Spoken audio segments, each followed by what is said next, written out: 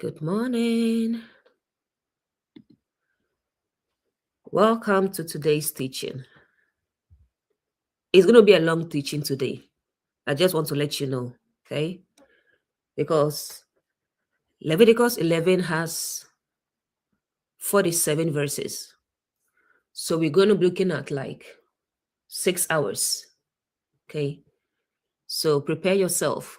We get your coffee, your hot chocolates, anything to keep you, full, because we're going to be looking at 6 hours of teaching today, okay? So let's begin. Leviticus 11 verse 1. And the Lord spoke unto Moses and to Aaron, saying unto them, the verse begins, and the Lord spoke. If the kingdom of God is within,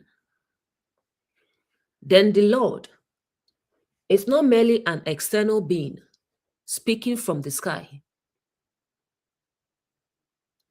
The Lord represents the higher governing principle of truth, wisdom, and awakened awareness within. This is the voice of deeper consciousness speaking to the human experience. Why Moses and Aaron? Throughout the Torah, Moses and Aaron often function together. Moses represents awakened understanding, the part of you that receives insight directly from truth. Aaron represents expression, communication, and manifestation, the ability to bring that insight into practical life. In everyday terms, Moses receives the vision. Aaron communicates the vision. Moses sees the truth. Aaron speaks the truth. Moses understands. Aaron expresses. The Lord speaking to both symbolizes that awakening is not merely about receiving insight internally. The insight must also be expressed outwardly. Truth must move from awareness into action. Modern example. Suppose you realize you are in a toxic relationship. The realization itself is Moses. The difficult conversation that follows is Aaron. Many people have Moses, but not Aaron. They know the truth, but never express it. They receive the insight, but never live it. The Lord therefore speaks to both. Career example. You realize your job is draining your health and preventing growth. That realization is Moses. Updating your resume, applying elsewhere, negotiating better conditions, or leaving the role is Aaron. Awareness without expression changes nothing. Spiritual example. Someone discovers that fear-based religion is harming them. The realization is Moses. Beginning to live from love, compassion, and personal responsibility is Aaron. Again, the Lord speaks to both. Why this matters before the dietary laws? Leviticus 11 is about to discuss clean and unclean animals. Most readers immediately think the chapter is about food. But before any animals are mentioned, the text establishes something important. The Lord is speaking. Awakened awareness is giving instruction. This suggests the chapter is not merely concerned with physical eating. It is concerned with discernment. Because throughout scripture, to eat often symbolizes internalizing something and making it part of yourself. Just as physical food becomes your body, ideas, beliefs, habits, emotions, and influences become part of your consciousness. So before discussing what may be eaten and what may not be eaten, the text begins with, the Lord spoke unto Moses and Aaron. In other words, let awakened awareness teach understanding, Moses, and expression, Aaron, how to discern what should be internalized and what should not. This sets the stage for the entire chapter. The question Leviticus 11 repeatedly asks is not merely what are you eating, but symbolically, what are you allowing into your mind, heart, identity, and way of living? Relatable reflection. Every day we consume things, news, social media, conversations, belief systems, relationship dynamics, cultural expectations. The chapter is preparing us to ask, are these influences clean or unclean? Do they lead toward awakening or away from it? Should they become part of who I am, or should they be rejected? That is the deeper question that begins with the Lord speaking to Moses and Aaron. Verse 2. Speak unto the children of Israel, saying, these are the beasts which ye shall eat among all the beasts that are on the earth. Now the focus shifts from Moses and Aaron to the children of Israel. Israel represents awakened awareness. Jacob became Israel after wrestling and overcoming. Children are expressions, manifestations, or fruits of something. So the children of Israel can be understood symbolically as the thoughts, actions, attitudes, and ways of living that emerge from awakened consciousness. In other words, the instruction is being given to those who desire to live from higher awareness rather than unconscious reaction. These are the beasts. Throughout scripture, beasts often symbolize aspects of human nature. For example, in Daniel, beast represents kingdoms and governing powers. In Revelation, beast represents systems, drives, and forces operating within and among people. Even today, we use animal language symbolically. We say things like, he's acting like an animal. She's as gentle as a lamb.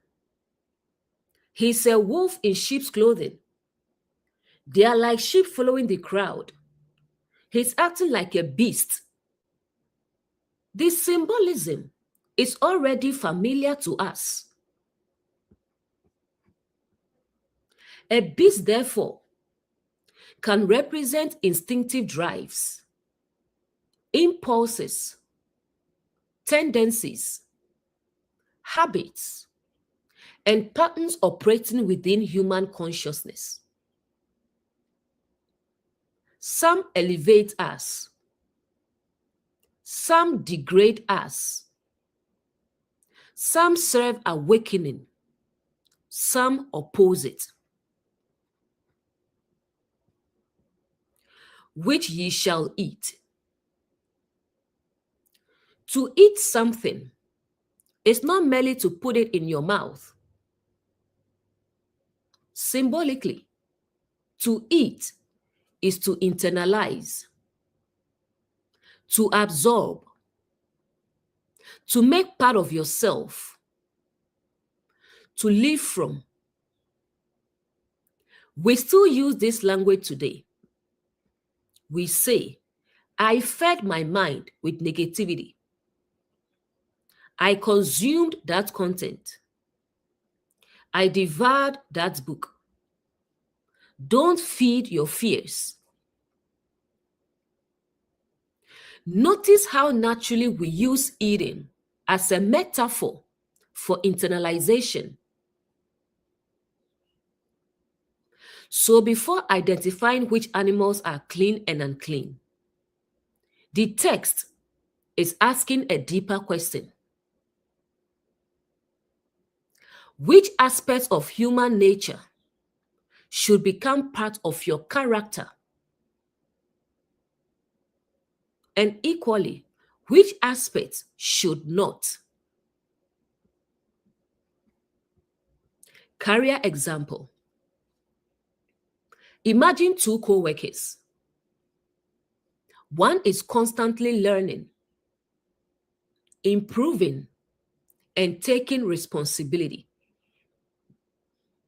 The other complains, blames everyone, gossips, and avoids accountability. Every day, you are exposed to both influences. The question becomes, which beast are you eating? Which mindset are you internalizing? Which pattern are you making part of yourself? Because whatever you continually consume eventually becomes your nature. Relationship example. You begin dating someone. You notice two possible influences: honesty, manipulation, respect, control, accountability, blame shifting. The question is not merely who they are. The question is, what are you allowing yourself to absorb and normalize? What you repeatedly tolerate often becomes what you eventually internalize. Spiritual example. You encounter two teachings. One encourages growth, humility, compassion, and self-examination. Another encourages superiority, fear, condemnation, and division. Both are available. Both can be consumed. The question becomes, which beast are you eating? Which consciousness are you allowing to become part of you? Why on the earth? The verse concludes, among all the beasts that are on the earth. Earth often symbolizes the visible, practical realm of everyday human experience. In other words, these beasts are not distant creatures somewhere else. They are the patterns, impulses, attitudes, and tendencies encountered in daily life, at work, at home, in relationships, in religion, in politics, in business, in ourselves. The Lord is about to teach discernment. Not everything available to consciousness should be internalized. Not every influence should become part of your identity. Not every beast should be eaten.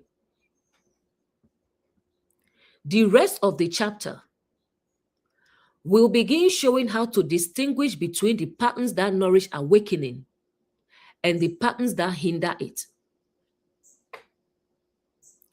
Before moving to the next verse, the chapter asks each of us, what am I feeding on every day? What conversations? What beliefs? What fears? What habits? What attitudes? What influences? Because whatever you continually eat eventually becomes part of who you are. Next verse. Whatever parted the hoof, and his clothing fooded, and chewed the cud among the beasts, thou shalt ye eat. Now the chapter begins giving characteristics of what is considered clean. If we continue the symbolic pattern, the question is no longer, which animal should I physically eat? But rather, which qualities, mindsets, and patterns are worthy of being internalized? Notice that the clean animal must possess two characteristics, not one. This is important. Parted the hoof. A hoof touches the ground. It determines how an animal walks. In scripture, walking often symbolizes how we live, our conduct, our choices, our daily path. A divided or cloven hoof can symbolize discernment, the ability to distinguish, the ability to separate, the ability to recognize differences rather than treating everything as the same. Awakened consciousness does not blindly accept everything.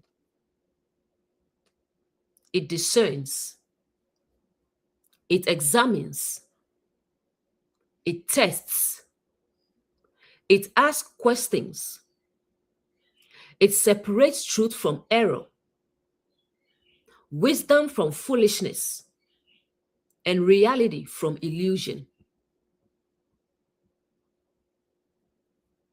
Relatable example. Someone hears a teaching online.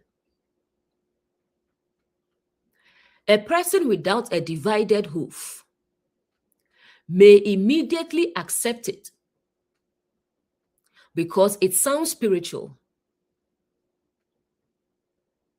A person with a divided hoof asks, is this consistent?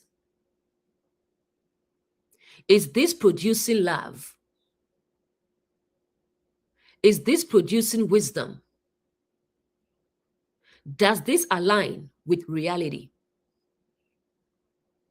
Discernment creates separation. That is the work of the divided hoof. Chewer the cud. A cud chewing animal does not swallow food once and move on. It returns to it repeatedly. It reflects on it. It processes it. It extracts deeper nourishment from it. Symbolically, this mirrors meditation, contemplation, and reflection. Awakened people do not merely hear truth. They sit with it. They wrestle with it. They revisit it. They allow it to transform them. This mirrors Jacob wrestling before becoming Israel. Transformation came through engagement, not passive listening. Career example. Someone attends a training course. One person watches the videos and immediately forgets everything. Another person revisits the lessons, practices daily, applies concepts, reflects on mistakes, improves over time. The second person is chewing the cud. They are extracting nourishment from what they have learned. Relationship example. Someone receives feedback from their partner. Instead of becoming defensive, they think about it, reflect on it, examine themselves honestly. They ask, is there something here I need to learn? That is chewing the cud.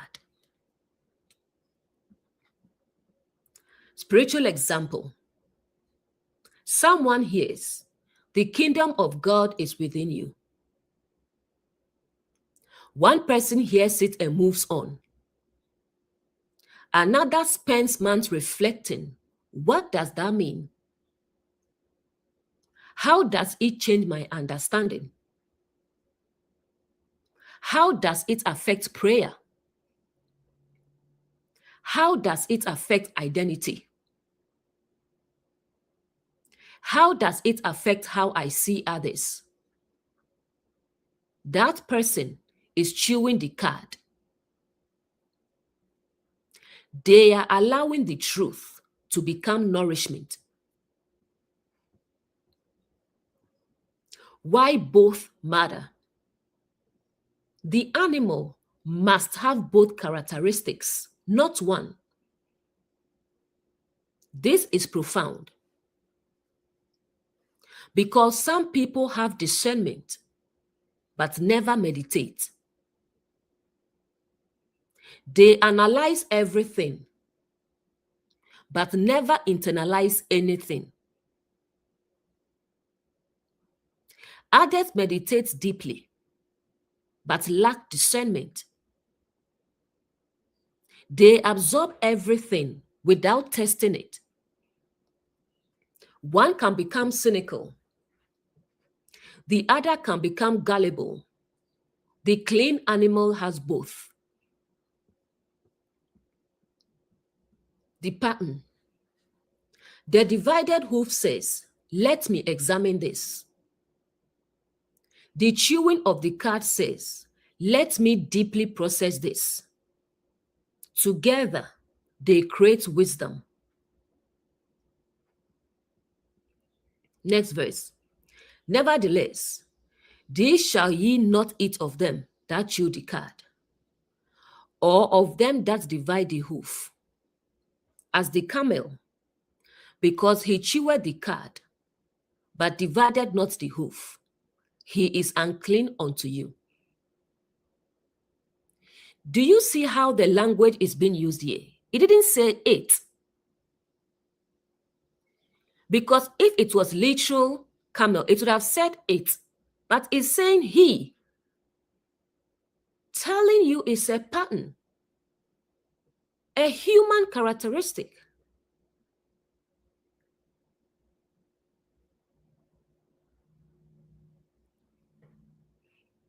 This verse introduces an important principle. Partial truth is not the same as complete wisdom. The camel possesses one characteristic of the clean animal, but not both. It chews the cud, but it does not have the fully divided hoof. Symbolically, this represents a person who reflects deeply, studies deeply, meditates deeply, but lacks discernment. The danger of reflection without discernment. The camel chews the cud. This means it thinks, reflects, studies, analyzes, returns repeatedly to ideas. But without the divided hoof, there is no proper separation, no testing, no discernment, no ability to distinguish between what is true and what merely sounds true. This is why intelligence alone does not guarantee wisdom. A person can spend years thinking deeply about something and still arrive at the wrong conclusion if the foundation is flawed. Career example. Someone spends years studying business, investing, or career growth. They read books, watch videos, attend seminars, think constantly about success. They are certainly chewing the cud. But suppose they never discern which advice is actually useful. They follow every self-proclaimed expert, every trend, every flashy promise, every get-rich-quick scheme. Eventually, they become knowledgeable but not wise. They reflected deeply, but they never separated truth from illusion. The camel chewed the cud, but lacked the divided hoof. Spiritual example. A person studies scripture daily, reads commentaries, listens to sermons, memorizes verses, praise constantly. They chew the cud endlessly, but they never question assumptions, never test teachings, never examine whether fear, condemnation, or contradiction is being presented as truth. So years of reflection occur without discernment. The result is not awakening, but deeper confusion. Why this is so relatable? Many people assume that if someone is deeply religious, highly educated, or intellectually impressive, they must be wise. Leviticus challenges that assumption. The camel is clearly engaged. The camel is clearly processing. The camel is clearly active. Yet, it is still considered unclean. Why? Because contemplation alone is insufficient.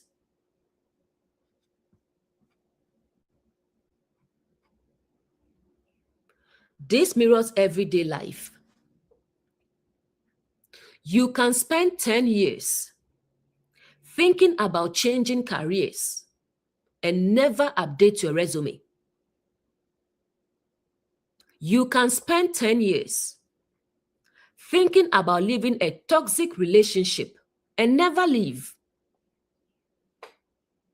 You can spend 10 years discussing awakening and never embody it. The issue is not lack of reflection. The issue is that discernment never completed the process. The inner lesson. The verse is teaching. Not everything that appears spiritual, thoughtful, intelligent, or reflective should automatically be internalized. A person may have one half of wisdom while lacking the other. The clean animal requires both. It requires discernment and reflection, questioning and contemplation, testing and meditation. The camel reminds us that awakening requires more than thinking deeply. It requires learning to distinguish what is worthy of being internalized from what is not. Next verse. And the corny, because he chewed the cud, but divided not the hoof, he is unclean unto you. Notice something interesting. The text is repeating the same pattern. The camel and the corny are placed in the same category. They possess one characteristic, but not the other. This repetition tells us that the lesson is important. Scripture often repeats what it wants us to notice. The corny, often identified as a rock badger or hyrax, is known for living among rocks and hiding in crevices. Symbolically, rocks often represent established beliefs, foundations, doctrines, or things considered secure. The corny finds safety among the rocks. There is nothing wrong with having a foundation. The issue is becoming so attached to the foundation that discernment stops. Chewing the cud without the divided hoof. Like the camel, The cornea reflects, studies, processes, meditates, but it does not separate. It does not properly discern. It remains attached to its rocky place of comfort. Career example. Someone has worked in the same field for 20 years. They constantly think about career growth, read articles, watch webinars, discuss opportunities. They genuinely reflect, but they never question whether their assumptions are limiting them. They stay in the same place because it feels safe. The familiar becomes their rock. They keep chewing the cud. Yet, discernment never asks, what if there is another path? Relationship example. Someone remains in a relationship that stopped growing years ago. They think about it constantly, analyze every problem, talk to friends about it, pray about it, journal about it, reflect endlessly. But they never discern what is actually happening because the relationship has become a rock, a familiar place, an emotional hiding place. Reflection occurs, discernment does not. Spiritual example. Someone studies scripture faithfully, attends services, listens to teachings, reflects deeply. But every conclusion must fit what they were taught as a child. Every new insight is rejected immediately. Every question is viewed as dangerous. Every challenge to tradition is dismissed. The rock has become more important than truth. The corner continues chewing the cud, but the hoof remains undivided. Why this is important? Leviticus is teaching that sincerity alone is not enough.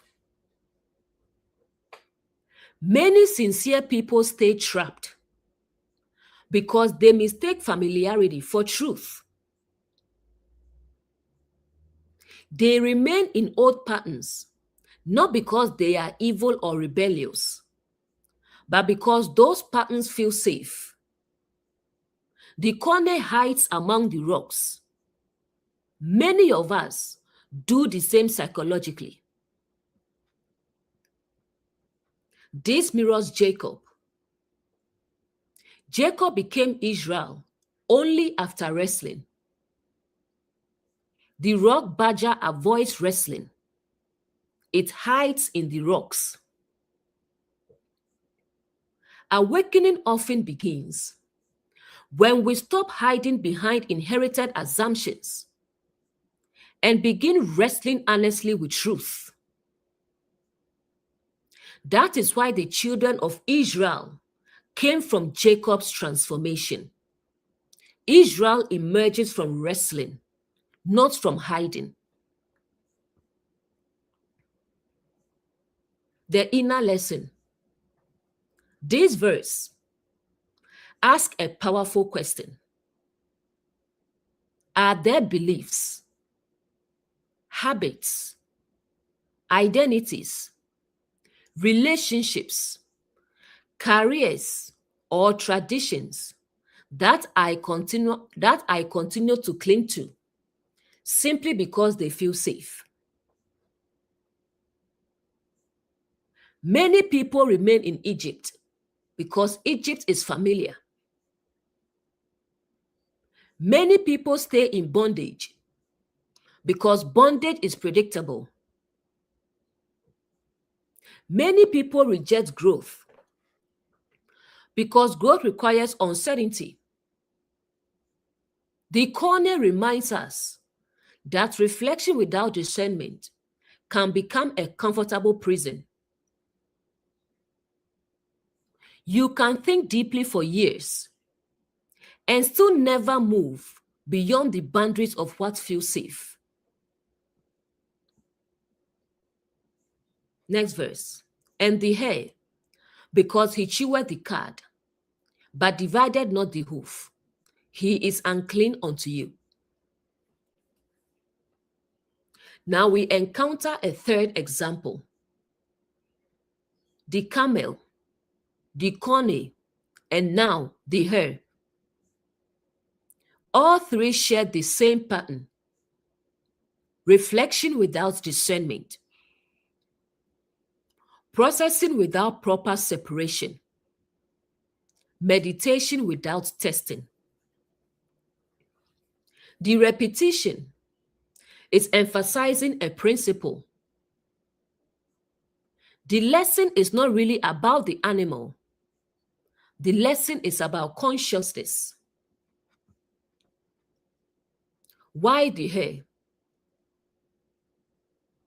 The hare is known for speed, quick movement, quick reactions, quick changes of direction, always alert, always ready to run.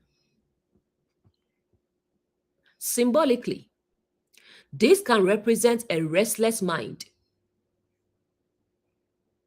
a person who is constantly moving from one thing to another, one idea to another, one teaching to another, one opportunity to another, one belief system to another. Chewing the cud, but not dividing the hoof. The hair reflects, it processes, it thinks, but it lacks the discernment represented by the divided hoof. This creates an interesting picture. A person who is always learning, but never truly grounding themselves in wisdom, always consuming, never properly evaluating, always seeking, never discerning. Career example. This is very common. Someone buys every course, every certification, every training program, every new business opportunity, every side hustle idea, every AI tool, every investment strategy, every guaranteed success formula. They are constantly learning, constantly consuming, constantly chewing the cud.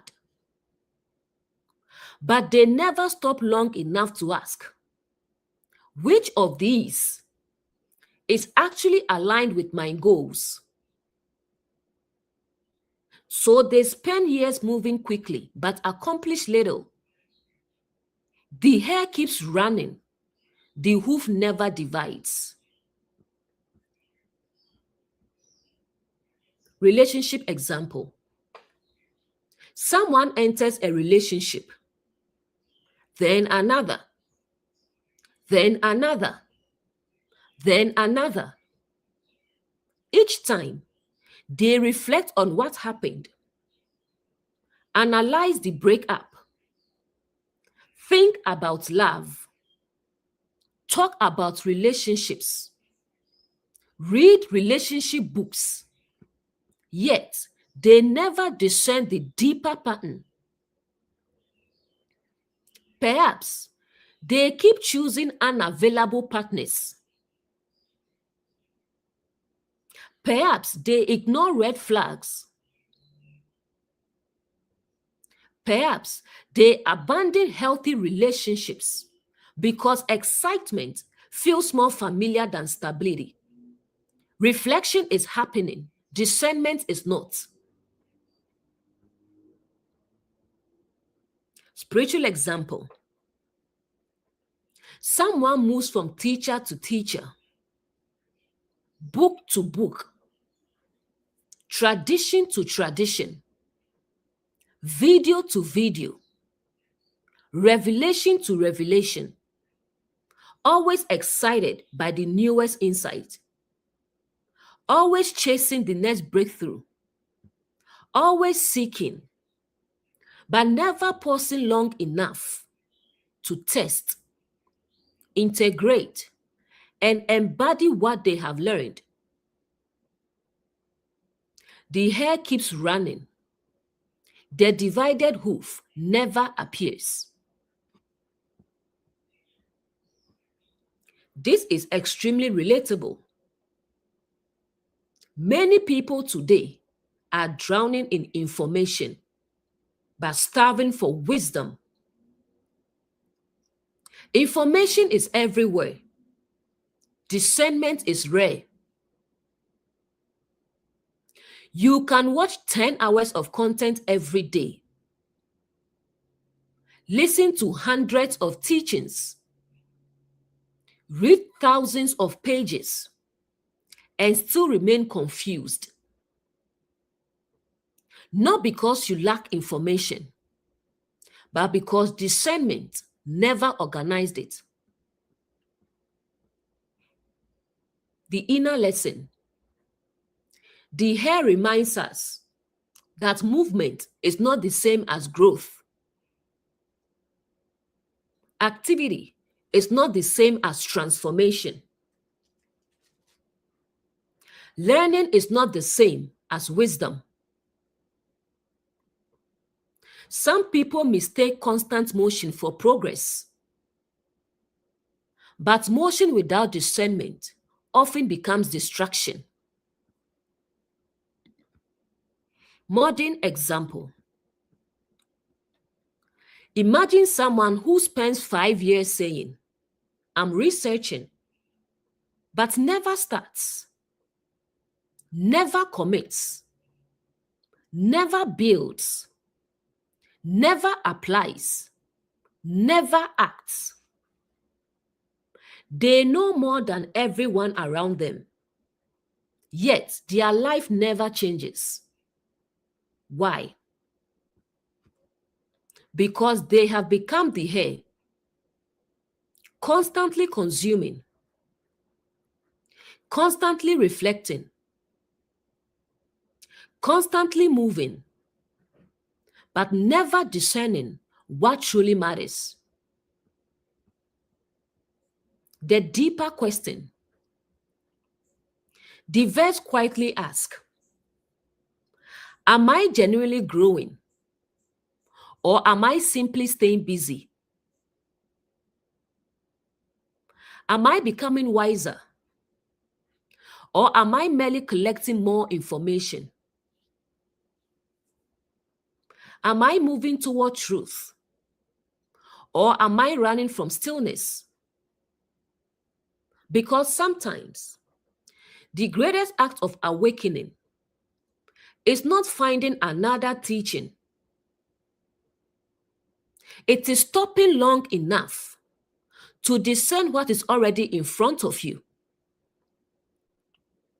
The hair warns us that a restless mind can spend a lifetime searching while never arriving.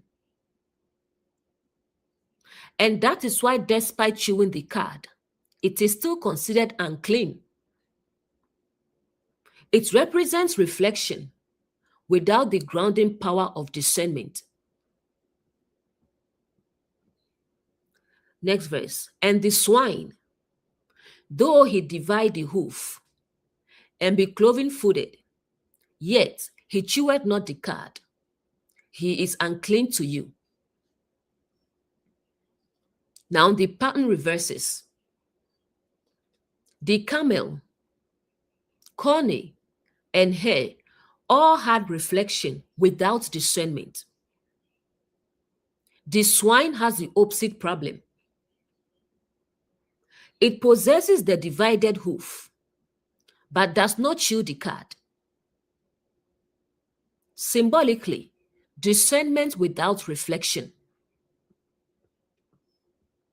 The other side of the imbalance. The swine can separate. It can distinguish. It can judge. It can analyze. It can identify differences. But it never slows down long enough to deeply process what it encounters. It makes conclusions quickly. It separates quickly. It decides quickly, but it does not meditate. It does not wrestle. It does not revisit. It does not contemplate.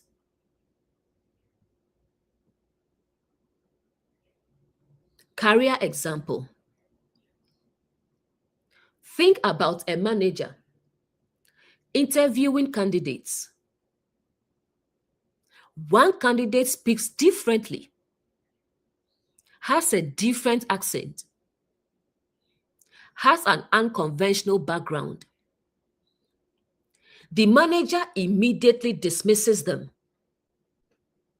The manager discerned a difference, but never reflected deeply enough to ask, am I judging ability or appearance? Am I seeing reality or assumptions? The hoof divided, the cud was never chewed. Relationship example. Someone meets a potential partner. Within 5 minutes, they have already decided too quiet, too outgoing, too ambitious, not ambitious enough, too emotional, too logical. The conclusions happen immediately. Discernment without reflection can become judgment. The person never takes time to truly know the other person. Spiritual example. Someone hears a new idea. Before they understand it, they reject it. Before they investigate it, they condemn it. Before they examine it, they label it. Their divided hoof is active. The chewing of the cud is absent. This mirrors many religious conflicts. People often reject teachings they have never actually examined. Not because they have carefully considered them, but because they sound unfamiliar. The conclusion comes before the contemplation. The judgment comes before the understanding. The separation exists, the reflection does not. Relatable example. Someone watches 30 seconds of a 3-hour teaching. They immediately form a conclusion. They leave an angry comment. They declare the entire message false. They never watched the full context, never examined the argument, never asked questions, never reflected, the swine has appeared. Why reflection matters? Discernment alone can easily become arrogance. You begin believing, I already know. I've already decided. There's nothing left to learn. Reflection introduces humility. Reflection says, let me think about this. Let me sit with this. Maybe there is more here than I first realized. This mirrors the woman caught in adultery. The crowd had discernment of a sort. They identified wrongdoing. They identified a violation. But Jesus introduced reflection. He that is without sin among you, let him first cast a stone. Suddenly, the crowd began chewing the cud. They reflected.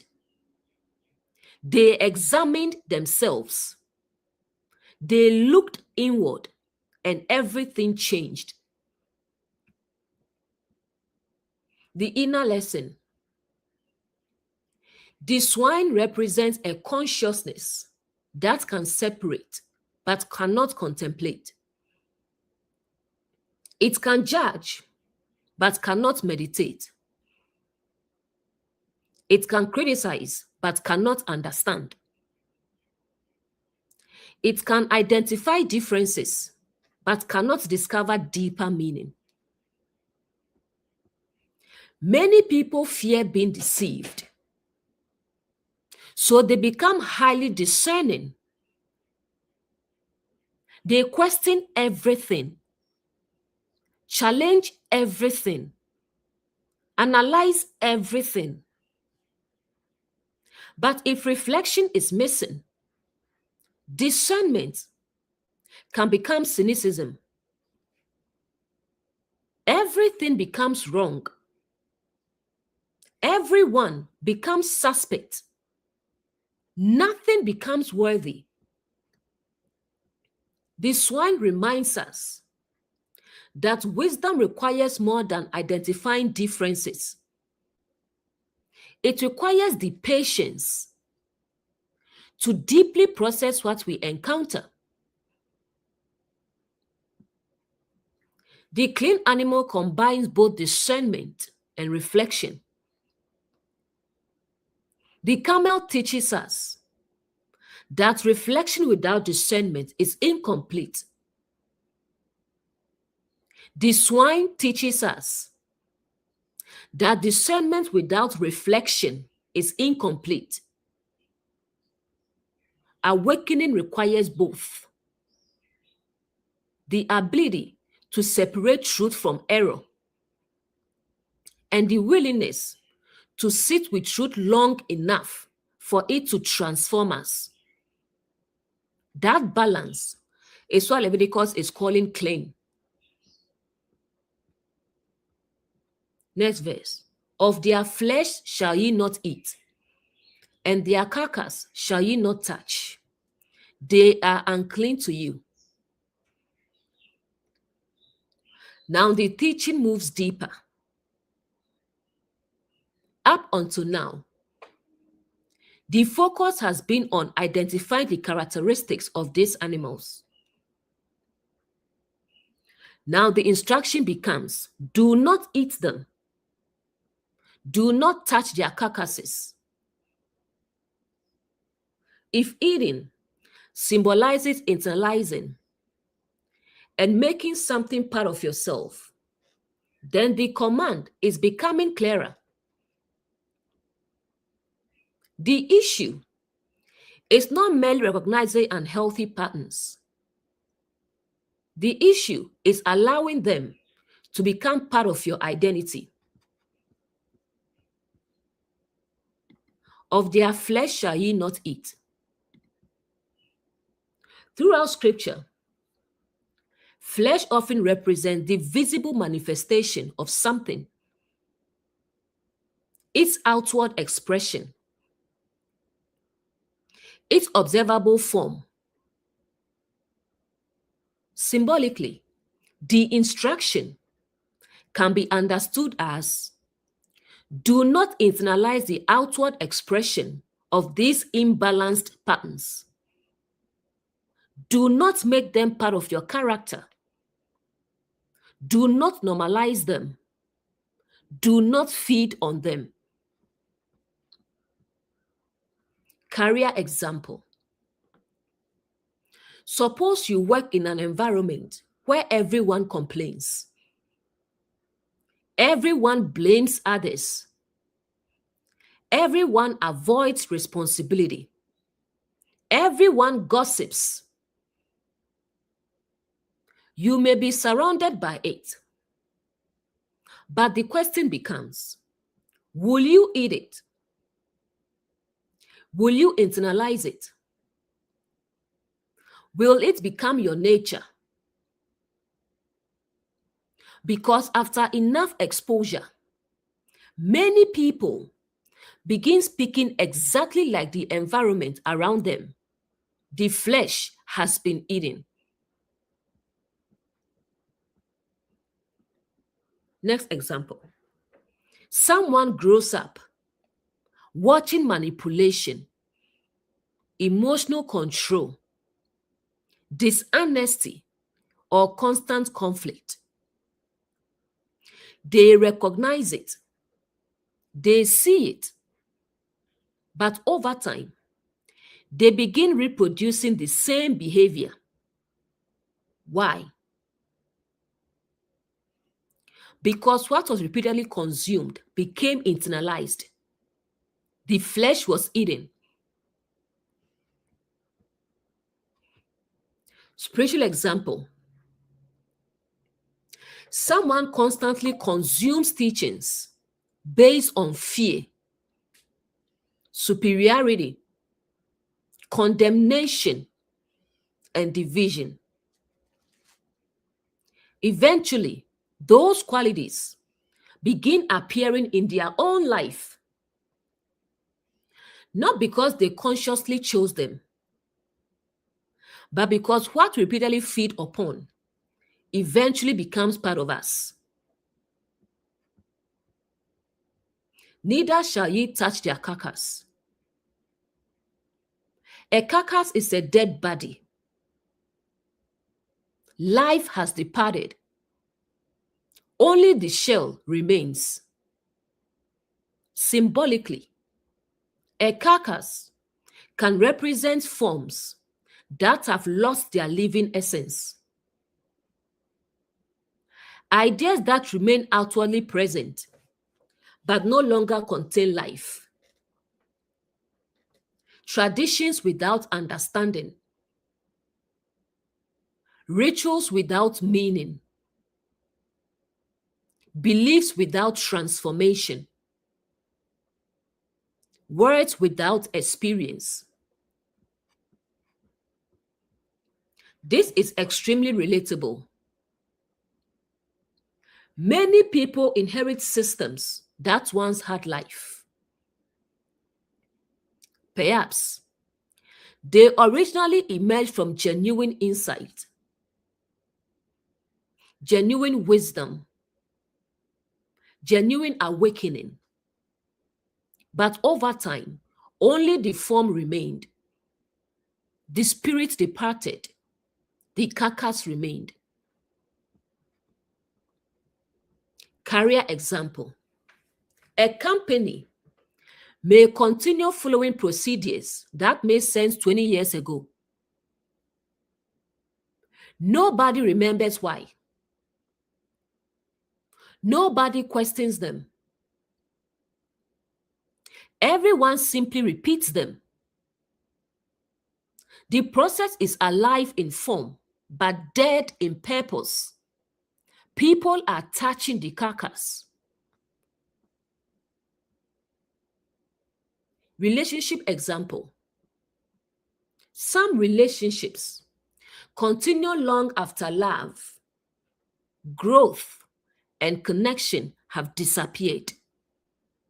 The structure remains, the title remains, the appearance remains, but life has left. Only the carcass remains. Spiritual example. Someone recites words, performs rituals, repeats doctrines, defends traditions, yet never experiences transformation, never experiences compassion, never experiences awakening. The form remains. The life is absent. The carcass remains. This mirrors what Jesus often challenged. Many of Jesus' strongest criticisms were not directed toward people seeking truth. They were directed toward lifeless forms, external appearances, religious performance without inner transformation. The carcass looked impressive, but life was absent. The inner lesson. The verse is not merely saying, avoid unhealthy patterns. It is also saying, do not become attached to dead forms. Do not mistake appearance for life. Do not mistake ritual for transformation. Do not mistake repetition for awakening. Something can be alive when it first enters your life, like a belief, a habit, a career, a relationship, a tradition. But over time, it may lose its purpose, its vitality, its truth, its life. Awakened consciousness must be willing to recognize when something has become a carcass, not because it was always bad, but because life has moved on. The hidden question in the verse. Leviticus quietly asks, what am I still feeding on that no longer gives life? What am I still holding on to simply because it is familiar? What carcasses am I carrying? Because awakening often requires not only finding what nourishes life, but also releasing what has already died. And that is why the instruction is not merely do not eat it, but also do not touch its carcass. Do not let dead patterns, dead ideas, and dead forms continue governing living consciousness. Next verse. These shall you eat of all that are in the waters, whatsoever had fins and scales in the waters, in the seas and in the rivers, them shall ye eat. Now the chapter moves from land animals to creatures that live in water. If we follow the symbolic pattern used throughout scripture, water often represents emotions, the subconscious, the inner world, the unseen depths of human experience. This is why seas, rivers, floods, storms, and waves are frequently associated with emotional and psychological states. Think of how naturally we still speak this way. I am overwhelmed. I am drowning in stress. A wave of emotion hit me. I'm going through deep waters. This symbolism is already built into everyday language. The waters. If the land animals represented patterns operating in everyday life, the waters represent what operates beneath the surface.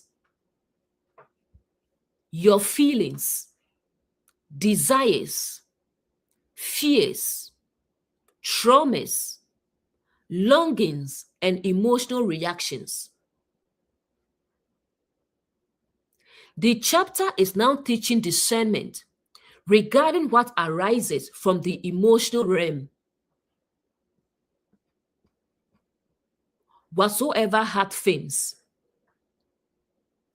A fish uses fins to navigate, to change direction, to move intentionally through the water. Symbolically, fins can represent guidance, wisdom, and the ability to navigate emotional experiences. Emotions themselves are not the problem. The question is, can you move through them wisely? Relatable example. You become angry. The anger itself is not the issue. The question is whether you can navigate it. Can you direct it constructively? Can you understand what it is revealing? Can you move through it without becoming controlled by it? The fins symbolize that ability. And scales. Scales serve as protection. They create a boundary between the fish and its environment. Symbolically, scales can represent healthy boundaries and protection. Not every emotional influence should be allowed direct access to your consciousness. Not every opinion should enter. Not every fear should enter. Not every manipulation should enter. Scales protect what is valuable. Relationship example. Someone constantly criticizes you. Without skills, every criticism enters your identity. Every negative comment becomes a wound. Every opinion becomes your truth. With skills, you can hear feedback without allowing it to destroy your sense of self. The skills protect while still allowing movement and growth. Career example. Imagine receiving a rejection after applying for jobs. Without skills, you may conclude, I'm not good enough. I'll never succeed. There's no point trying. With skills, the rejection is processed differently. This opportunity wasn't the right fit. I can improve. I will keep moving forward. The event is the same. The protection is different. Spiritual example. Someone encounters a challenging idea that questions long-held beliefs. Without skills, they may absorb everything blindly, or they may be emotionally shattered. With skills, they can examine the idea without losing themselves. They remain open while remaining protected. Why both are required? Notice the pattern again. Just as the clean land animal required two characteristics, the clean fish requires two characteristics. A fish with fins but no scales can move but lacks protection. A fish with scales but no fins is protected but lacks navigation. Awakening requires both. This is deeply relatable. Many people are highly emotional but lack direction. They feel everything, absorb everything, react to everything, but cannot navigate their emotional world. Others have strong walls, but no movement. Nothing touches them. Nothing reaches them. Nothing changes them. One lacks fins, the other lacks movement. The clean fish has both. The inner lesson. The verse is teaching. Internalize emotional patterns that possess both wisdom and protection. Patterns that help you move through life without becoming controlled by every wave. Patterns that allow you to remain open without becoming vulnerable to every influence. The sea is beautiful. The sea is powerful.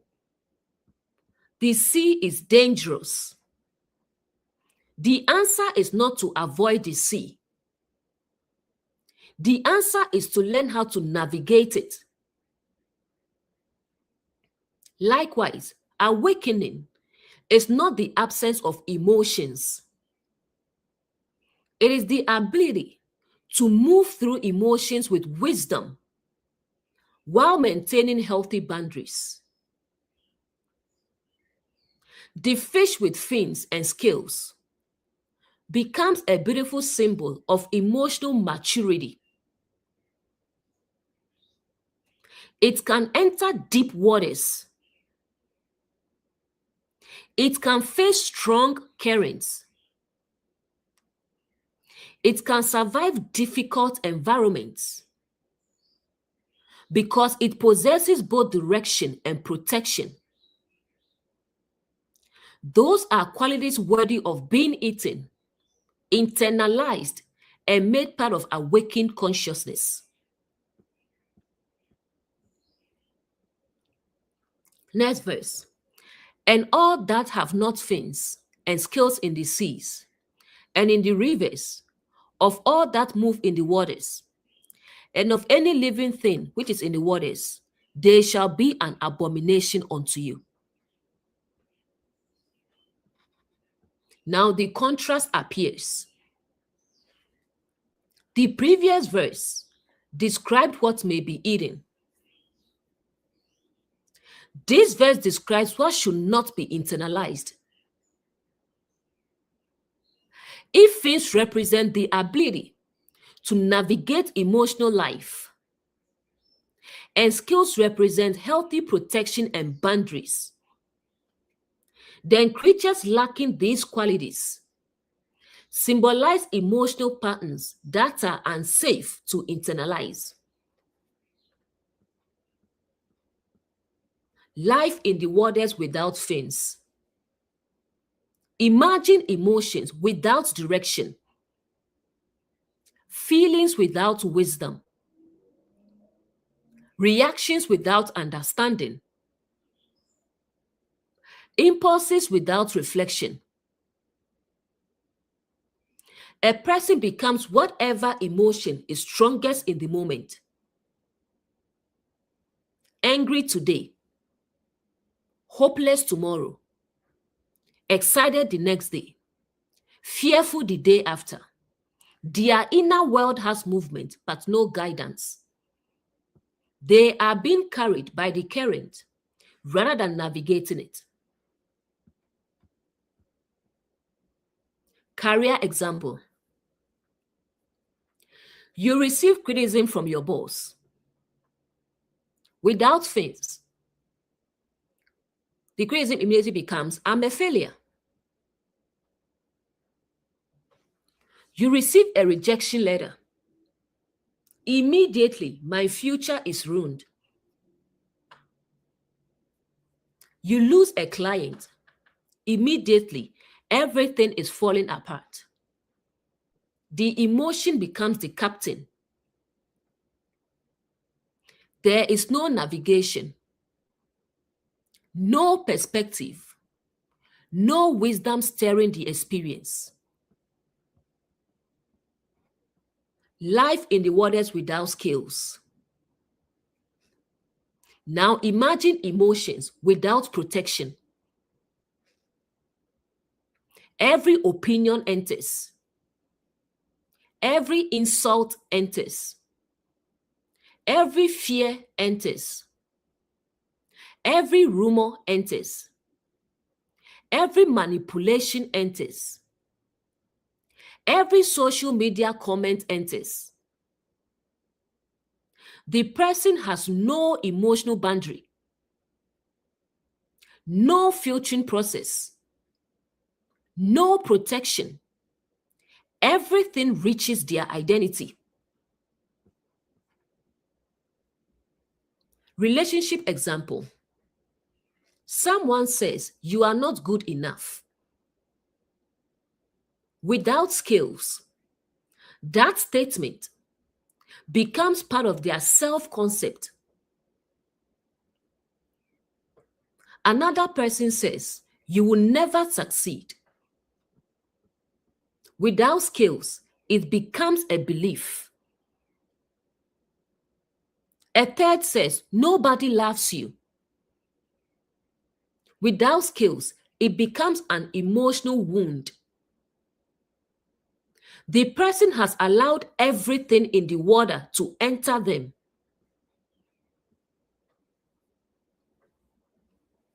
Spiritual example. Someone encounters every new teaching that appears online. One day, they believe one thing. The next day, the opposite. The next day, something entirely different. There is no discernment, no protection, no stable foundation. Every wave carries them somewhere new. Why call it an abomination? In the symbolic sense we've been exploring, an abomination is often not something God hates arbitrarily. It is something fundamentally misaligned with awakening. Something that leads consciousness away from harmony, away from truth, away from life. The problem is not that these creatures exist.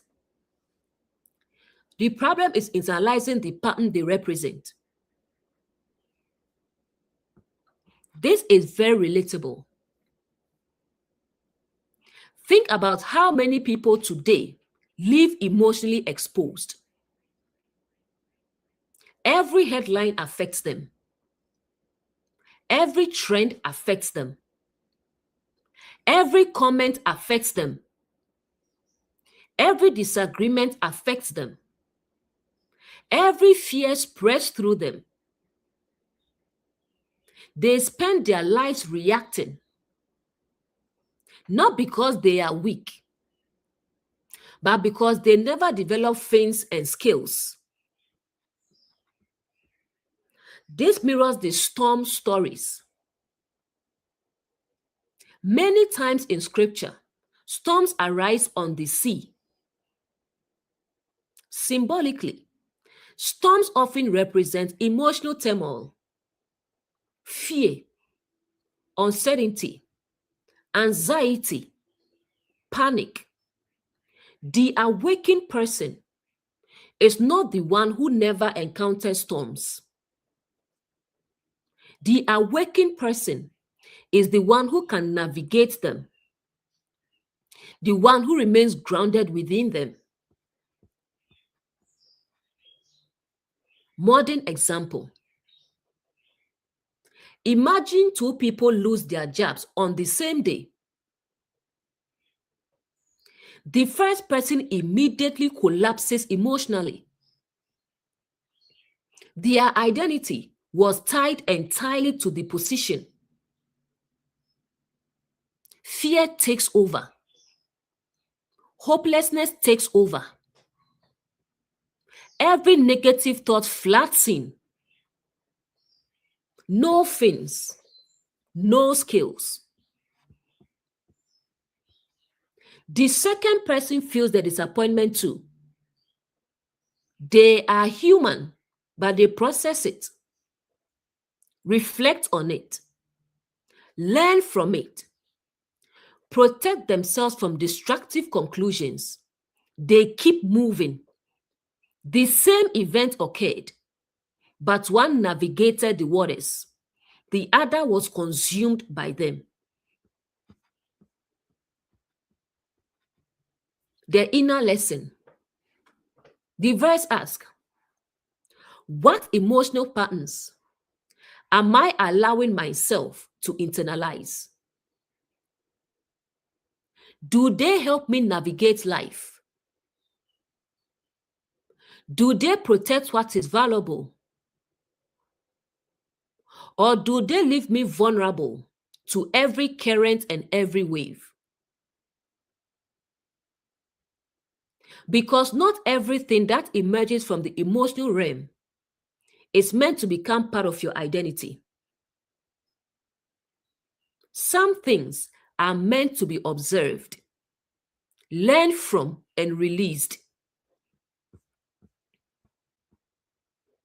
The pattern emerging. The clean land animals taught discernment and reflection. The clean fish teach emotional navigation and healthy boundaries. Leviticus is slowly building a portrait of awakened consciousness. A consciousness that can think clearly, discern wisely, reflect deeply, feel fully, navigate emotions, and maintain healthy boundaries. Those are the qualities that nourish life. Everything else, symbolically speaking, is not meant to be eaten. Next verse. They shall be even an abomination unto you. Ye shall not eat of their flesh, but ye shall have their carcasses in abomination. Notice the emphasis. The previous verse already said these creatures were not meant to be eaten. Now the instruction is repeated and expanded. Whenever scripture repeats something, it is usually drawing attention to a deeper principle. The lesson is not merely do not internalize these patterns. The lesson now becomes do not become attached to them either. Ye shall not eat of their flesh. Again, flesh represents the visible expression of a thing, its manifested form. its outward behavior, its observable nature. The instruction is, do not make these unhealthy emotional patterns part of your identity. Just because a pattern exists does not mean it belongs in you. Just because anger appears does not mean anger should rule. Just because fear appears does not mean fear should govern. Just because resentment appears does not mean resentment should become your nature. Career example. Suppose someone loses a job. Disappointment arises. Fear arises. Frustration arises. Those emotions are natural. The question is, will you eat them? Will disappointment become hopelessness? Will frustration become bitterness? Will fear become your identity? Many people experience temporary emotions. The danger comes when the emotion becomes who they are. Relationship example. Someone experiences betrayal. The pain is real. The hurt is real. The disappointment is real. But eventually a choice appears. Will this become wisdom? Or will it become permanent distrust? Many people get hurt once and spend the next 20 years building their identity around the wound. They have eaten the flesh. Spiritual example. Someone discovers they were misled. Perhaps a belief system failed them. A leader disappointed them. A doctrine created fear. The experience can either produce wisdom or cynicism. Many awaken. Others become permanently bitter toward everything spiritual. The event happened to both. One internalized the lesson. The other internalized the wound.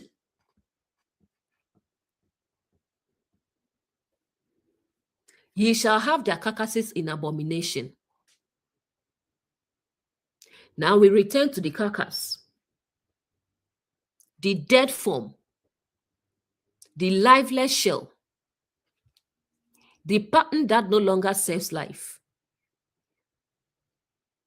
The text is saying something profound. Not only should you avoid internalizing destructive patterns, you should also recognize when they have already died. Why this matters? Many people stop practicing a harmful behavior, but continue carrying its carcass. The behavior is gone. The identity remains. The event is over. The story remains. The wound has healed. The attachment remains. Career example. Someone leaves a toxic workplace. 5 years later, they are still introducing themselves through that experience. Still angry. Still reliving it. Still defining themselves by it. The workplace is gone. The carcass remains. Relationship example. A relationship ended 10 years ago. Yet, every new relationship is judged through the lens of the old one. The person is gone. The betrayal is over, but the carcass is still being carried. Spiritual example. Someone lives a fear-based religious environment. Years later, they still define themselves entirely by what they escaped. Their growth has stopped because their attention remains fixed on the carcass. The old structure no longer has life, yet it still occupies space in consciousness. This mirrors the Exodus. Israel could leave Egypt physically and still carry Egypt psychologically. The land could be behind them, yet Egypt could remain within them. This is why liberation is often easier than transformation. Leaving something is one thing, releasing it internally is another. The inner lesson, the verse asks, what have I stopped doing but still carry? What has already ended but still governs my thinking? What carcasses am I dragging into my future? Because awakening is not merely learning what to internalize. It is also learning what to release. Not every memory deserves residence. Not every wound deserves ownership. Not every dead pattern deserves preservation. Some things served their purpose. Some things taught their lesson. Some things have already died. And wisdom knows when to let the carcass remain in the past. The pattern so far. The chapter is teaching an increasingly refined discernment. Not everything should be consumed. Not everything should become identity. Not everything that once lived still carries life. Not everything from the past belongs in the future. Awakened consciousness learns not only what to embrace, but also what to release. When Paul says,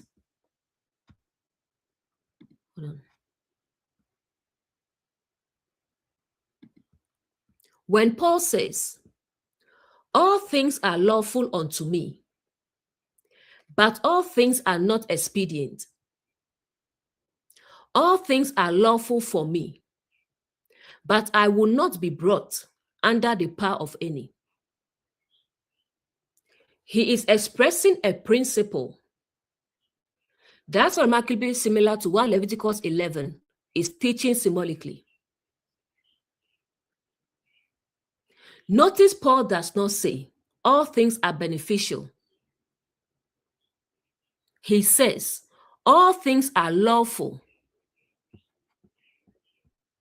The question is no longer merely, can I do it?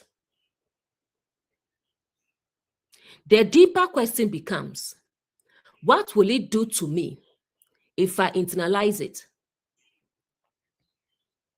That sounds very similar to the language of Eden. You can stay in a draining job. You are free to. Nothing physically prevents it. It is lawful. But is it expedient? Is it helping you grow?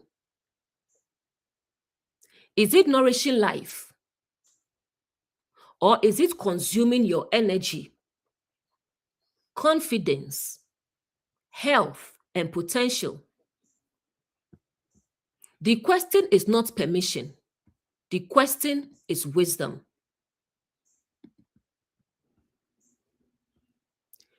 You can remain in a relationship that constantly dishonors you.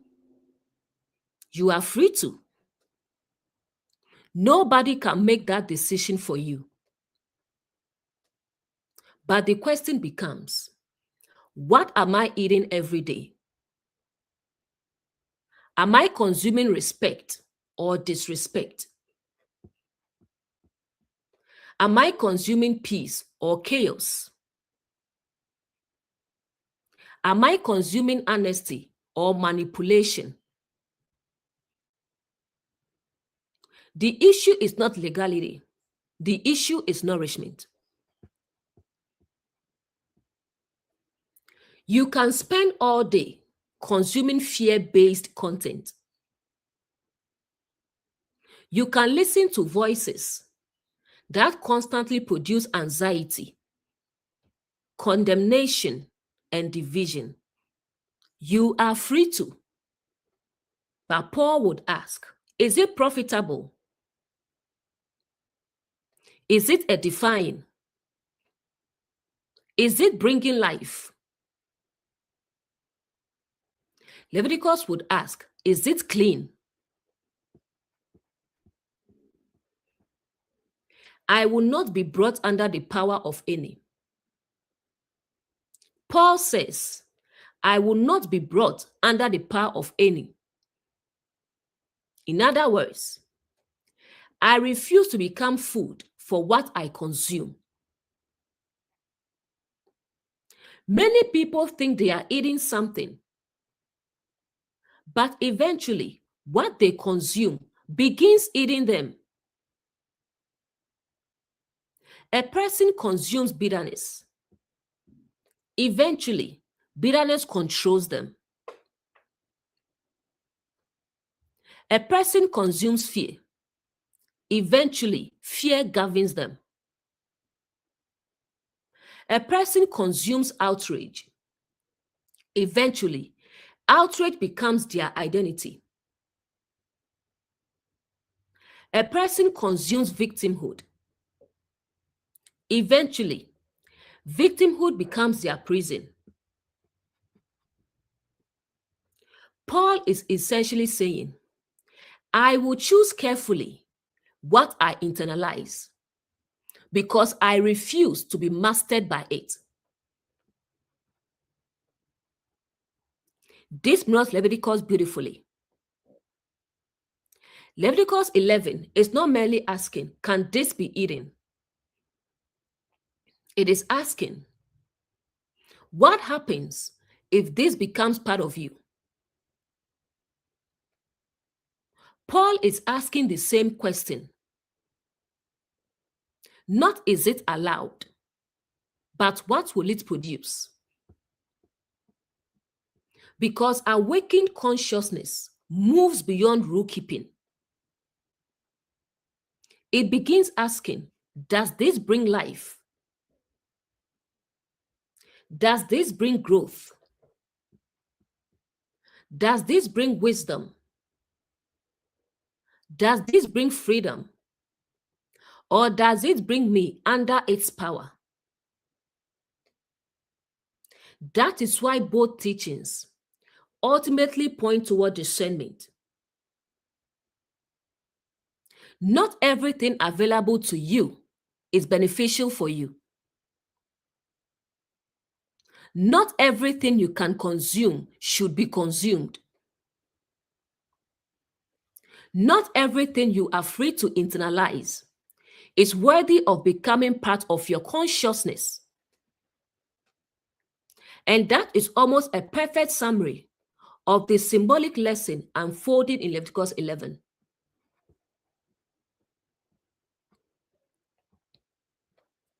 Next verse. Whatsoever hath no fins, nor scales in the waters, that shall be an abomination unto you. Notice how the chapter concludes this section by restating the principle. Whenever scripture repeats itself, it's usually emphasizing something important. The lesson is not about memorizing fish species. The lesson is about recognizing patterns. The clean fish had fins, navigation, and scales, protection. The unclean creatures lacked both. Symbolically, they represent emotional and psychological patterns that cannot properly guide you and cannot properly protect you. Why repeat it? Because human beings often ignore warnings when emotions are involved. When we are emotional, we frequently abandon both navigation and boundaries. We know better, yet we still get swept away. Relationship example. Someone falls deeply in love. Suddenly, all the warning signs disappear. Friends see the manipulation.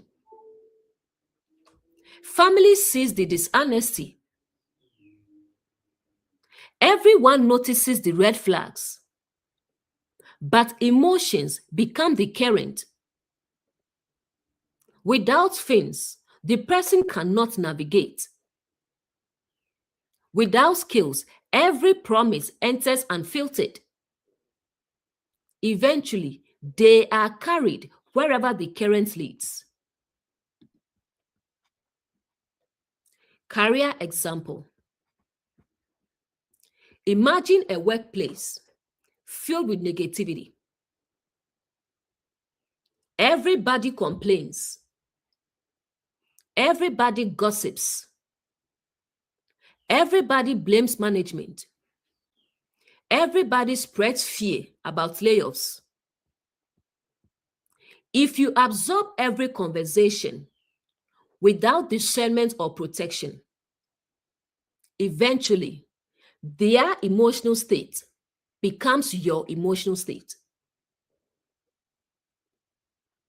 You entered with peace. You live with anxiety. You entered with confidence. You live with fear. The waters entered because there were no skills. Social media example. A person spends hours scrolling. Outrage, fear, arguments, comparison, bad news, conflict, panic. The emotional waters never stop. Without fins and scales, every wave becomes personal. Every opinion becomes truth. Every trend becomes identity. Every controversy becomes an emotional burden. Soon, the person is emotionally exhausted. Not because life became worse, but because they absorbed every current around them. This mirrors Jesus sleeping in the boat. The disciples panic during the storm. The waves represented emotional chaos. Fear took over. Yet Jesus remained at peace. The storm existed, but the storm did not enter him. He possessed both fins and scales. He could navigate the waters without being consumed by them. This mirrors Paul too. Paul was beaten, rejected, imprisoned, misunderstood. Yet, he repeatedly speaks of peace, joy, and freedom. Why? Because circumstances were happening around him. They were not becoming him. The waters existed, but they were not entering his identity. The deeper lesson, Leviticus, is gradually teaching emotional mastery, not emotional suppression, not pretending emotions don't exist, not becoming cold or detached. Rather, feel deeply, but do not drown. Care deeply, but do not lose yourself.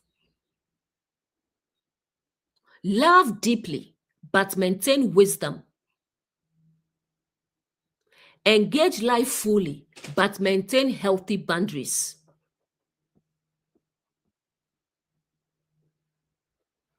Leviticus 11:12 quietly asks, what emotional currents am I allowing to carry me? What fears have I absorbed? What narratives have entered without examination? What influences have I mistaken for my own thoughts?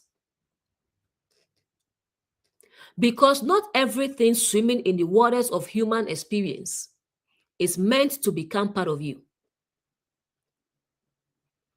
Awakened consciousness learns to enter deep waters without being ruled by them.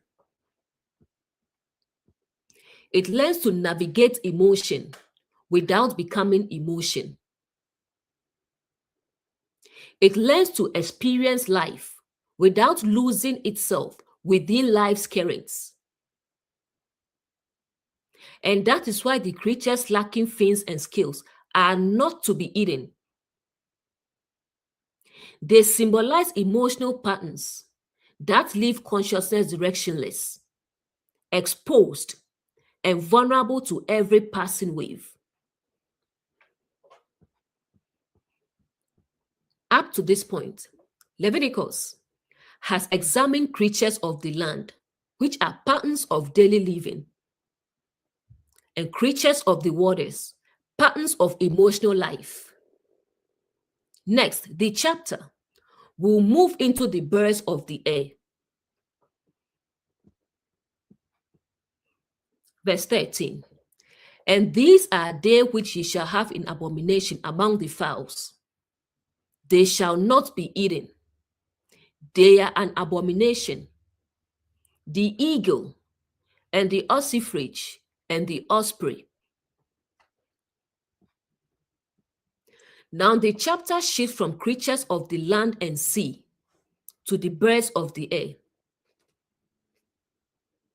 Land creatures represented patterns in everyday life.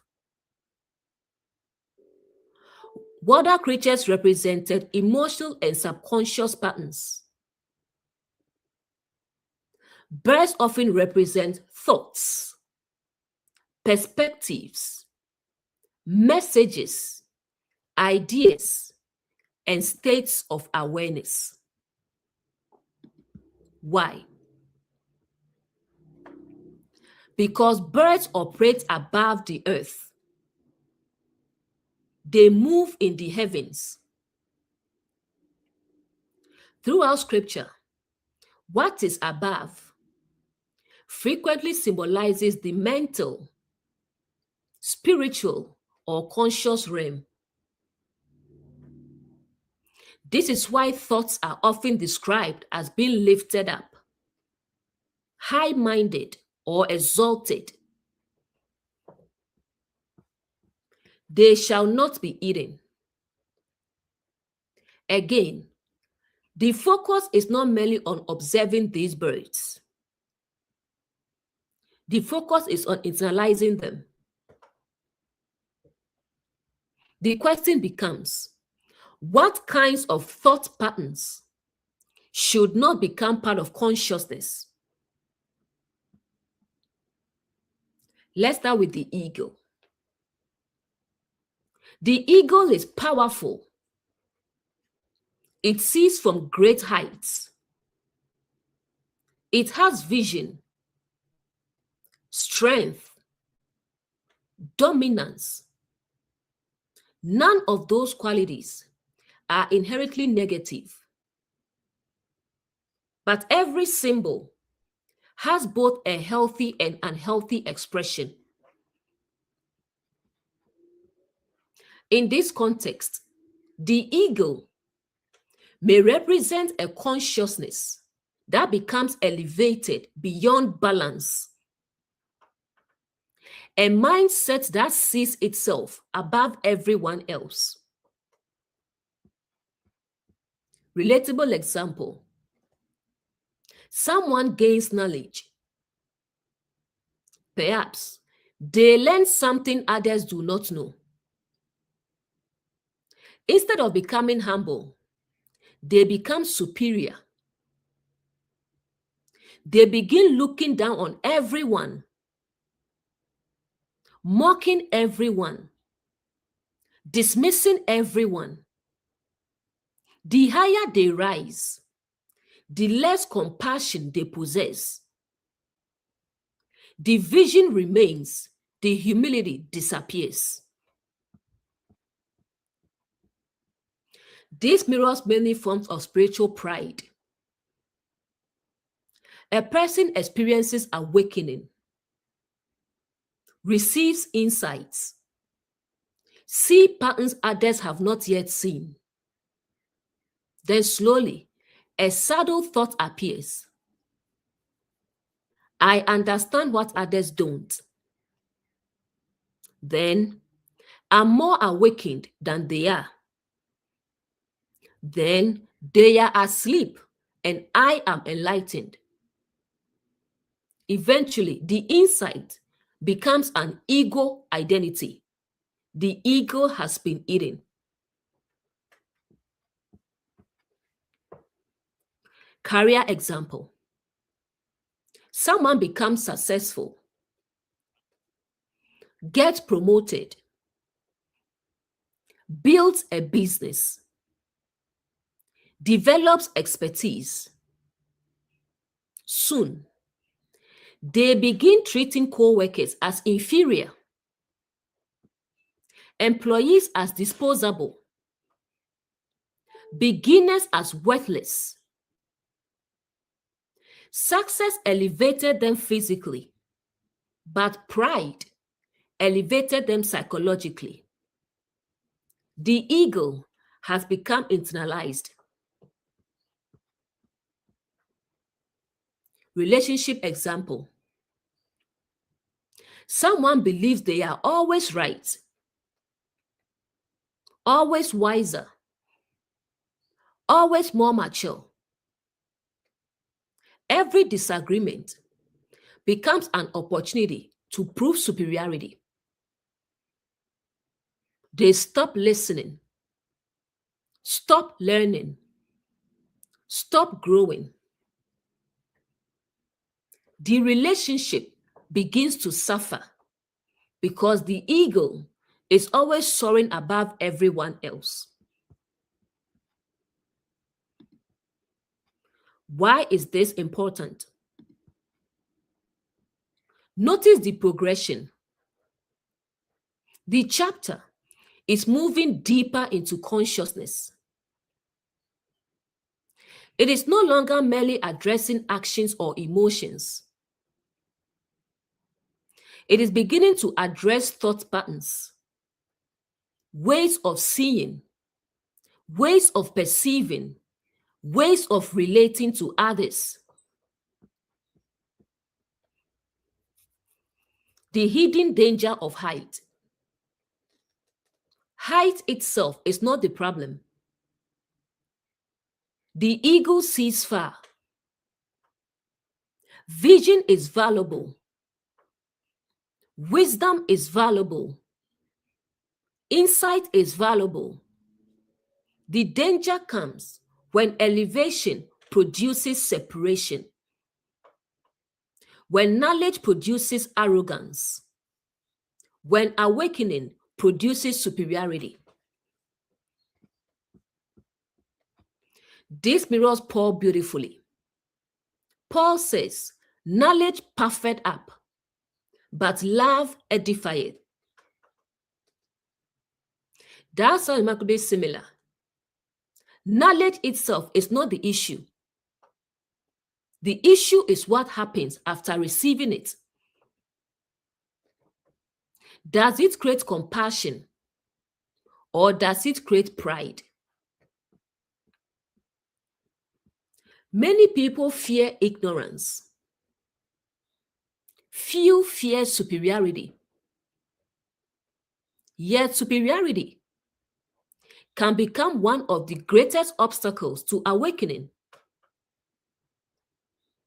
Because the moment we believe we have arrived, growth stops. Learning stops. Listening stops. Humility stops. The inner lesson. The ego asks, what am I doing with what I know? Am I becoming more loving, more compassionate, more understanding? Or am I simply becoming more convinced of my own importance? Because insight without humility can easily become another form of bondage.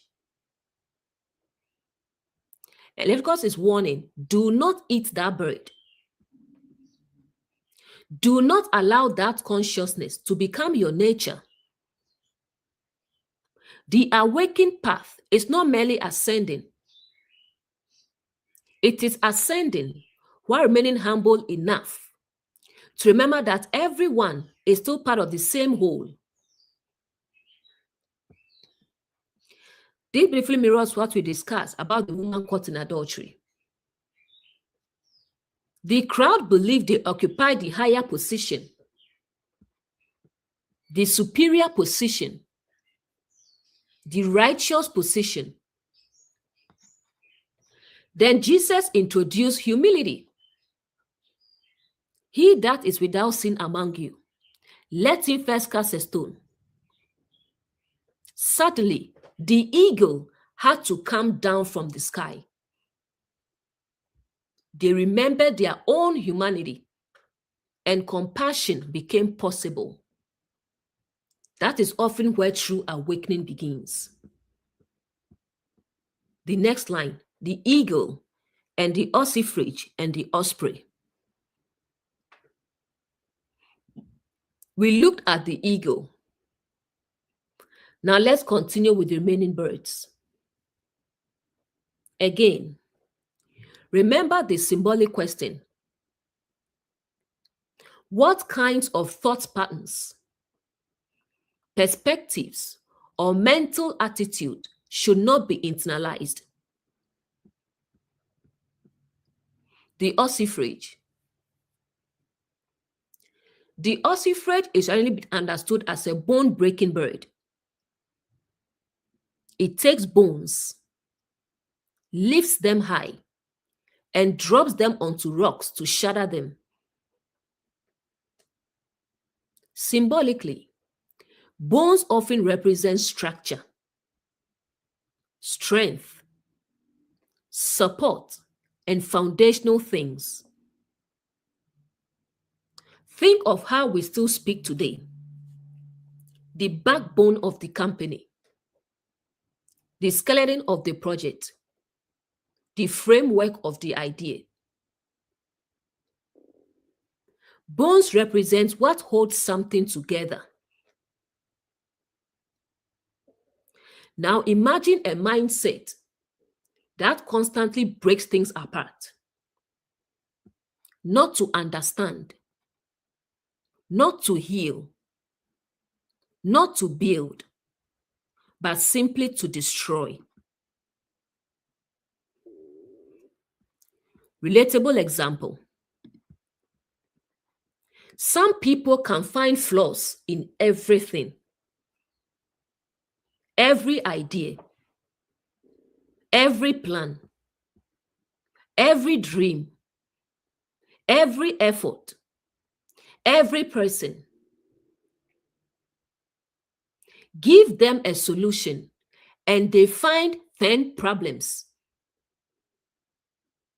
Give them hope and they predict failure. Give them an opportunity and they explain why it won't work. This is not discernment. Discernment seeks truth. The ossifrage seeks distraction. Career example. Someone presents a new idea at work. Before it can even be developed, another person tears it apart. Not because the idea is bad, but because criticizing has become their identity. Eventually, innovation dies because the ossifrage is in the room. Relationship example. A partner shares a dream, a goal, a vulnerability. Instead of support, they immediately receive criticism, mockery, dismissal. The relationship slowly loses life because one person continually breaks the bonds that support trust.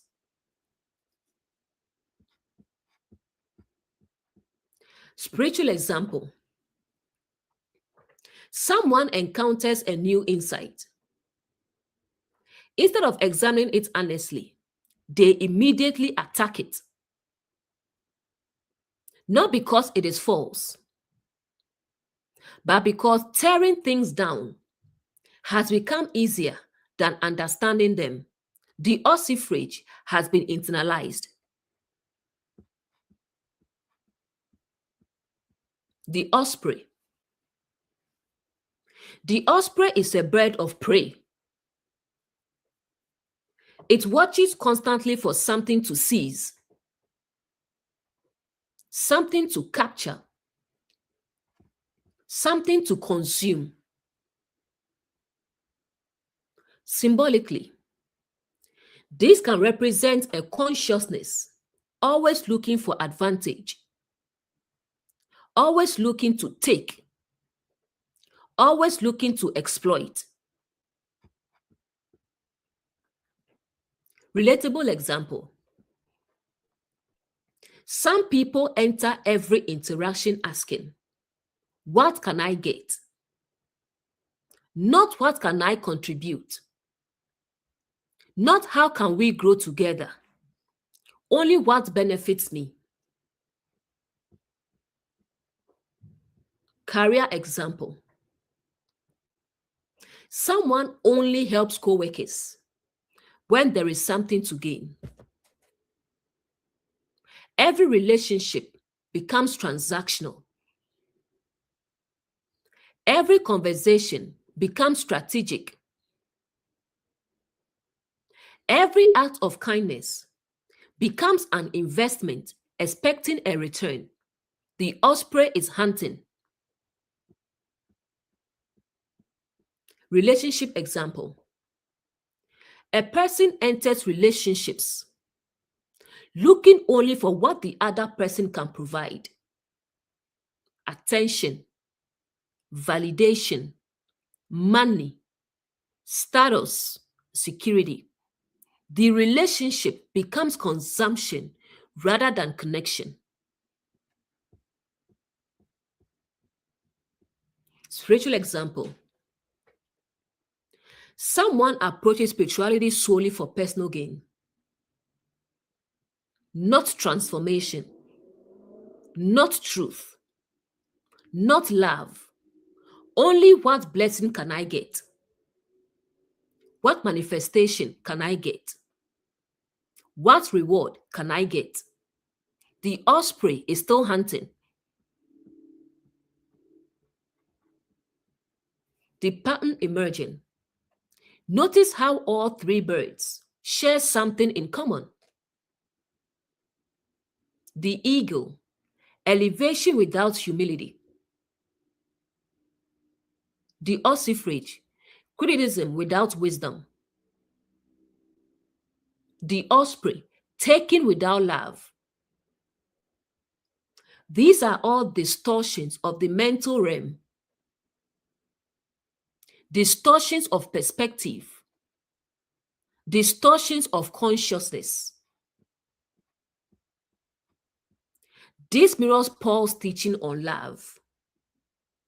Paul describes love as not puffed up, not seeking its own, not easily provoked.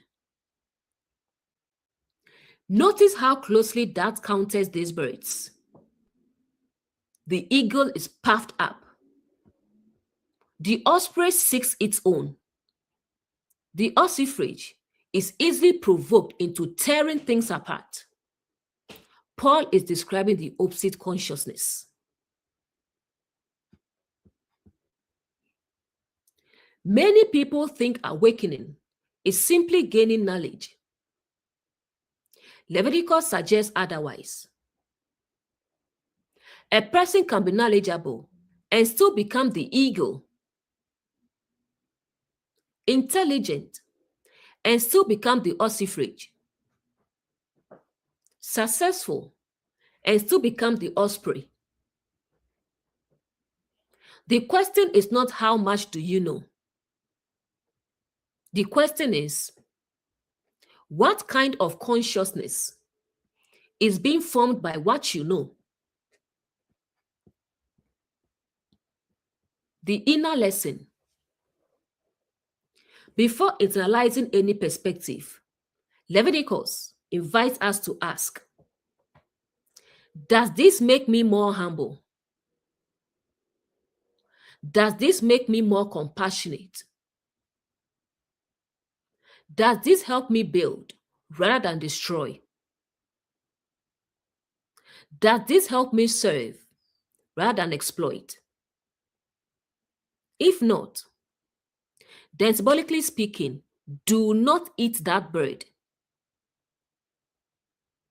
Because not every thought pattern that soars in the sky of the mind is worthy of becoming part of who you are.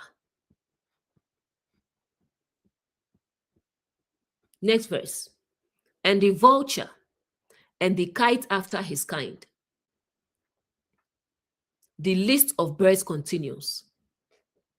Remember, we are still in the realm of thought patterns, perspectives, and states of consciousness. The chapter is asking, what kinds of mental attitudes should not be internalized? The vulture. The vulture is known for feeding on what is dead. It does not create life. It does not restore life. It waits for death and feeds upon it. Symbolically, this can represent a consciousness that constantly feeds on what is wrong, broken, failed, or dead. Relatable example. Some people cannot stop talking about the past, not to learn from it, not to heal from it, but to continually feed upon it. Every conversation returns to old wounds, old betrayals, old mistakes, old failures. The event may have died years ago, Yet the mind continues feeding upon the carcass. The vulture has been internalized. Career example. Someone loses a job. 10 years later, they are still emotionally feeding on that experience. Still angry, still bitter, still defining themselves through that moment. The opportunity died long ago, but the consciousness continues feeding on it. Relationship example. A breakup occurs. The relationship ends. Life moves on. Yet, years later, the person is still living emotionally in that relationship, still replaying conversations, still reliving pain, still feeding on what is no longer alive. The vulture keeps circling. Spiritual example. Someone leaves a religious system. Instead of growing beyond it, every teaching becomes about attacking what they left. Every conversation returns to the same grievances. Every insight becomes another opportunity to feed on the carcass. The old system may be gone, but the vulture continues feeding. It beautifully connects to the carcasses in the previous verses. Leviticus already warned, do not touch the carcass. Now we encounter a bird that lives on carcasses. A mindset that survives by constantly feeding on dead things, dead memories, dead identities, dead wounds, dead conflicts, dead stories. Next bird is the kite. The kite is a bird that circles continually overhead, searching for opportunities.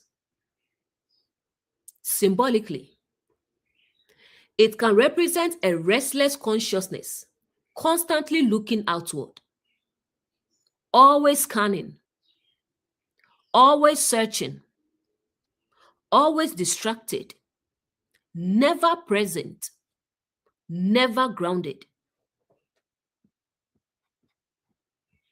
Modern example. Think about how many people spend their lives looking at everyone else's journey, everyone else's success, everyone else's relationship, everyone else's awakening, everyone else's mistakes. They are constantly circling, watching, comparing, observing, but rarely looking inward. Career example. Instead of building their own future, someone becomes obsessed with who got promoted, who got hired, who got a raise, who got recognition. Their attention remains in the sky, circling around others. Their own growth remains neglected. Relationship example. Someone spends more time analyzing other people's relationships than nurturing their own. More time comparing than connecting. More time observing than participating. The kite keeps circling. Spiritual example. Someone jumps from teacher to teacher, movement to movement, trend to trend, always looking for the next revelation, always looking somewhere else, never pausing long enough to integrate what they already know. This mirrors something Jesus taught. When Jesus says, the kingdom of God is within you, he redirects attention inward. The kite is always looking outward, always searching somewhere else, always believing the answer is elsewhere. The kingdom within becomes difficult to perceive when attention never lands. The pattern emerging. Notice the progression of these birds. The eagle rises above others. The ossifrage tears things apart. The osprey seeks to take. The vulture feeds on what is dead. The kite endlessly circles outside itself. These are all distortions of consciousness, ways the mind can become trapped. Many people are not suffering because of what is happening today. They are suffering because they continue feeding on yesterday. That is the vulture. Many people are not lost because they lack truth. They are lost because they are constantly searching everywhere except within. That is the kite. The inner lesson. The verse asks, am I feeding on life or on dead things? Am I building the future or reliving the past? Am I looking within or endlessly circling outside myself? Because awakening requires both releasing what is dead and turning inward toward what is alive. And those are precisely the opposite qualities represented by the vulture and the kite. Next verse. Every raven after his kind. At first glance, this seems like a very short verse. But often, the shortest verses contain some of the deepest symbolism. We are still in the realm of birds, the realm of thoughts, perspectives, messages, and states of consciousness.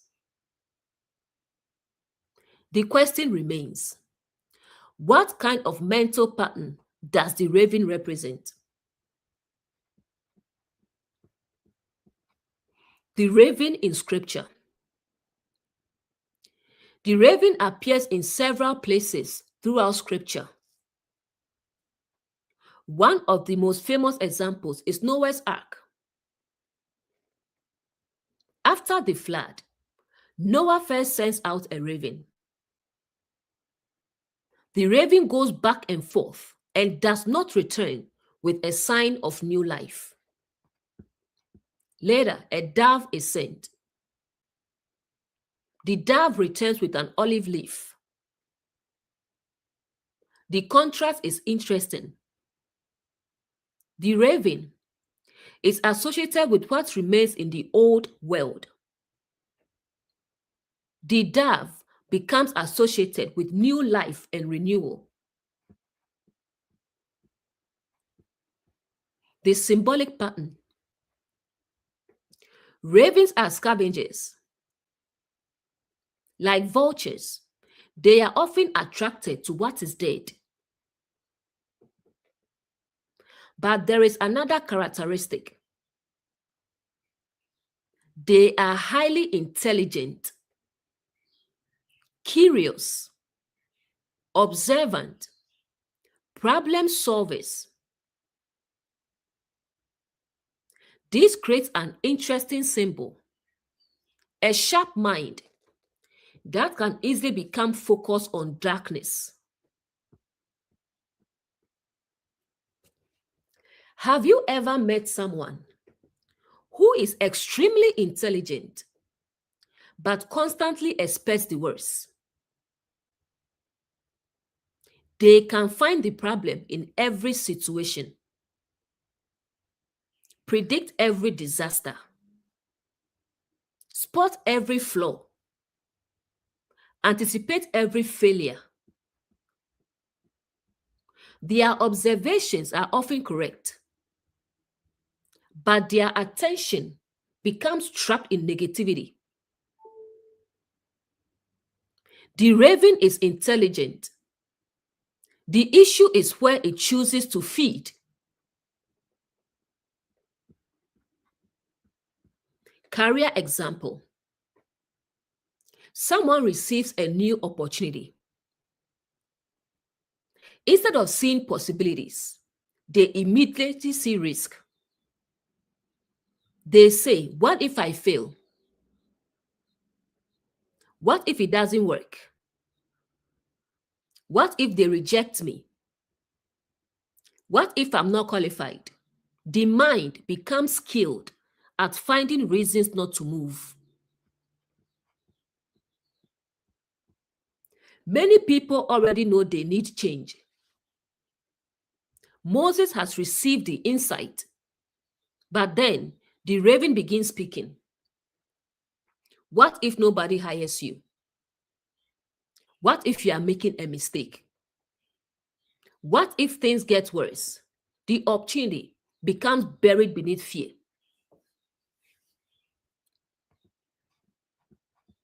Relationship example. Someone meets a wonderful person. Instead of allowing the relationship to grow, the mind immediately searches for reasons it will fail. Not because those reasons are real, but because the raven has trained itself to feed on potential disasters. Spiritual example. A person encounters a new understanding. Instead of honestly examining it, they immediately search for reasons it must be wrong. Not because they have investigated it, but because fear feels safer than exploration. The raven becomes a guardian of the familiar.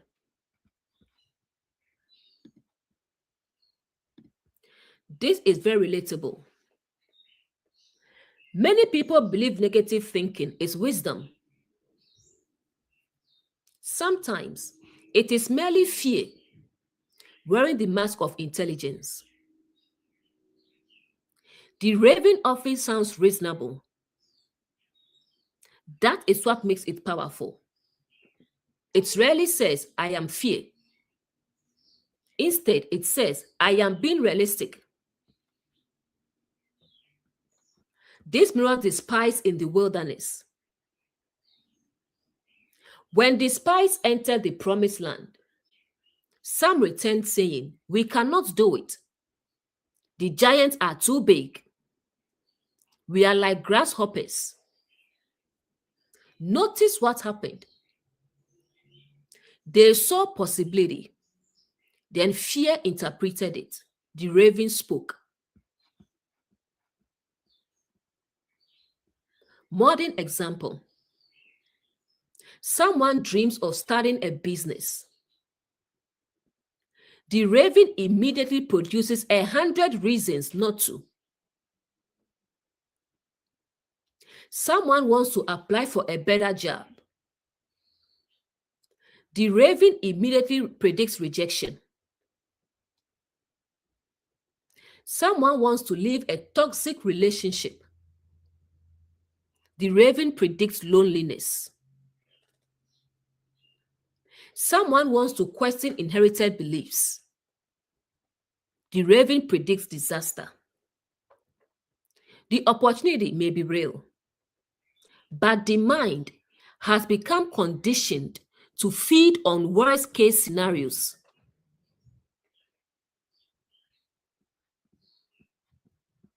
The inner lesson. The raven is not unclean because intelligence is bad. The raven is unclean because intelligence without trust can become paralysis. Observation without hope can become cynicism. Discernment without possibility can become fear. The hidden question. The verse quietly asks, what voices dominate the sky of my mind? Do my thoughts create possibility or only danger? Do they encourage growth or only caution? Do they help me move forward or keep me circling around fear? Because awakening requires wisdom. But wisdom is not the same thing as constantly expecting the worst. Sometimes the raven sees accurately, but it only sees one side. Awakened consciousness lets recognize risk without becoming enslaved by it. It learns to see challenges without surrendering possibility. It learns to acknowledge fear without allowing fear to become its guide. And that is why the raven is included among the birds that are not to be eaten.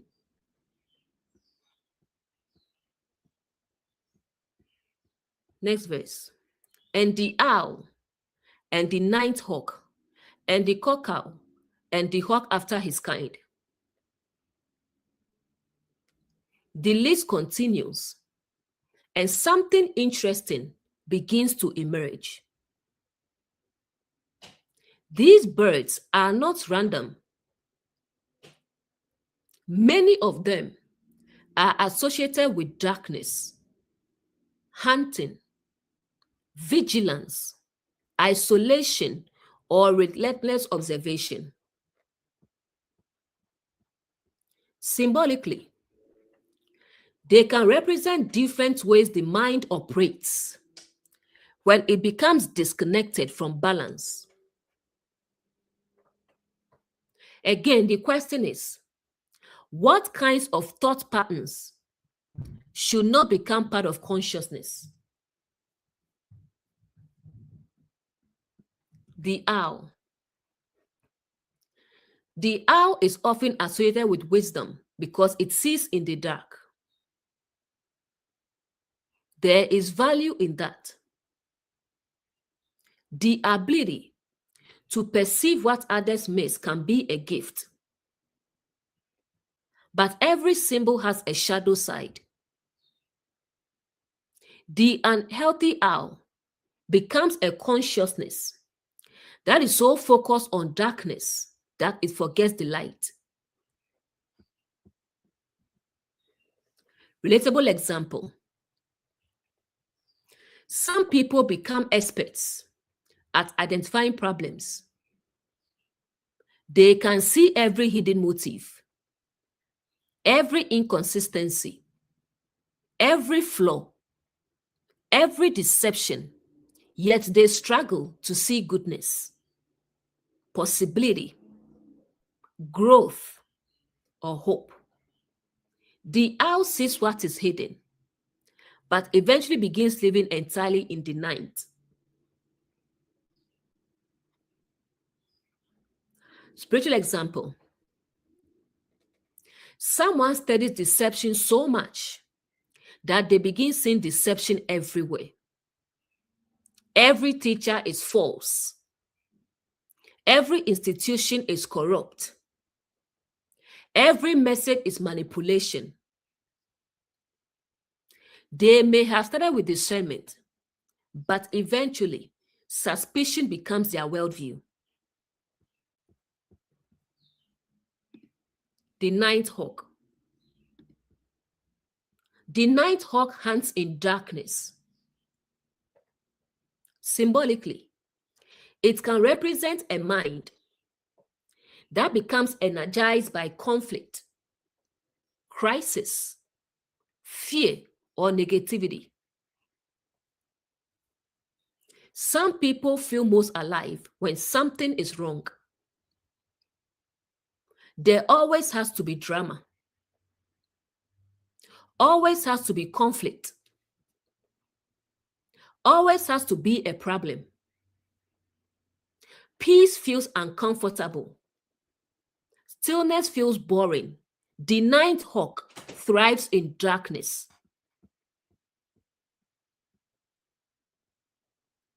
Relationship example. Have you ever seen someone create problems where none exist? A peaceful week feels strange. A healthy relationship feels strange. So unconsciously, they create tension. The night hawk begins hunting.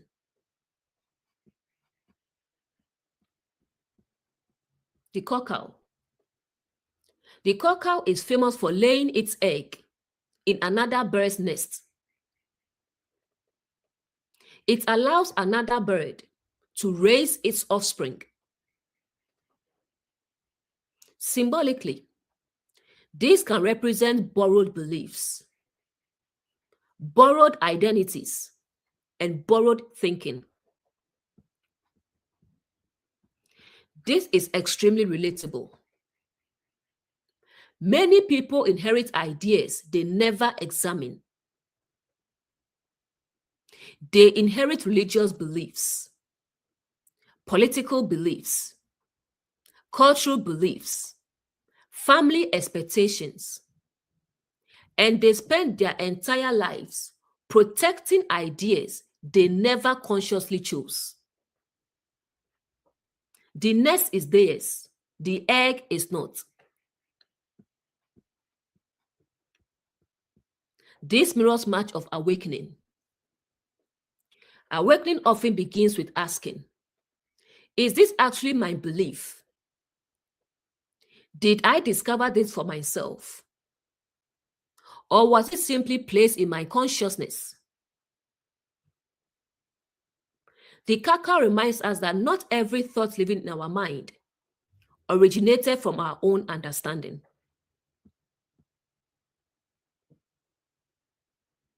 The hawk. The hawk has exceptional focus.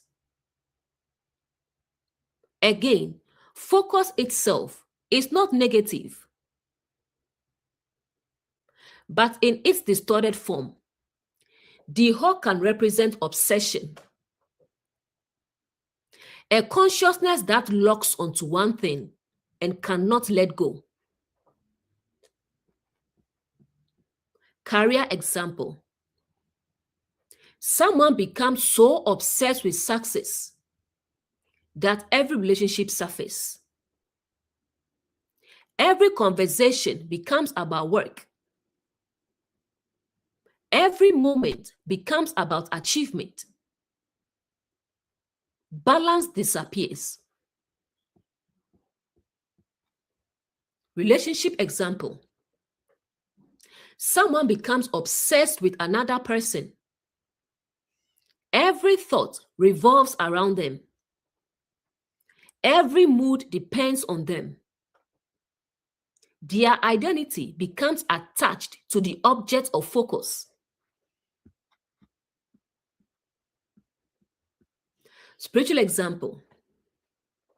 Someone discovers one truth and turns it into the entire truth. They become incapable of seeing anything else. Their focus becomes so narrow that wisdom becomes distorted. The pattern emerging. Notice how these birds build upon one another. The raven sees danger everywhere. The owl sees darkness everywhere. The night hawk thrives on crisis. The cacao lives through borrowed ideas.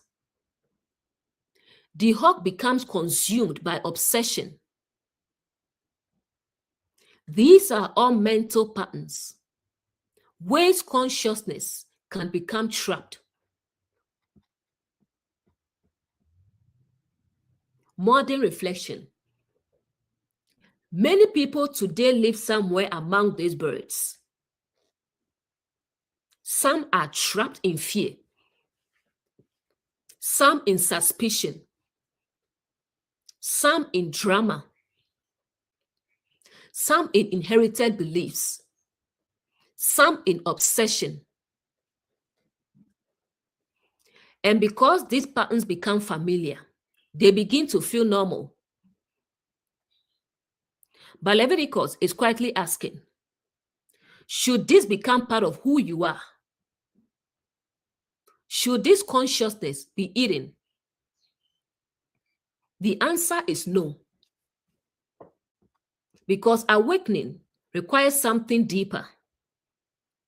Wisdom without suspicion. Awareness without fear. Learning without borrowing. Focus without obsession. Insight without darkness. The chapter continues teaching discernment, not merely about food, but about the kind of consciousness we allow to live within us. Next verse. And the little owl, and the cormorant, and the great owl. The list continues. And notice something important.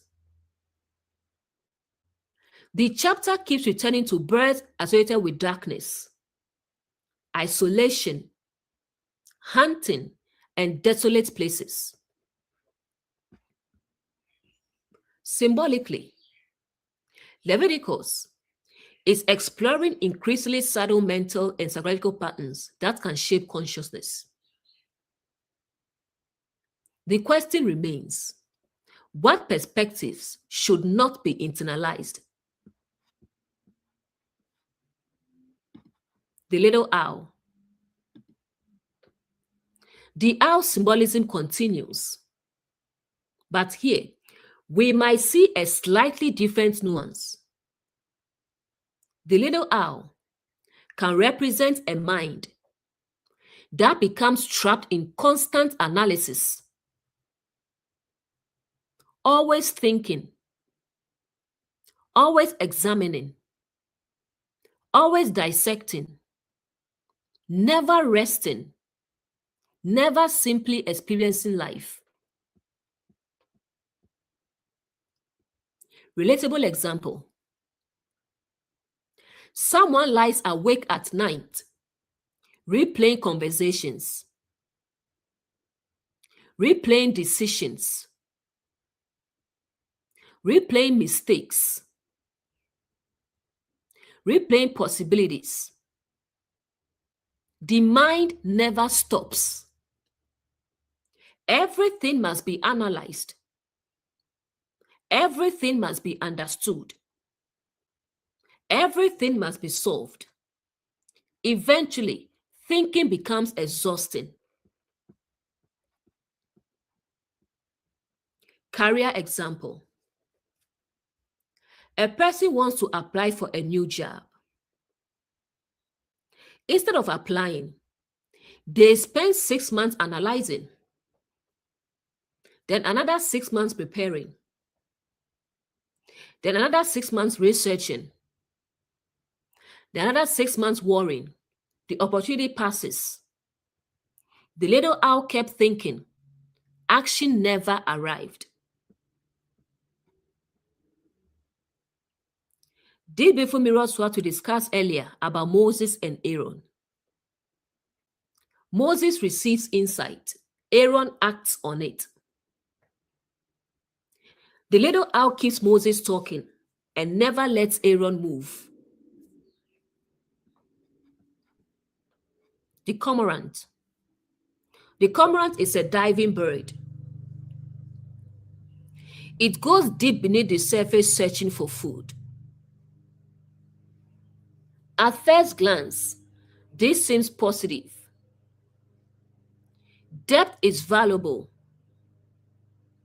Reflection is valuable. But every symbol has a shadow side. The unhealthy expression becomes a consciousness that constantly dives into problems but never emerges with solutions.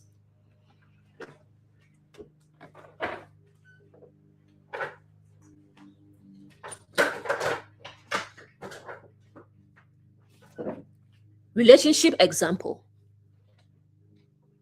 Someone spends years examining childhood wounds, past relationships, old betrayals, old disappointments. There is value in understanding these things, but eventually, healing requires resurfacing. The cormorant that never comes back up remains trapped beneath the water. Spiritual example.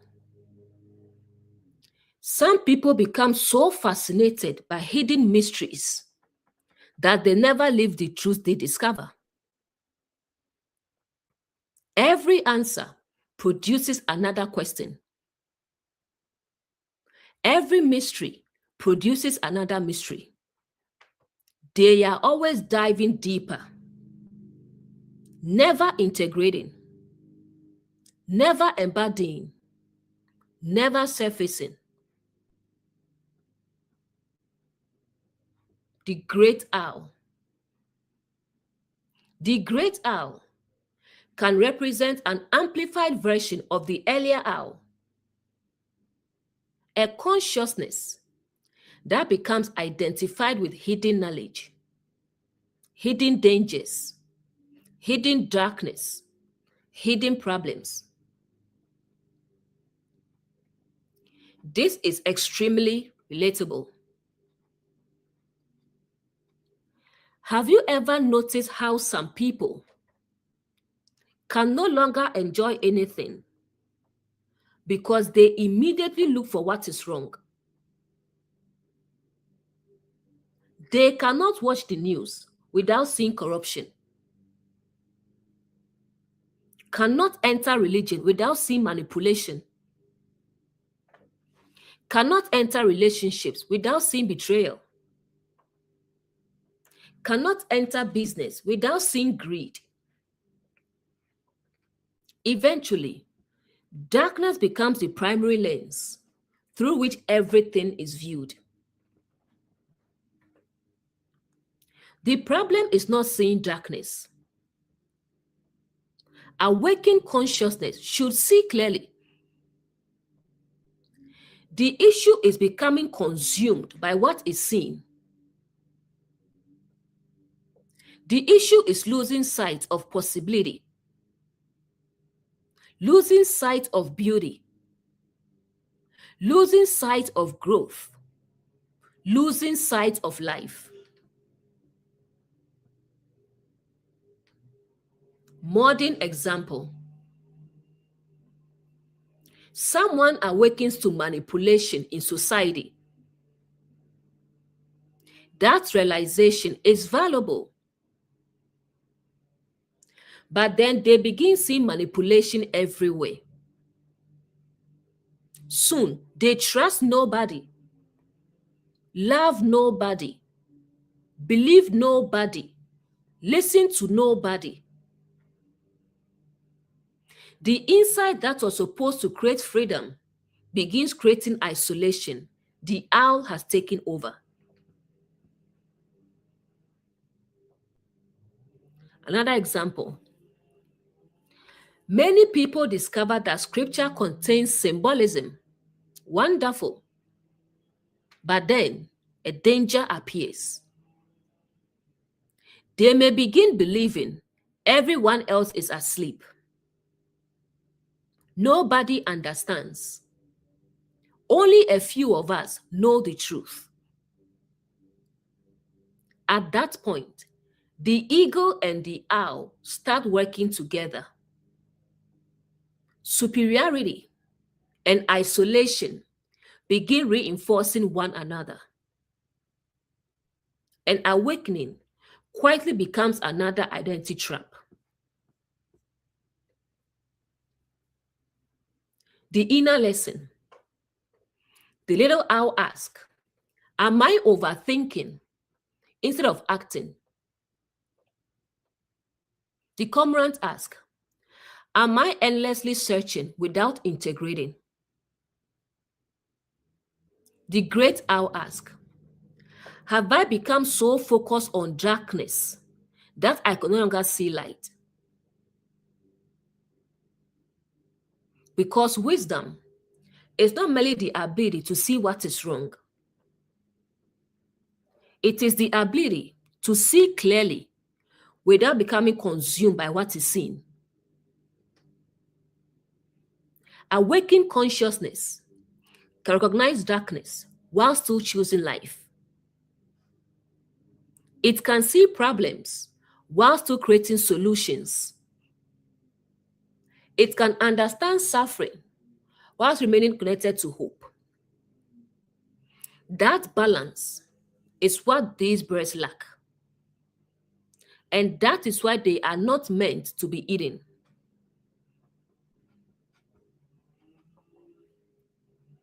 Next verse. And the swan, and the pelican, and the gier eagle. The list continues, and the symbolism becomes even more interesting. Remember, we are still exploring birds, the realm of thoughts, perspectives, mental attitudes, and ways consciousness interprets reality. The recurring question is, what kinds of mental patterns should not become part of who you are? The swan. Today, we often associate swans with beauty, elegance, and grace. But symbolically, beauty itself can become a trap when identity becomes attached to appearances. The unhealthy swan can represent a consciousness that becomes overly concerned with image, how things look, how others perceive us, how we appear to the world. Relatable example. Someone wants to start a business, but they spend more time designing the image than building the business. More time appearing successful than becoming successful. This one becomes more important than substance. Relationship example. Someone remains in a relationship because it looks good from the outside. The love may be gone. The growth may be gone. The connection may be gone. But the appearance remains. This one has become more important than truth. Spiritual example. Someone wants to appear awakened, appear wise, appear spiritual, appear enlightened, but the inner transformation never matches the image. This one has become an identity. This mirrors what Jesus often challenged. Much of Jesus' criticism centered on appearance without substance, looking righteous rather than being transformed, looking spiritual rather than becoming loving. The swan represents the temptation to value image over reality. Next is the pelican. The pelican is known for storing food in its pouch. Symbolically, this can represent accumulation, holding, gathering, keeping, but never releasing. Career example.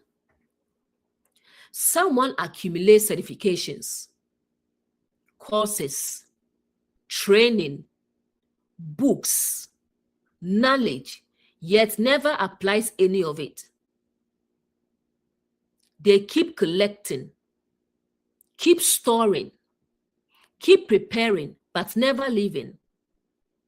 The pelican's pouch grows larger. Life remains unchanged. Relationship example. Someone accumulates hurts, disappointments, criticisms, grievances. Years later, they are still carrying everything. Nothing has been released. Nothing has been forgiven. Everything remains stored. Spiritual example. Someone accumulates teachings, scriptures, doctrines, revelations, and insights, but never embodies them. Knowledge becomes storage rather than transformation. The gear eagle. Traditionally, it's associated with scavenging and feeding on decay. The gear eagle carries some similarities to the vulture. It can represent a consciousness continually attracted to what is dying, broken, or corrupt. Relatable example. Some people are drawn almost exclusively to negativity. Every conversation returns to corruption, failure, betrayal, disaster, and collapse. Not because these things do not exist, but because the mind has become conditioned to feed on them. Social media example. This is incredibly relevant today. Algorithms often reward outrage, fear, conflict, scandal. A person can spend hours feeding on what is broken in the world. Eventually, their perception becomes shaped by it. The gear eagle has become their lens. Spiritual example. Someone becomes obsessed with exposing error. Every teaching is analyzed for flaws. Every movement is analyzed for corruption. Every leader is analyzed for hypocrisy. Eventually, they know everything that is wrong, but have forgotten how to build what is right. The pattern emerging. Notice what these birds share. The swan, attachment to appearance. The pelican, accumulation without transformation. The gear eagle, fixation on what is broken. All three are subtle traps. Now look obviously destructive at first. That is what makes them powerful. Many people are not trapped, by obvious ignorance. They are trapped by subtle distortions, looking spiritual instead of becoming spiritual, collecting wisdom instead of embodying wisdom,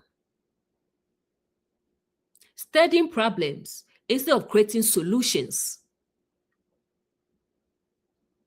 The chapter keeps inviting us to ask, what am I becoming through what I continually consume? Because every thought pattern eventually shapes identity. Every perspective eventually shapes perception.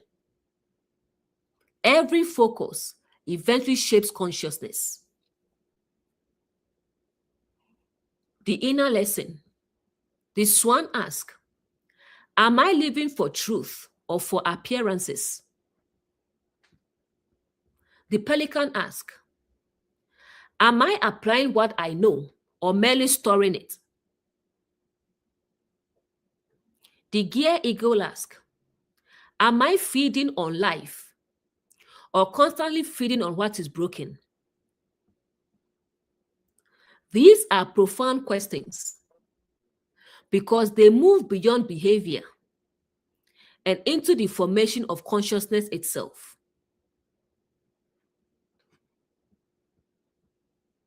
Verse 19. And the stork, the heron after her kind, and the lapwing and the bat.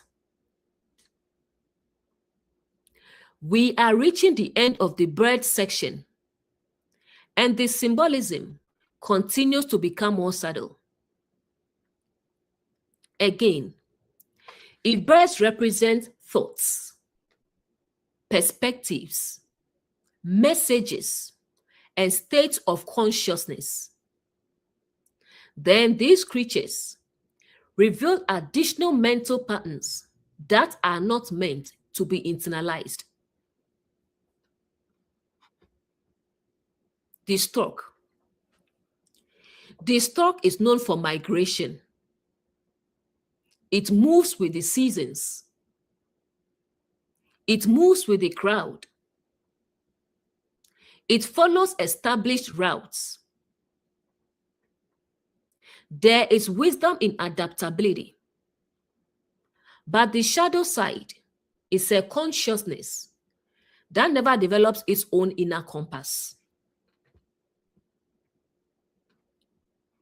Relatable example. Many people live their entire lives according to what everyone else is doing. Everyone is getting married, so I should. Everyone is having children, so I should.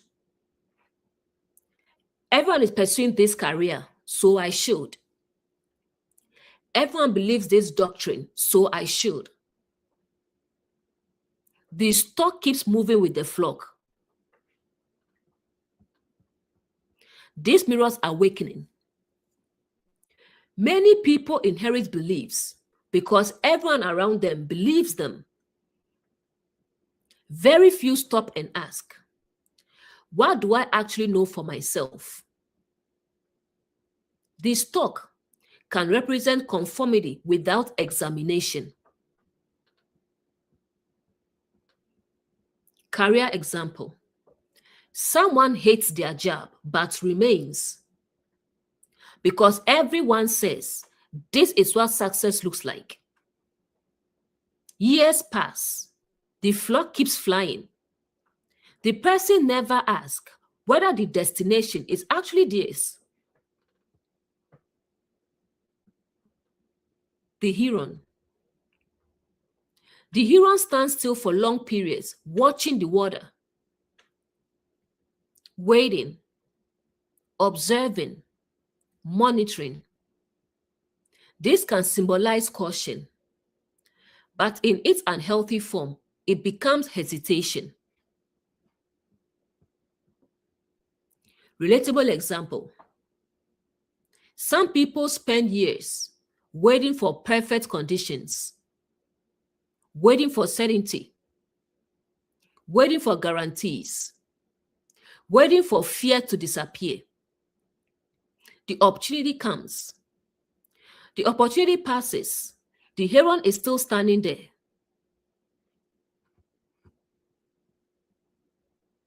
Career example. A person knows they need to update their resume. They know they need change. But maybe next month, maybe next year, maybe after one more certification, 5 years later, they are still standing in the same place. The hero never moved.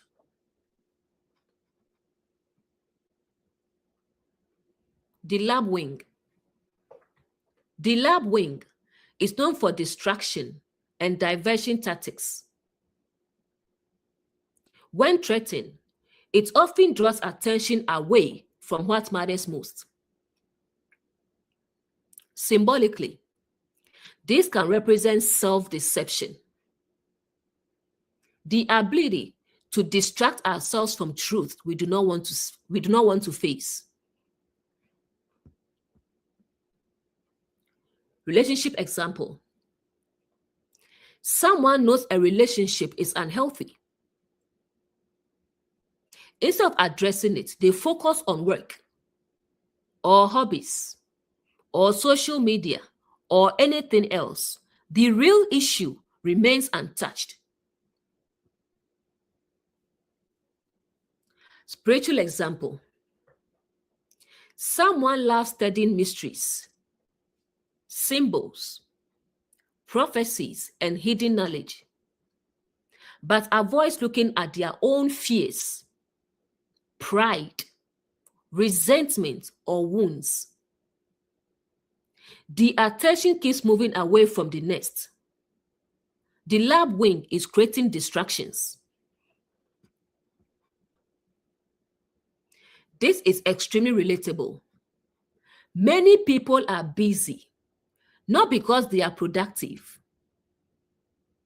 Many are busy because they are avoiding something. The lab wing specializes in avoidance through distraction.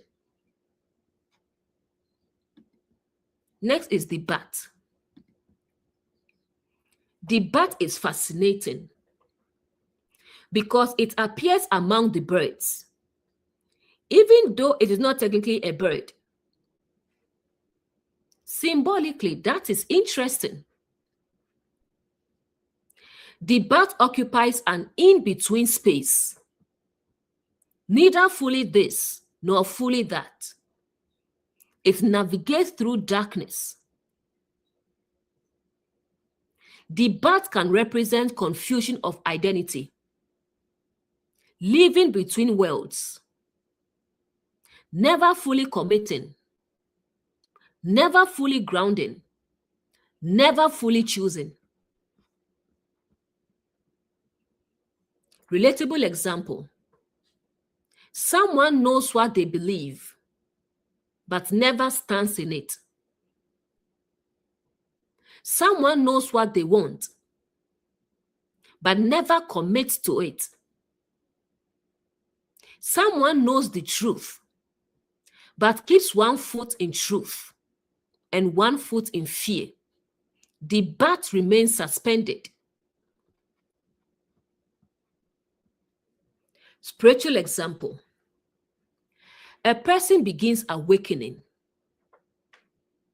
They recognize deeper truths.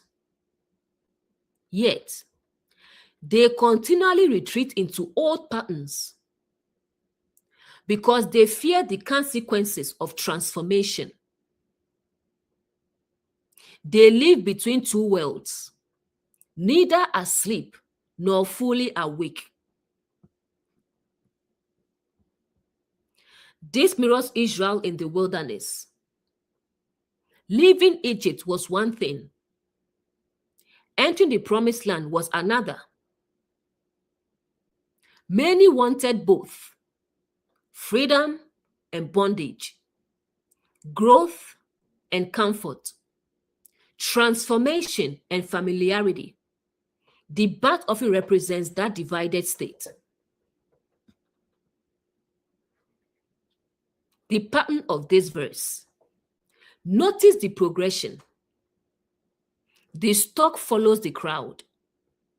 The heron waits forever. The lapwing distracts. The bat hesitates between worlds.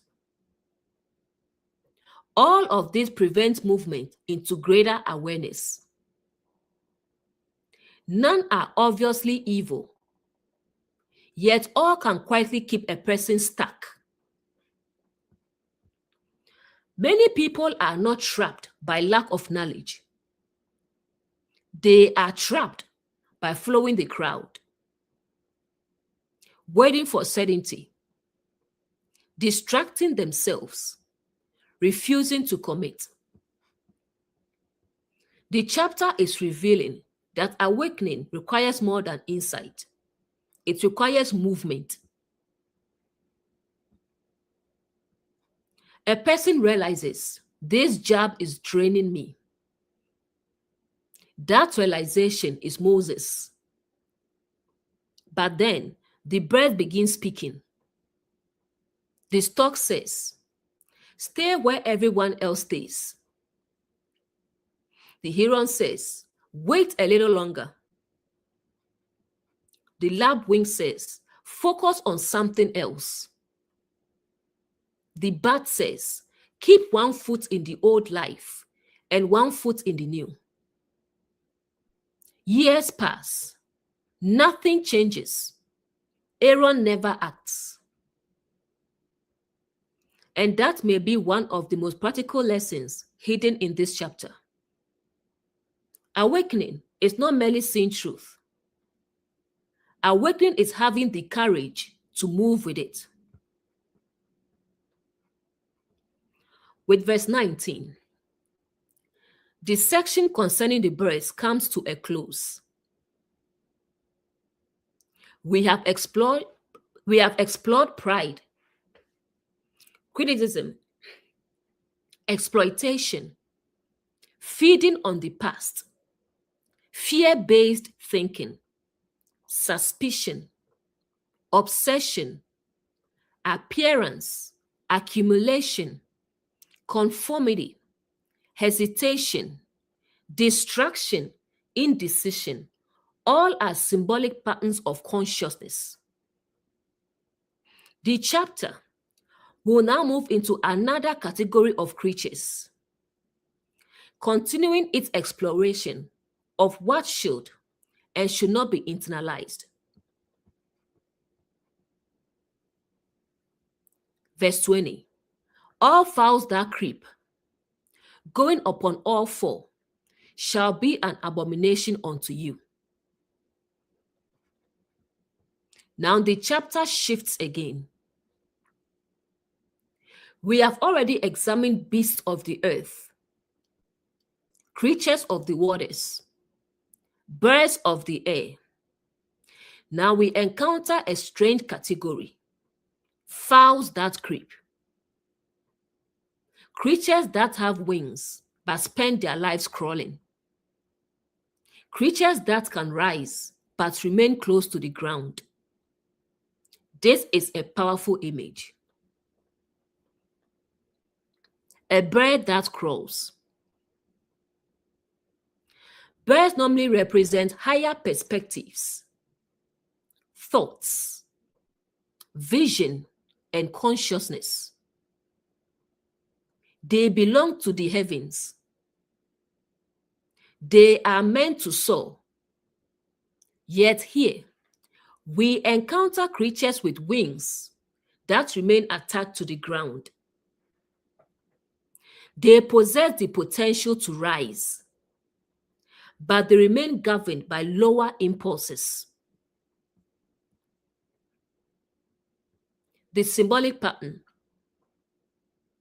This can represent a person who has insight but never applies it. Knowledge without transformation. Potential without expression. Awareness without embodiment. The capacity to soar exists, but the consciousness remains crawling. This is extremely relatable. Many people know better. They simply do not live better. They know they should leave the toxic job. They should set boundaries. They should forgive. They should grow. They should pursue their calling. The wings exist. The problem is not ignorance. The problem is movement. Career example. Someone spends years studying leadership, communication, business, and success. They know exactly what needs to be done. Yet, they never take the first step. They never apply, never build, never start. The wings are present. The crawling continues.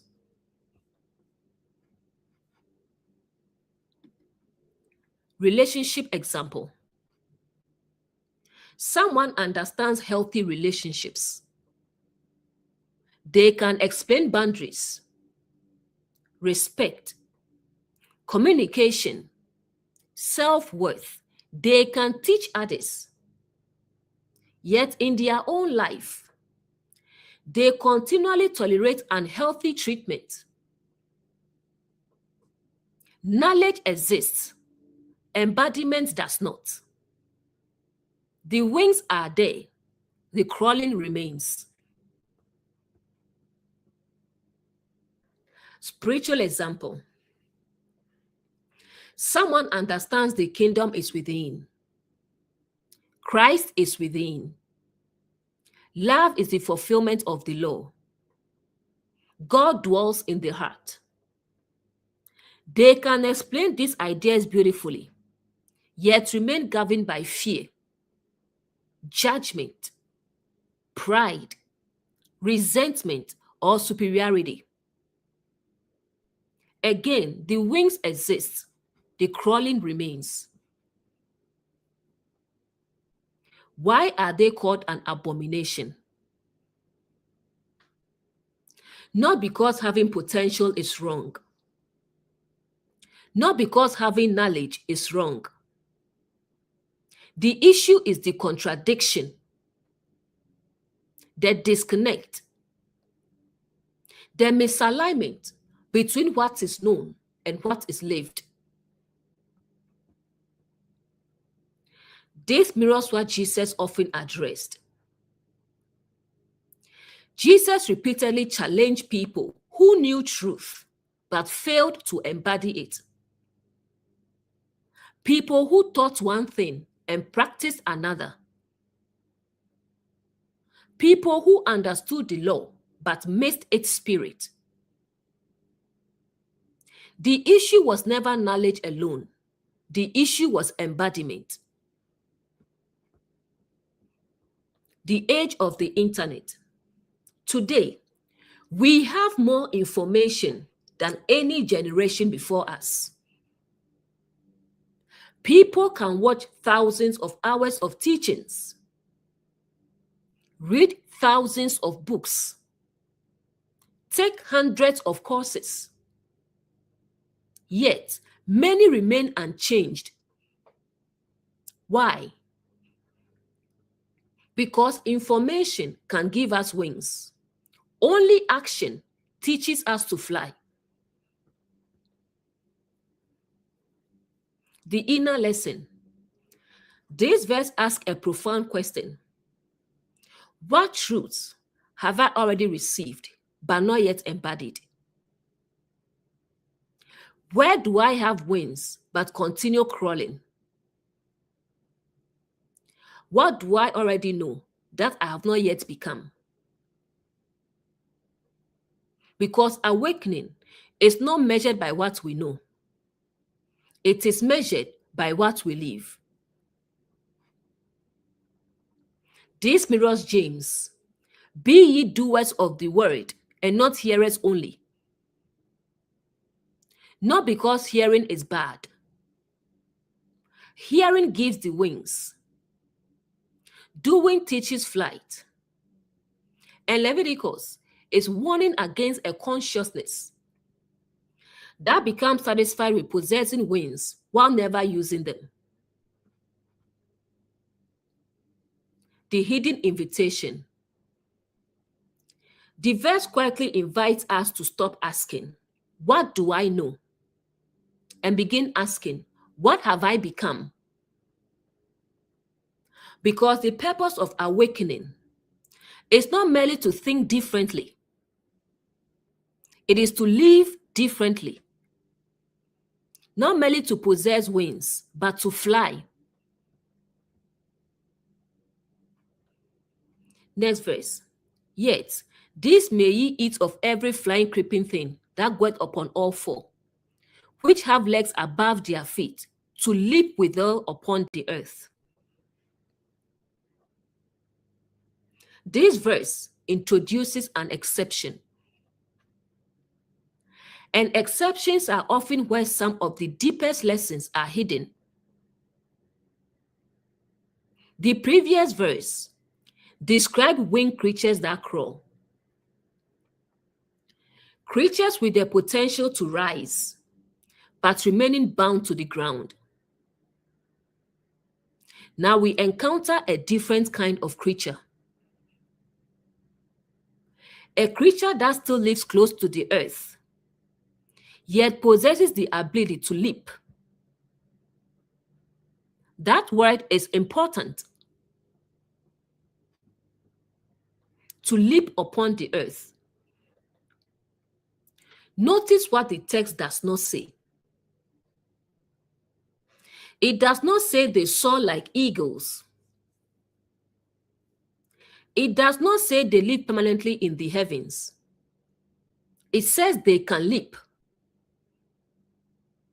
In other words, they can rise above their present condition, even if only for a moment. They are not completely trapped by the ground. The symbolic pattern. The earth often symbolizes ordinary consciousness, everyday life, and our habitual patterns. The leaping creature represents a person who is not yet fully transformed, but is willing to rise above their limitations. This is beautiful because it introduces hope. Perfection is not the requirement. Movement is. Career example. Someone is stuck in a draining job. They are not free yet. They have not landed the new role. They have not built the business. They have not changed careers. But one day, they update their resume. That is a leap. Then they submit an application. Another leap. Then they attend an interview. Another leap. They are not yet flying, but they are no longer merely crawling. Relationship example. Someone has spent years lacking boundaries. One day they say, that behavior is not acceptable. A small sentence, a small action, but a huge leap.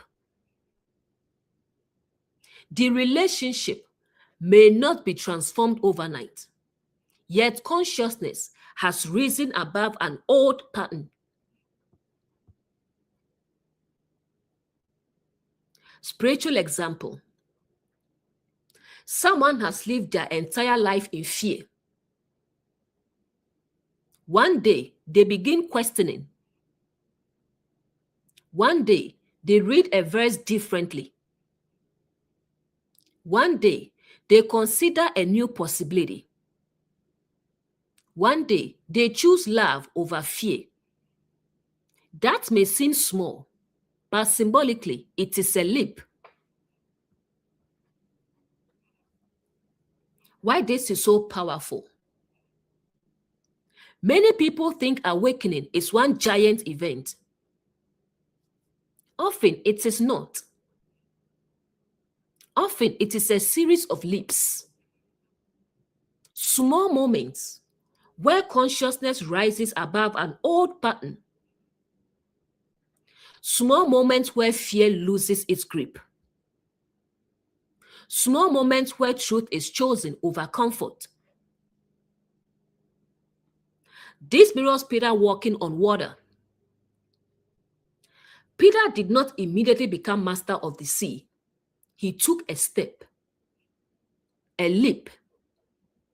For a moment, he rose above what previously controlled him. The lesson is not perfection. The lesson is movement. This mirrors Israel leaving Egypt. Israel did not arrive in the promised land overnight. They took steps, one step after another, one act of courage after another, one leap after another. Many people criticize themselves because they are not yet where they want to be. But Leviticus is showing a different principle. The clean creature here is not one that never touches the earth.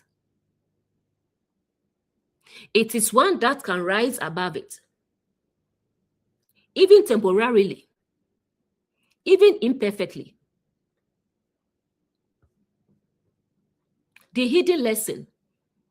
This verse teaches that awakening is not about becoming flawless. It is about becoming responsive, able to rise, able to move, able to grow, able to transcend old patterns when the opportunity appears. The inner question. The verse quietly asks, where am I being invited to leap? What small act of courage is available right now? What old pattern can I rise above today? Because awakening is rarely one giant flight. More often, it begins with a leap. And every leap creates the possibility of eventually learning to fly.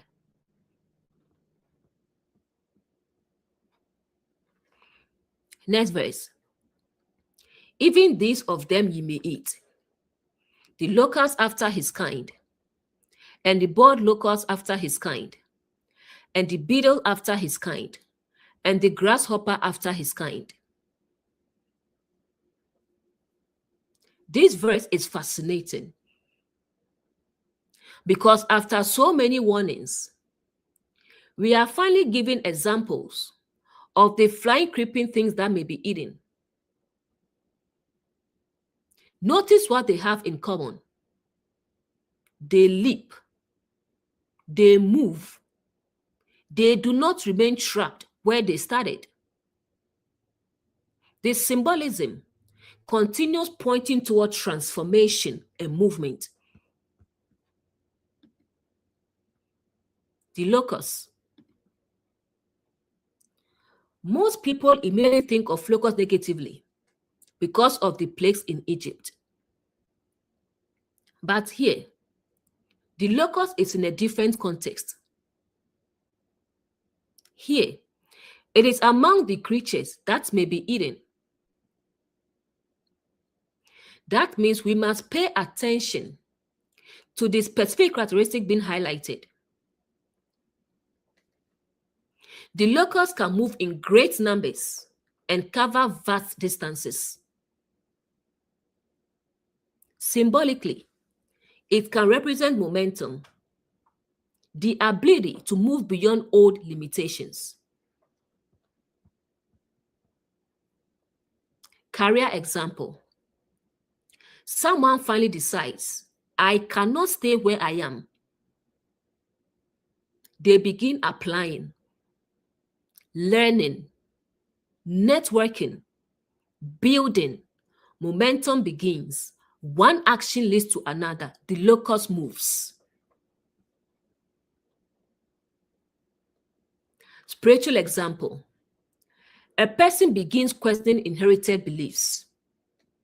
One question leads to another. One insight leads to another. One awakening leads to another. Growth begins spreading through consciousness. The board locus. The distinction is less important than the pattern. Again, we see movement.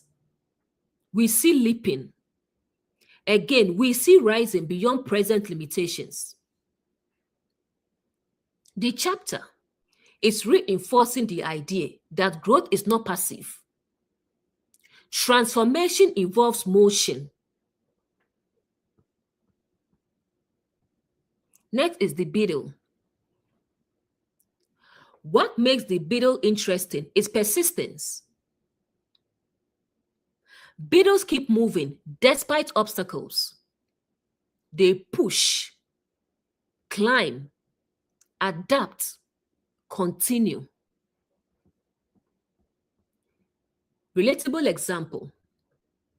Someone applies for 10 jobs and receives 10 rejections, then applies for 10 more and 10 more. Eventually, an opportunity opens. The beetle keeps moving. Relationship example. Someone is healing from heartbreak. There are setbacks, difficult days, moments of doubt. Yet they continue doing the work. The beetle keeps moving. The grasshopper. This may be the most powerful symbol here. Why? Because grasshoppers appear elsewhere in scripture. In the wilderness story, the spies said, we were in our own sight as grasshoppers. There, the grasshopper symbolized limitation and smallness. But here, the grasshopper is among the creatures that may be eaten. That creates an interesting construct. The difference. In Numbers, the people saw themselves as small. Fear defined them.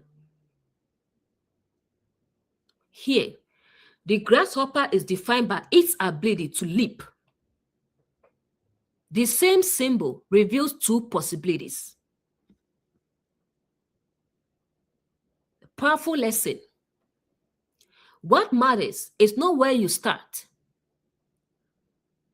What matters is whether you remain there.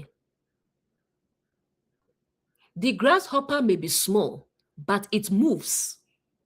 It rises. It leaps. This is deeply relatable. Many people delay action because they feel small, not qualified enough, not educated enough, not experienced enough, not ready enough. The grasshopper teaches, you do not have to be large to move. You do not have to be perfect to begin. You do not have to know everything to take the first step. This mirrors David and Goliath. David looked small. Goliath looked large. Yet movement, courage, and action mattered more than appearance. The grasshopper reminds us that size is often less important than willingness. Think about the example we discussed earlier, the job example. Someone realizes this job is draining me. The mind immediately produces reasons to stay. Fear, doubt, uncertainty. But eventually, a leap happens. The resume is updated. An application is submitted. A phone interview is accepted. A new door opens. The grasshopper moved. That single leap changed the trajectory of the journey. The pattern emerging. These creatures share something important. They are not defined by where they are. They are defined by their ability to rise beyond where they are. That is why they may be eaten. They symbolize qualities worth internalizing: movement, growth, adaptability, persistence, courage, and momentum. The inner lesson. The chapter is quietly teaching. Internalize patterns that help you rise, not patterns that keep you trapped, not patterns that keep you circling, not patterns that keep you waiting forever, but patterns that move consciousness forward. Powerful reflection. Many awakenings begin with a single leap, a conversation, a boundary, a question, a decision, a resume update, a prayer, a new perspective. The leap may seem small, but small leaps often become life-changing journeys. And that is why these creatures are considered clean. They symbolize a consciousness that refuses to remain where it has always been. Next verse. But all other flying, creeping things, which have 4 feet, shall be an abomination unto you. Notice how the chapter closes this section the same way it began it. The focus is not merely on identifying insects. The focus is on identifying patterns. The exception has already been given. The locust, the grasshopper, the leaping creatures, the creatures capable of rising above their present condition. Now the text returns to the general rule. The rest are not to be eaten. Symbolically, do not internalize patterns that keep consciousness crawling when it was meant to rise. The difference between crawling and leaping. This is the key distinction. The clean creatures in the previous verses were not perfect creatures. They simply possessed the ability to rise. The unclean creatures remained bound to the ground. They stayed trapped in the same level of awareness, the same habits, the same fears, the same excuses, the same limitations. Relatable example. 2 people recognize they are unhappy. The first person says, something must change. The second person says, this is just how life is. Years later, one has grown. The other remains exactly where they started. The difference was not knowledge. Both knew. The difference was the leap.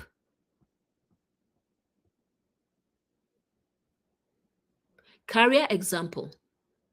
Someone knows their job is draining them. Every year they say, I will leave eventually.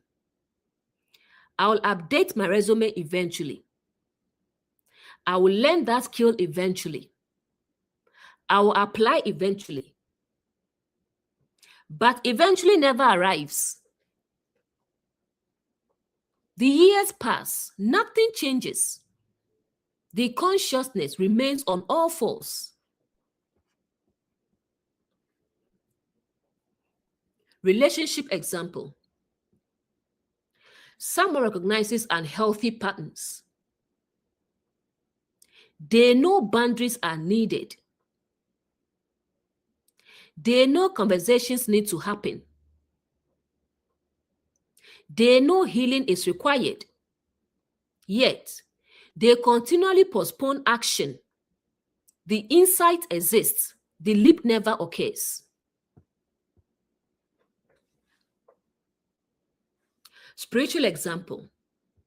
Someone discovers the kingdom is within. Christ is within. The temple is within. God dwells within. Yet years later, nothing changes. They still live from fear, still live from judgment, still live from separation, still live from old identities. Knowledge was acquired. Transformation never followed. The creature has wings, but remains on the ground. This mirrors James perfectly. James says, be ye doers of the word, and not hearers only. Why? Because hearing alone can become another form of crawling. Information without embodiment creates the illusion of growth. You feel like you are moving because you are learning. But learning and transformation are not always the same thing. This mirrors the rich young ruler. The rich young ruler knew a great deal. He had kept the commandments. He understood the teachings. Yet, when the moment of transformation arrived, he could not leap. Knowledge existed, movement did not. Today, people can watch hundreds of videos about fitness, relationships, business, spirituality, healing, and consciousness, yet remain unchanged. Why? Because information can give you wings. Only action teaches you to leap. The inner lesson, this verse asks, what part of my life has become comfortable crawling? Where have I mistaken knowing for becoming? Where have I received insight but resisted movement? Because awakening is not merely the accumulation of truth, it is participation in truth. The beautiful pattern so far.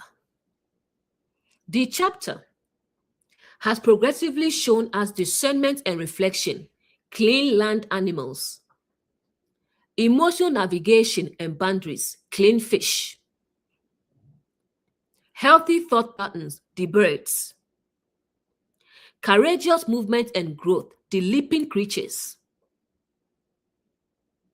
Now it reminds us, not every pattern deserves to be internalized, especially patterns that keep consciousness permanently bound to the ground. Final reflection on this section. The difference between the clean and unclean creatures here is not perfection. It is responsiveness.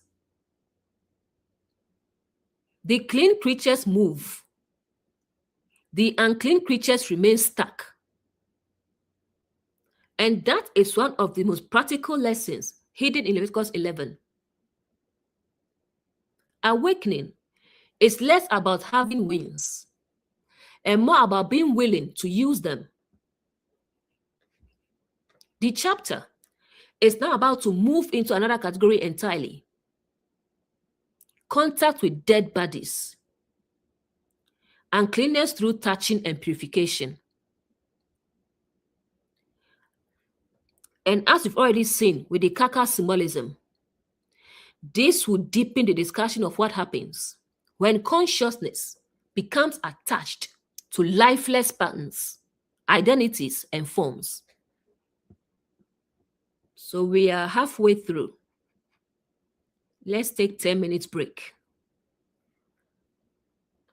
because this is going to go, I think, maybe 6 hours or less. So yeah, let's take 10 minutes break and come back.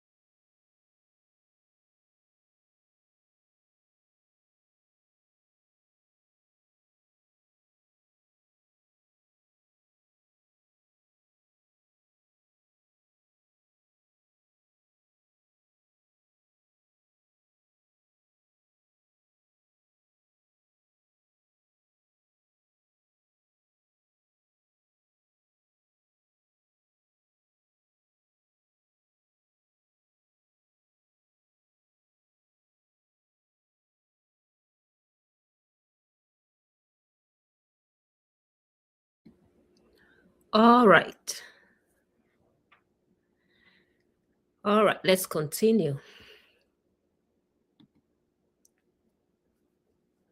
So, we are now on verse 24. And for these ye shall be unclean. Whosoever toucheth the carcass of them shall be unclean until the even.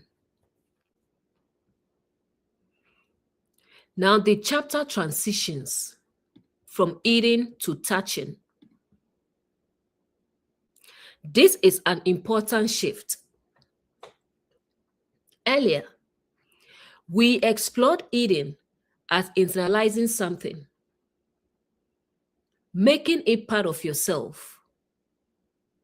Now the text begins discussing contact, association, engagement, exposure. And notice something interesting. The instruction is not merely about living creatures. It is specifically about carcasses, dead things, things from which life has departed. Whosoever toucheth the carcass. A carcass is not an active beast. It is a dead beast. The pattern is no longer alive, yet contact with it still has an effect. This is profound psychologically because many things no longer actively control us, yet they still influence us. Relatable example. Someone leaves a toxic workplace. The job is gone. The environment is gone. The manager is gone. But every time they think about it, they become angry, defensive, bitter. The workplace is dead. The carcass remains, and every contact with it affects consciousness. Relationship example. A relationship ended years ago. The person is gone. The situation is over. Yet every new relationship is filtered through the old wound. The relationship itself is dead, but touching the carcass still affects the present. Spiritual example. Someone lives a fear-based belief system. Years later, they still react emotionally whenever certain topics arise. The structure has already lost power over them. Yet contact with the memory still stirs fear, anger, or resentment. The carcass is dead, but touching it still has an effect. Shall be unclean until even the even. This part is beautiful. Notice it does not say forever. It does not say permanently. It does not say eternally. It says until the even, until evening, until the end of the day, until the cycle completes. Symbolically, this suggests something temporary, something that passes, something that can be processed and released.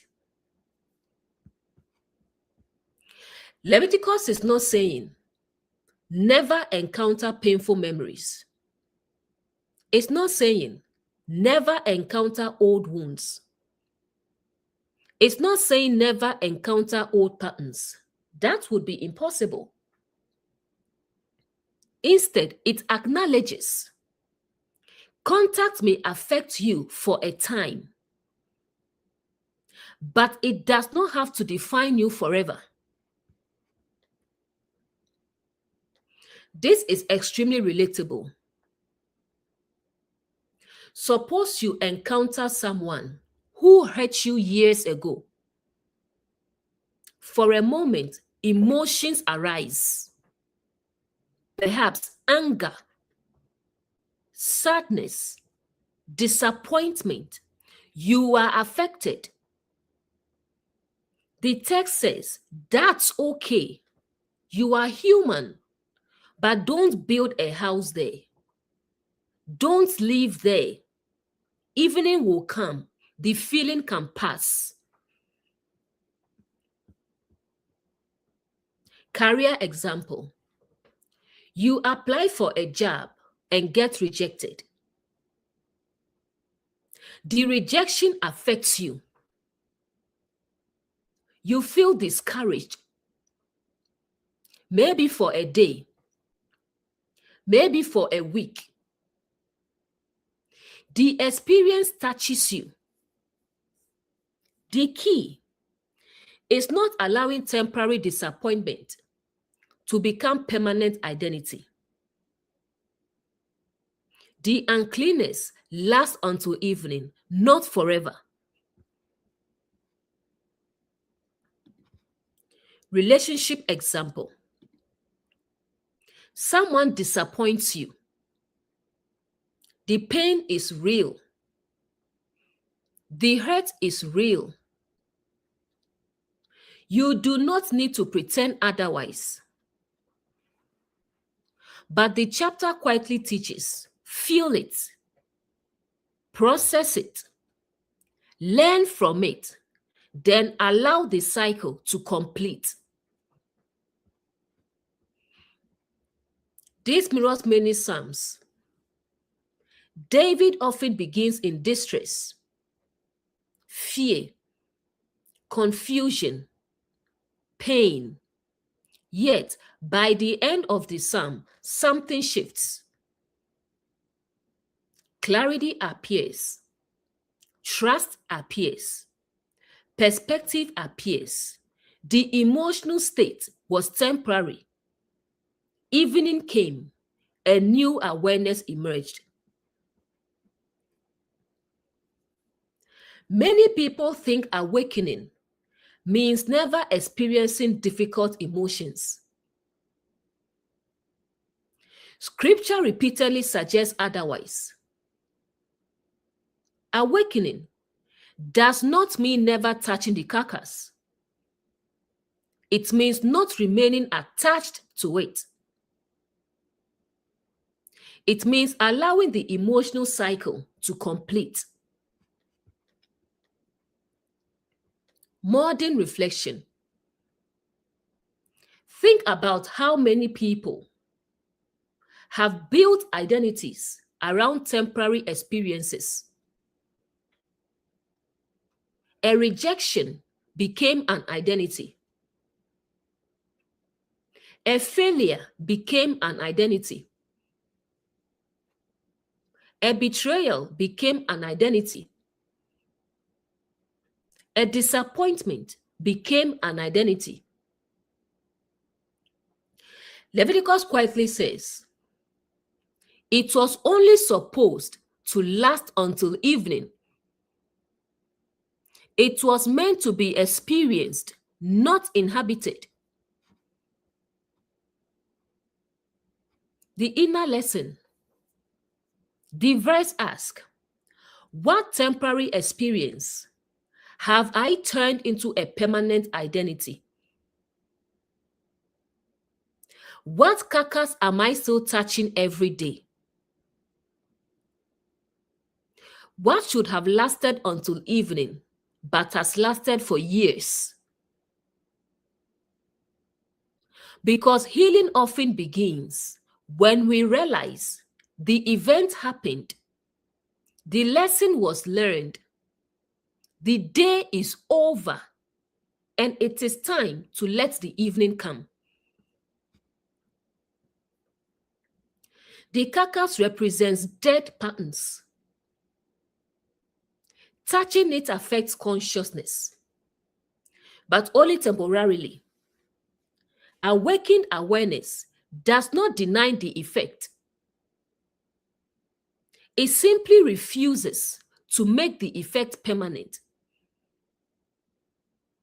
And that may be one of the most compassionate teachings hidden in Leviticus. You may be affected by what happened, but you do not have to become what happened.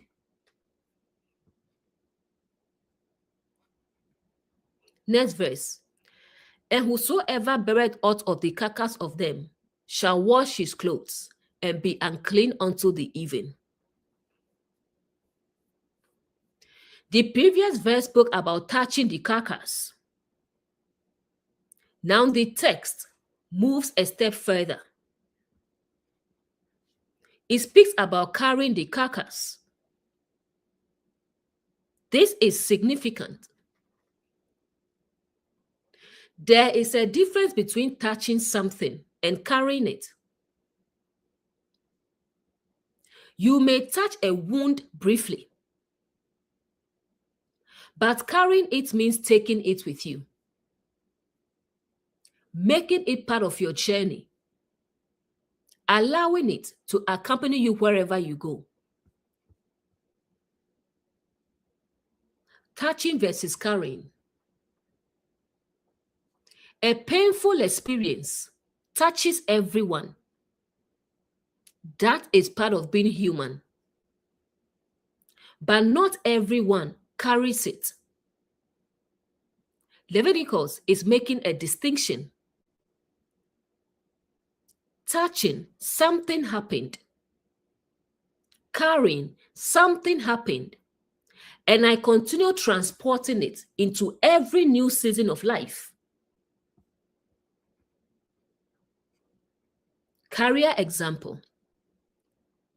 Someone gets fired. The experience hurts. That is touching the carcass. Years later, they still believe nobody will ever value me. I'm not good enough. I'll probably fail again. Now they are carrying the carcass. The event ended long ago, but it is still traveling with them.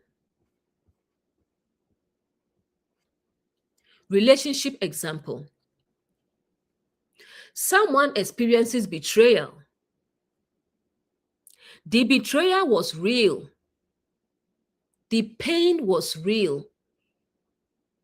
But years later, they distrust every new partner because of one old wound.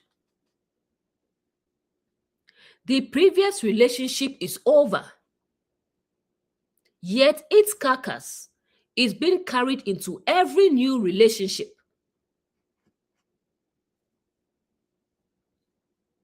Spiritual example.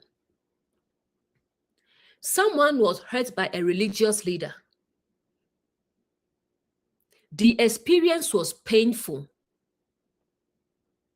The disappointment was genuine.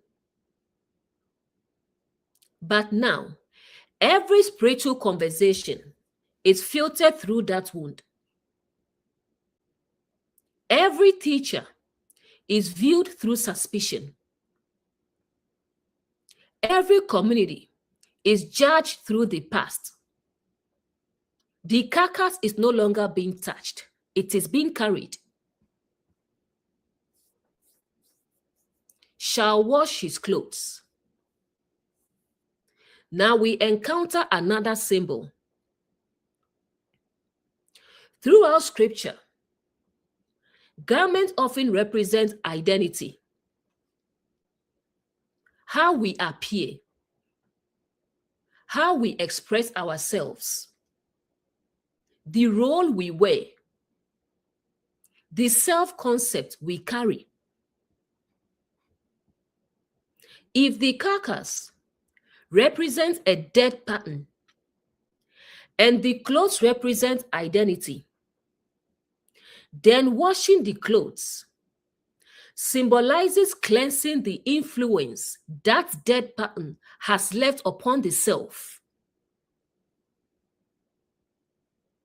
In other words, the event happened, but do not continue wearing it. Relatable example. Someone experiences failure. Eventually, they begin introducing themselves through the failure. They wear it. It becomes part of their identity. Leviticus says, wash the garment. Do not continue wearing yesterday's wound. This is deeply compassionate. Many people think scripture is obsessed with punishment. Yet beneath the symbolism, we repeatedly find restoration. The concern is not how do we shame the person. The concern is how do we prevent the dead thing from becoming their identity. Imagine someone who lost a job. The loss happened. The disappointment happened. The rejection happened. But eventually, the question becomes, am I still wearing this? Am I introducing myself through an old failure? Or have I washed the garment?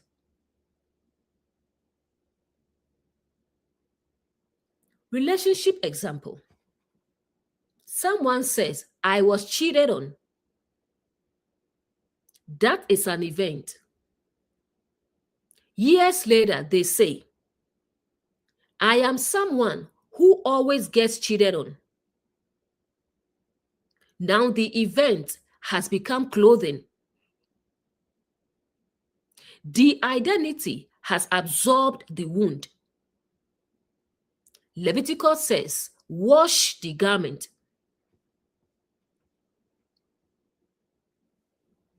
Unclean until the evening. Again, the uncleanness is temporary. Notice how often this appears. This is not eternal condemnation. This is not permanent defilement. This is a process, an emotional cycle, a period of recovery, a time of reflection, then renewal. This mirrors everyday life. When something painful happens, it affects us. We need time. We need space. We need reflection. We need healing. That is normal. But healing is meant to move toward evening, toward completion, toward release. The hidden question. Leviticus 11:25 asks, what am I still carrying? What dead thing am I transporting into every new chapter? What identity needs washing? What story have I worn for too long? Because awakening is not merely about receiving new truth. It is also about laying down old burdens. This mirrors Paul's language. Put off the old man, put on the new man. Notice the garment imagery. Something old is removed, something new is worn. The washing of the clothes is the transition, the cleansing of identity, the refusal to let dead experiences define living consciousness. The inner lesson. The verse teaches, you may touch the wound. You may even carry it for a season, but eventually it must be cleansed. Because dead things belong in the past. An awakened consciousness is meant to travel light. Next verse. The carcasses of every beast, which divided the hoof, and is not cloven-footed, nor chewed the cud, are unclean unto you. Everyone that toucheth them shall be unclean. This verse is fascinating because it returns us to the very animals discussed at the beginning of the chapter. The camel, the coney, the hare, the swine, the creatures that possess only part of the process. Now the focus is no longer on the living animal. It is on the carcass, the dead form of the pattern. Important distinction. Earlier, the chapter was teaching, do not eat these patterns. Now it is saying, be careful even with their carcasses. In other words, not only can unhealthy patterns influence consciousness while they are active, they can continue influencing consciousness long after they have died. These animals represented imbalance. For example, reflection without discernment, discernment without reflection, analysis without wisdom, judgment without understanding. Now imagine those patterns have already failed, already collapsed, already proving themselves ineffective. Yet a person still clings to them. That is touching the carcass.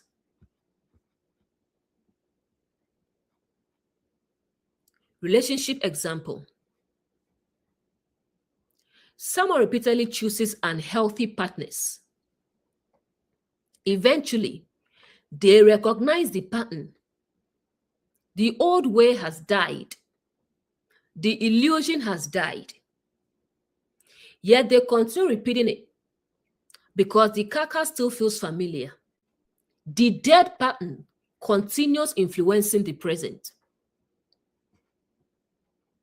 Spiritual example.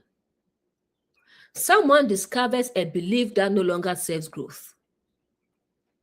Perhaps it was rooted in fear, control, condemnation, or superiority. The belief has already been exposed. The life has left it. Yet, they continue defending it because it has become part of their identity. The carcass remains. Career example. Someone once believed, if I stay loyal long enough, the company will take care of me. The belief turns out not to be true. The company lays them off. The pattern has died. Yet 20 years later, they continue living by the same assumption. The carcass is still being touched. The lesson was never integrated. This mirrors what Jesus often challenged. Many of the conflicts Jesus had were not with living truth. They were with dead forms. Patterns that once may have served a purpose, but had become lifeless. The form remained. The spirit had departed. The carcass remained. And notice something profound. People often become most defensive when a carcass is challenged. Not because it is alive, but because it has become familiar. Why mention the divided hoof and chewing the cud again? Because the chapter is reminding us what was missing. These animals lacked wholeness. They had part of the process, not the complete process. This is deeply relatable. Many people become attached to partial truths. A partial truth often feels safer than a complete truth, because a partial truth allows us to avoid transformation. Example, someone says, love is important. That's true, but they ignore accountability. Another says, truth matters. That's true, but they ignore compassion. Another says, faith matters. That's true, but they ignore action. The truth is partial. The balance is missing. Yet people often build identities around half-truths.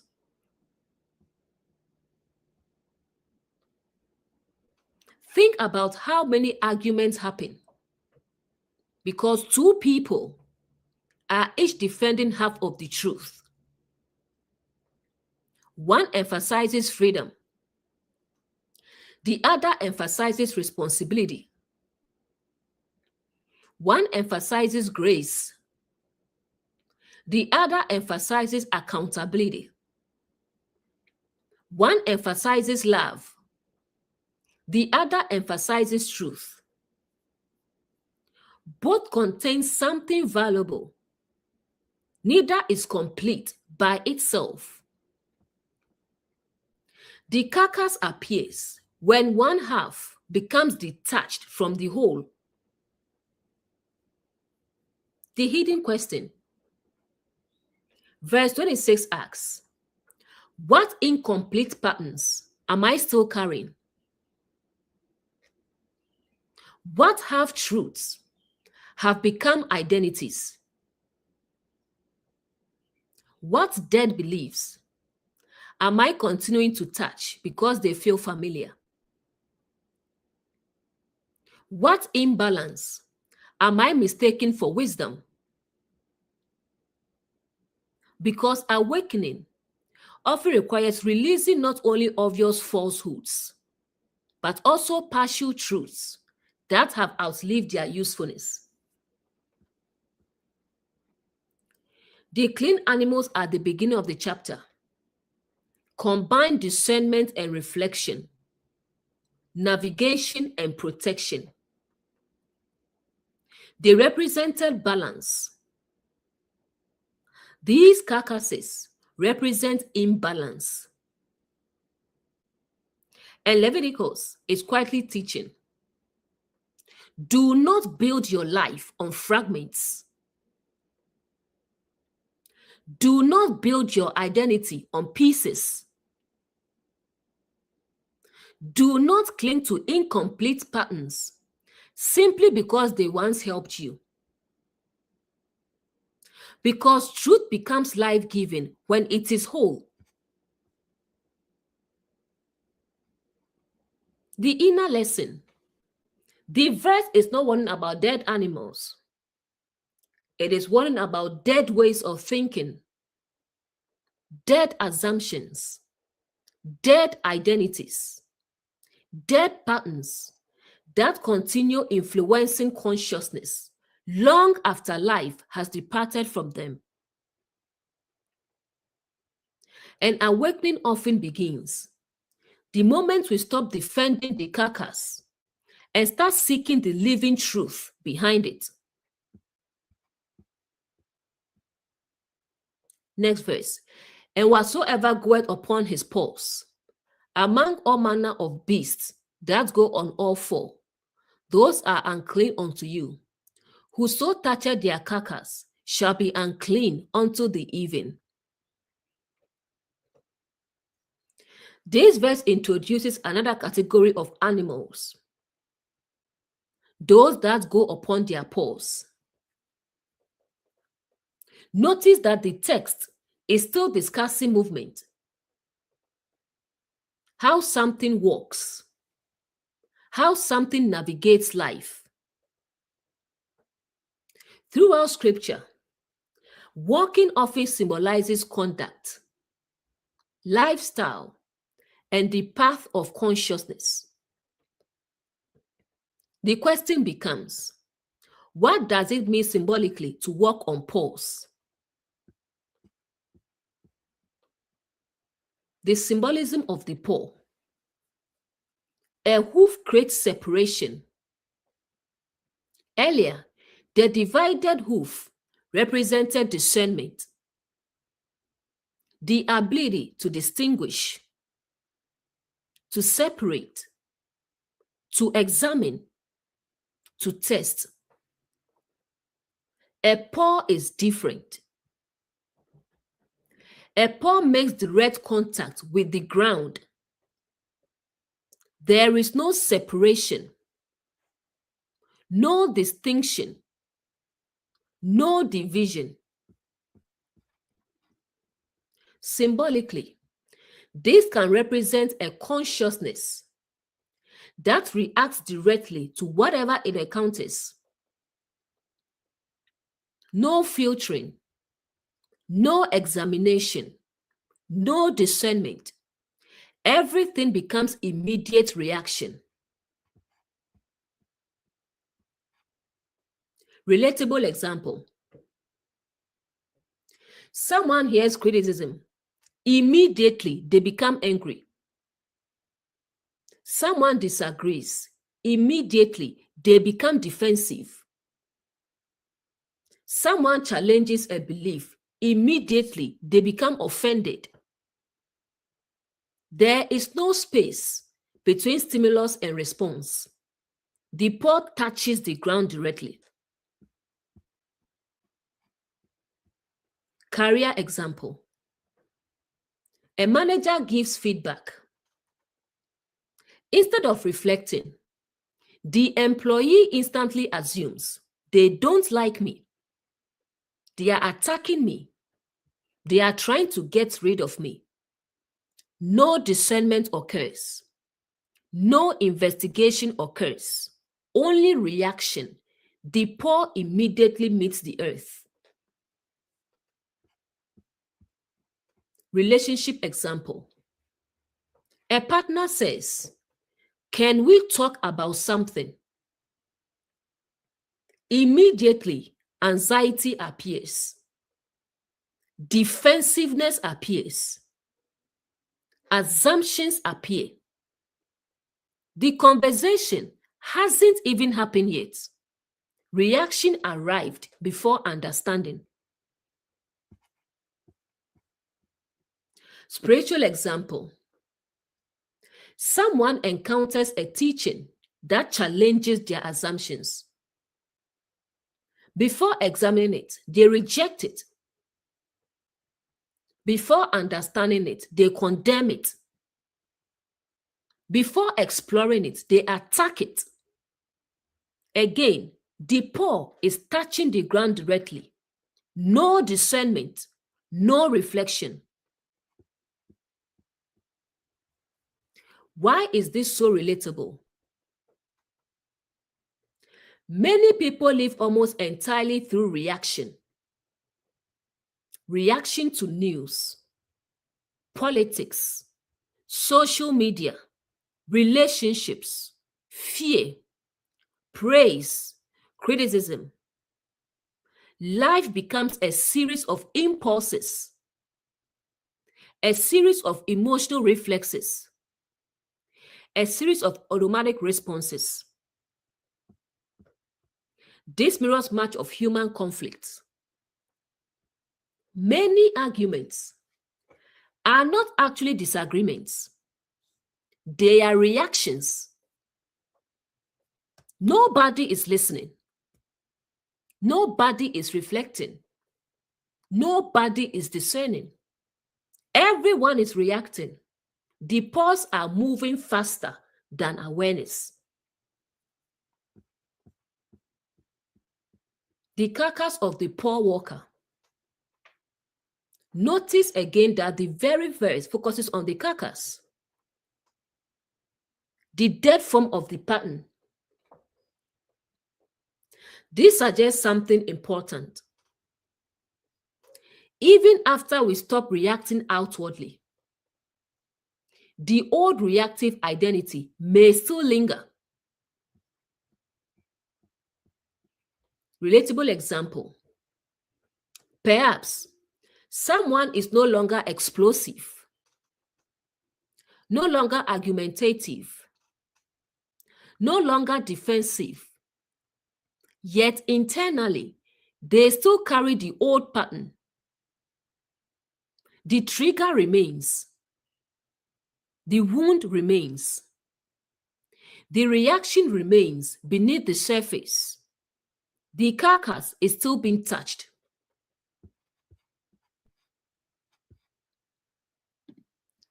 Modern example. Imagine two people receive the same criticism. The first immediately reacts. How dare they? The second pauses and asks, is there something here I need to learn? The event is identical. The consciousness is different. One reacts. One reflects. One walks on poles. One develops the divided hoof. This mirrors emotional maturity. A child often reacts immediately. An emotionally mature person develops space between the event and the response. That space is where discernment lives, where wisdom enters, where awakening operates. The hidden question. Verse 27 asks, do I respond or merely react? Do I discern or merely feel? Do I pause before acting? Or does every emotion immediately become behavior? Because awakening is not the absence of emotion. It is the presence of awareness within emotion. Earlier in the chapter, the clean animals combine discernment and reflection. Now we encounter creatures whose movement symbolizes the absence of that separation. Everything becomes immediate. Everything becomes instinctive. Everything becomes reactive. And Leviticus is quietly teaching, not every impulse deserves expression. Not every emotion deserves obedience. Not every reaction deserves action. The inner lesson. The verse teaches that consciousness becomes cleaner when it develops space to reflect, space to discern, space to choose. Because true freedom is not the ability to react. True freedom is the ability to choose your response. And that is one of the deepest forms of awakening hidden within this chapter. Next verse. And he that beareth the carcass of them shall wash his clothes, and be unclean until the evening. They are unclean unto you. This verse builds directly on the previous one. The previous verse spoke about touching the carcass of creatures that walk on their paws. Now we encounter something deeper. Bearing the carcass, carrying it, transporting it, taking it with you. The difference between having a reaction and becoming the reaction. Everyone experiences emotions. Everyone gets hurt. Everyone gets angry. Everyone gets disappointed. That is touching the carcass. But carrying the carcass is different. Carrying means the event happened once, but I relive it every day. The wound happened years ago, but I still carry it into every situation. The criticism ended long ago, but I still hear it in my head.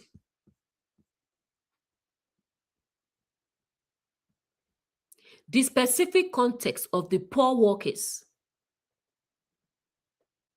Remember what these creatures represented.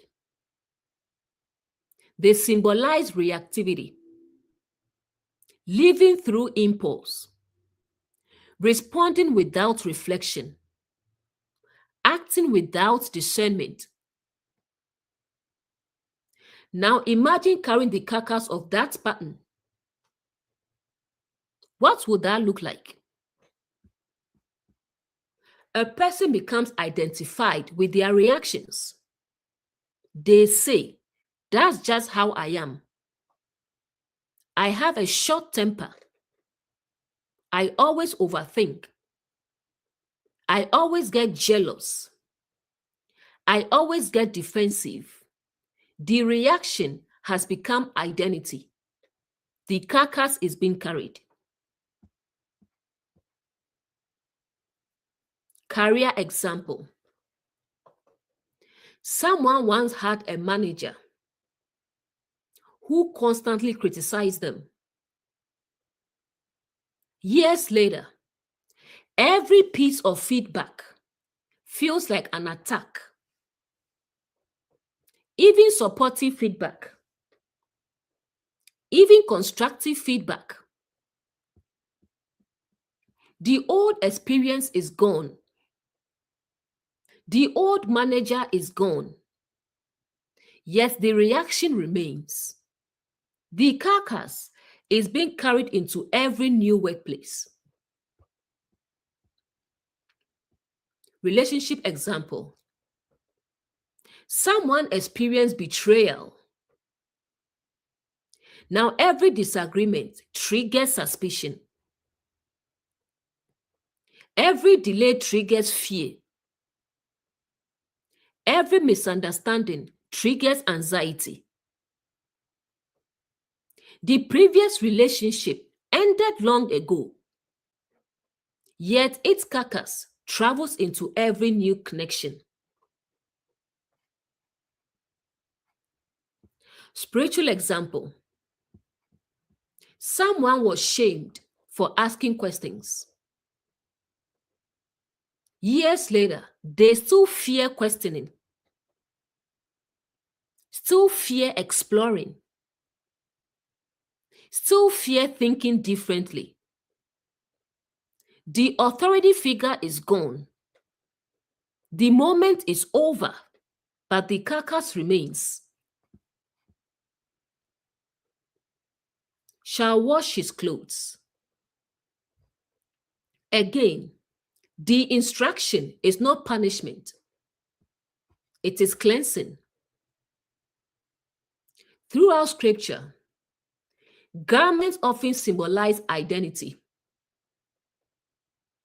How we see ourselves, how we present ourselves, the role we wear. The text is not saying, destroy yourself. It is saying, wash what has been affected, clean the influence, remove the residue. Do not continue wearing yesterday's wound. This mirrors Paul's language. Paul repeatedly speaks of putting off the old man, putting on the new man. That is garment language, identity language, transformation language. The issue is not merely what happened. The issue is whether you continue wearing what happened.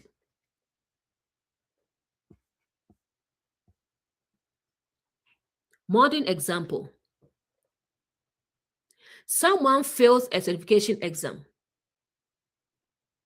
The event lasts one day. The emotional impact may last a week.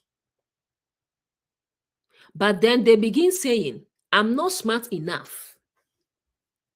Now the failure has become clothing. The identity has absorbed the event. Leviticus says, wash the garment. The event happened, but it is not who you are. Unclean until the evening. Again, the chapter keeps repeating this phrase. This is one of the most compassionate themes in Leviticus. The uncleanness is temporary. The effect is temporary. The disturbance is temporary. The emotional residue is temporary. This is so important. Many people treat temporary states as permanent truths. They feel anxious, then conclude, I am an anxious person. They feel discouraged, then conclude, I am a failure. They feel rejected, then conclude, I am unworthy. Leviticus continually pushes back against that conclusion. The experience is temporary. The identity does not have to be. This mirrors the story of Peter. Peter denied Jesus. The event happened.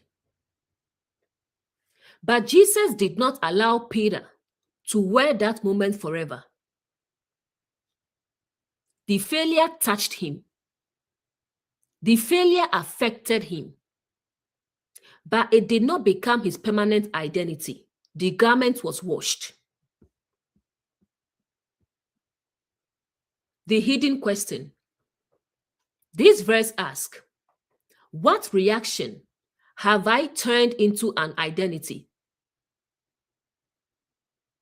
What temporary experience am I still carrying? What old wound am I still wearing? What needs cleansing rather than preservation? There is a huge difference between I experience fear and I am fear. Between I experience failure and I am a failure. Between I experience rejection and I am rejected. The first is touching the carcass. The second is carrying it. The inner lesson. The verse teaches, feel the emotion, learn the lesson, process the experience, wash the garment, then move forward. Because awakening does not come from pretending wounds never happened. It comes from refusing to let wounds become identity. And that is one of the most healing messages hidden in this chapter. You are not what happened to you. You are not the carcass you have been carrying. You are the consciousness capable of laying it down.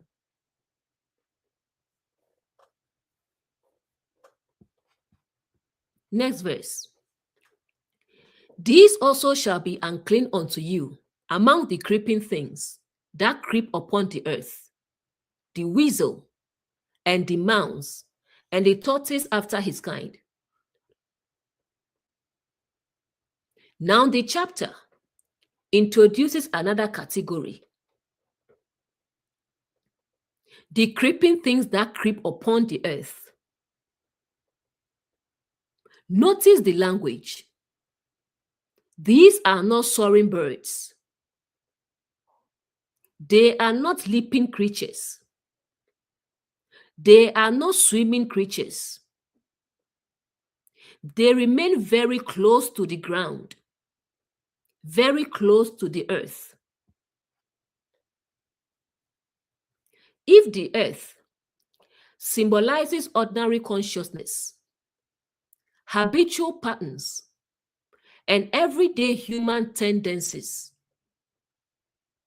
then these creatures represent subtle patterns that quietly operate beneath awareness. These are often the hardest patterns to recognize because they do not arrive dramatically. They creep. The weasel. The weasel is often associated with stealth, slipping in unnoticed, avoiding direct confrontation, operating indirectly. Symbolically, it can represent self-deception. The little compromises we make with ourselves, the excuses we create, the truths we avoid facing directly. Relatable example. Someone says, I will start next week, but next week becomes next month, then next year.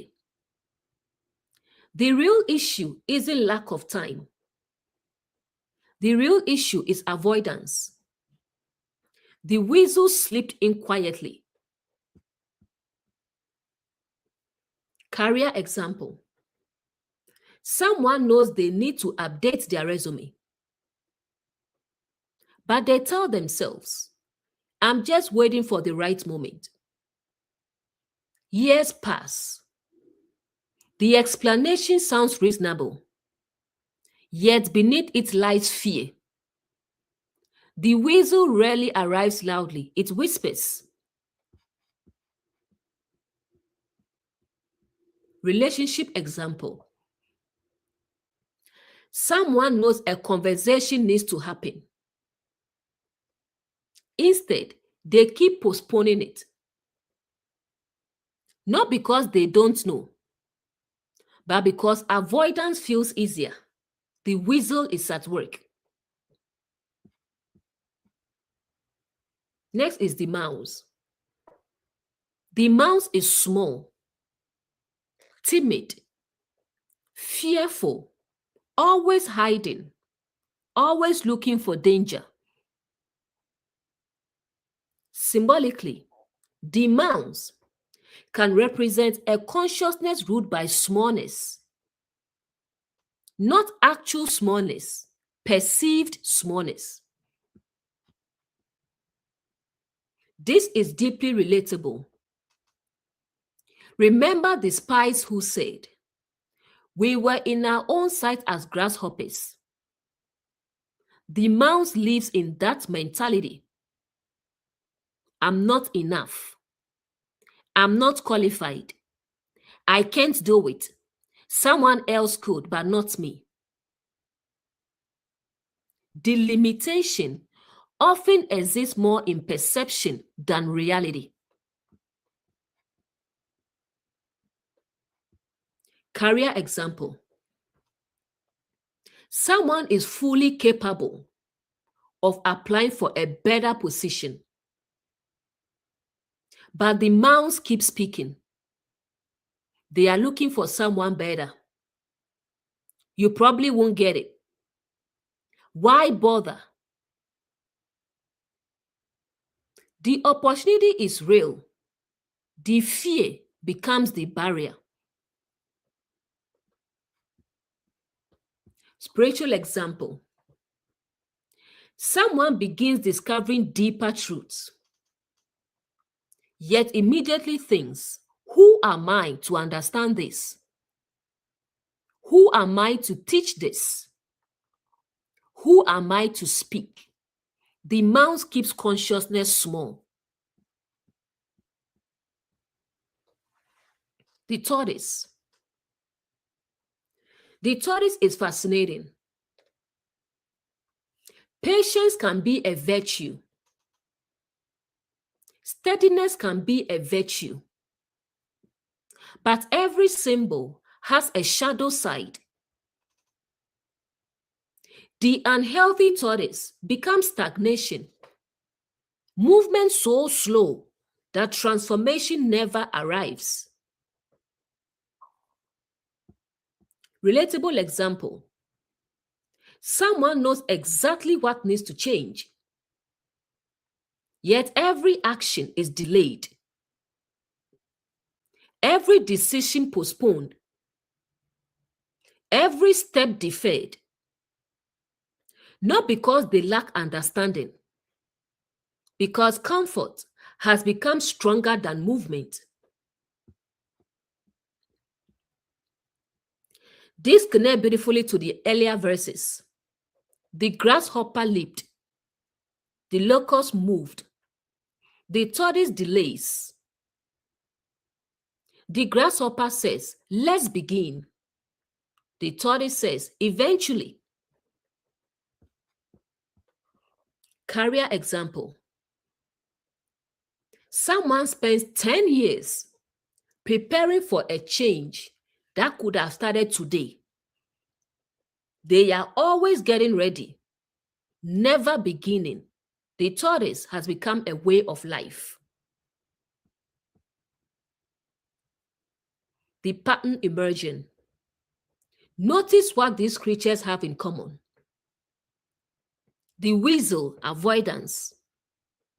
The mouse, fear and self-diminishment. The tortoise, stagnation and endless delay. None of these patterns appear dramatic. That is what makes them dangerous. They creep slowly, quietly, almost invisibly. This is extremely relatable. Most people's lives are not limited by giant obstacles. More often, they are limited by small fears, small delays, small excuses, small avoidances. The creeping things operate beneath awareness, yet over time, they shape entire lives. Think about the person who says, one day I'll start the business. One day I'll write the book. One day I'll leave the job. One day I'll set the boundary. One day, I'll follow the calling. Years pass. The dream did not die from a single event. It was slowly consumed by creeping things. The hidden question. The verse asks, what is quietly creeping through my consciousness? What fear am I normalizing? What excuse am I entertaining? What truth am I avoiding? What action am I postponing? Because not all obstacles arrive as giants. Many arrive as mice, as weasels, as tortoises. This mirrors something Jesus repeatedly taught. The kingdom often begins with small things. A mustard seed, a little leaven, a pearl, a seed.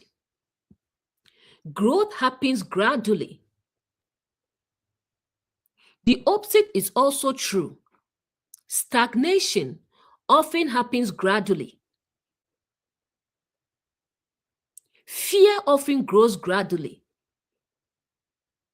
Avoidance often grows gradually. And Leviticus is teaching. Be careful what you allow to creep through the garden of consciousness, because small patterns eventually produce large outcomes. The inner lesson. Awakening is not only about overcoming great obstacles. It is also about noticing the small things that quietly keep you from moving forward. The creeping things are often the hardest to see, but once seen, they no longer have to rule. Next verse. And the ferret and the chameleon and the lizard and the snail and the mole. The chapter continues its exploration of the creeping things. Notice that we are moving into increasingly subtle territory. These are not the obvious beasts, not the dramatic birds, not the powerful predators. These are the quiet patterns that often operate beneath conscious awareness. The habits of mind that can shape an entire life without us noticing. The ferret. The ferret is curious, always investigating, always searching, always looking into things. Curiosity itself is beautiful. Without curiosity, awakening never begins. But curiosity can become unhealthy when it turns into endless distraction. Relatable example. Some people spend their lives gathering information, always learning, always researching, always discovering something new, yet never integrating what they already know. The next idea becomes more exciting than leaving the current one. Spiritual example. Someone jumps from teaching to teaching, book to book, video to video, teacher to teacher, always seeking another revelation, never embodying the revelations they already possess. The ferret keeps searching, the transformation keeps waiting. Next is the chameleon. This may be one of the most relatable symbols in the entire chapter. The chameleon changes colors to match its environment. Symbolically, it can represent a consciousness that constantly changes itself to gain acceptance. Relatable example. Someone becomes a different person depending on who is around. One personality at work, another with friends, another with family, another online. They adapt so completely that they no longer know who they actually are. Relationship example. Someone continually abandons their own needs, values, and voices to keep others happy. The relationship survives, but authenticity disappears. Spiritual example. Someone says whatever is necessary to fit into a group, not because they believe it, because they fear rejection. The chameleon becomes stronger than truth. Next is the lizard. The lizard is highly reactive, fast, alert, quick to flee, quick to hide. Symbolically, it can represent survival-based living, a consciousness always preparing for danger, always expecting trouble, always scanning for threats. Career example. Someone never applies for opportunities because they immediately anticipate rejection. The possibility appears. The lizard runs. Relationship example. The moment vulnerability is required, the lizard retreats. The moment intimacy deepens, the lizard hides. The moment honesty becomes necessary, sometimes these symbols are so funny. How are they using the lizard? The moment honesty becomes necessary, the lizard escapes.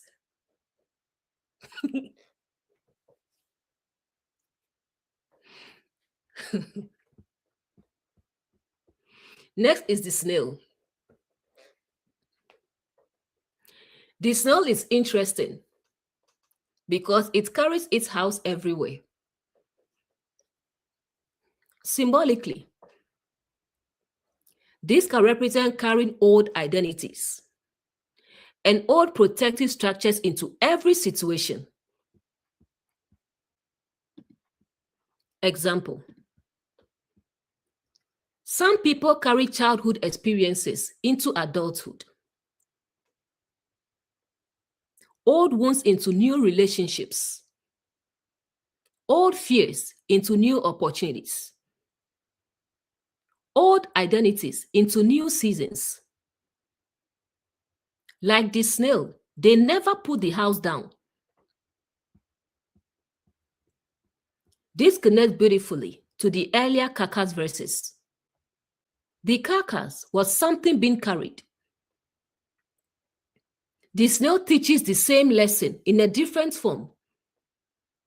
What are you still carrying that no longer serves you? Next is the mole. The mole spends most of its life underground. It rarely sees the light. Symbolically, the mole can represent unconscious living, operating from hidden assumptions, hidden fears, hidden motivations. Relatable example. Someone repeatedly sabotages opportunities, not because they consciously want failure, because an unconscious belief is operating beneath the surface. The mole is working underground. Relationship example. Someone keeps choosing the same unhealthy dynamics. Different people, same outcome. Why? Because the real pattern is hidden beneath awareness. The mole remains unseen. Spiritual example. Someone believes they are seeking truth, yet secretly they are seeking certainty or validation or superiority. The visible goal and the hidden motive are different. The mole lives beneath the surface. The pattern emerging. Notice the progression. The ferret constantly seeks. The chameleon constantly adapts. The lizard constantly reacts. The snail constantly carries. The mole constantly hides. These are all subtle ways consciousness can become trapped, not through obvious evil, through unconscious patterns. This is extremely relatable. Most people are not held back by things they can see. They are held back by things operating beneath awareness. The habits, the assumptions, the fears, the identities, the hidden narratives. These are the creeping things. Modern reflection. Someone says, I don't know why my life keeps repeating the same pattern. Leviticus would gently invite them to look beneath the surface. Perhaps a chameleon is seeking approval. Perhaps a lizard is avoiding vulnerability. Perhaps a snail is carrying old pain. Perhaps a mole is hiding beneath awareness. The hidden question. The verse asks, what unconscious pattern is shaping my life? What am I carrying? What am I avoiding? What am I pretending to be? What hidden belief is operating beneath the surface? Because awakening is not merely becoming aware of the obvious, it is becoming aware of what was previously hidden. The inner lesson. The verse teaches, bring the hidden into the light. Notice the patterns beneath the surface. Stop carrying what no longer serves you. Stop changing yourself to gain acceptance. Stop living entirely from fear. Because what remains unconscious often remains in control. But awakening begins the moment the hidden becomes visible.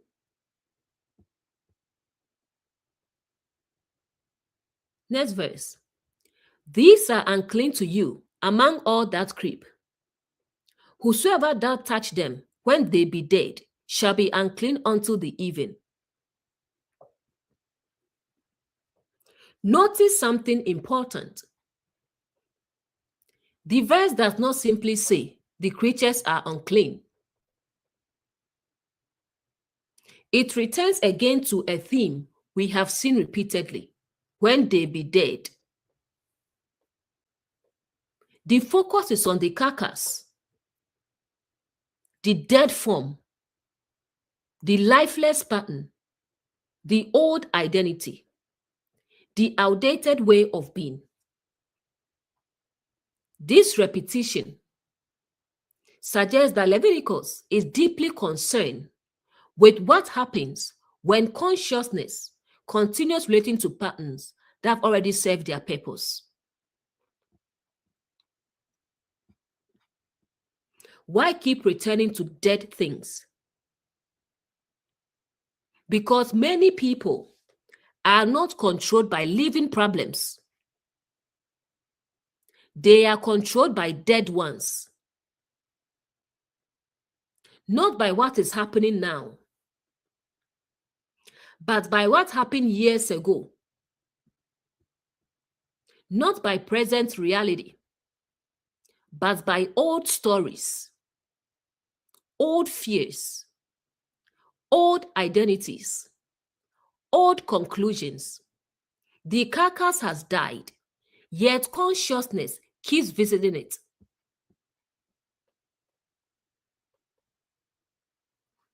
Let's look at the patterns we just explored. The creeping things. The weasel, avoidance. The mouse, smallness and fear. The tortoise, delay. The ferret, endless searching. The chameleon, people pleasing. The lizard, survival mode. The snail, carrying old burdens. The mole, hidden unconscious patterns. Now imagine these patterns have already been exposed, already understood, already recognized, yet a person still identifies with them. That is touching the carcass. Relatable example. Someone used to be afraid to speak up. They have grown. They have healed. They have developed confidence. Yet, they still introduce themselves as, I'm just shy. I'm not really a leader. I could never do that.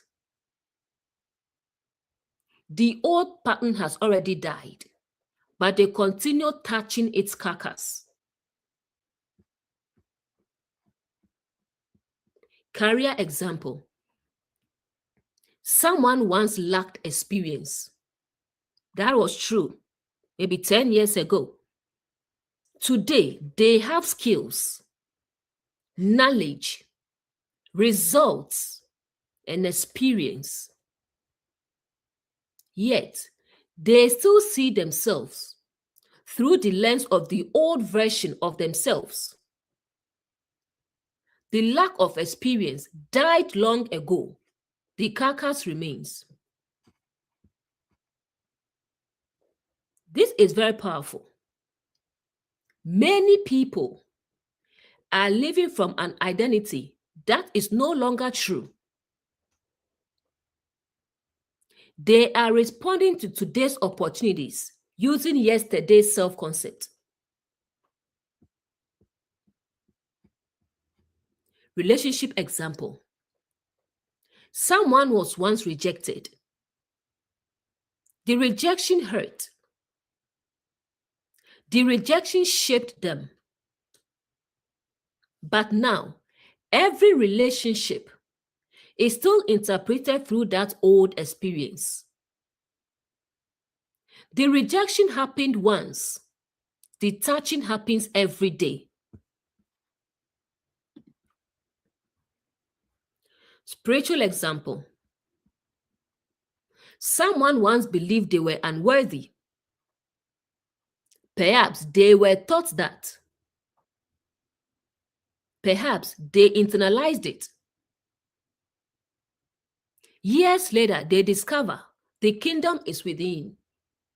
Christ is within. God dwells within. Yet they continue approaching life through unworthiness. The belief has been exposed. The pattern has been challenged. The carcass remains. Unclean until the even. Again, the chapter refuses to make the condition permanent. This is one of the most beautiful themes in Leviticus. The effect is temporary. The disturbance is temporary. The emotional residue is temporary. Why is this important? Because many people assume, I felt fear, therefore I am fearful. I failed, therefore I am a failure. I was rejected, therefore I am unworthy. Leviticus repeatedly says, no. The effects may be real, but it is not permanent. The uncleanness lasts until evening, not forever.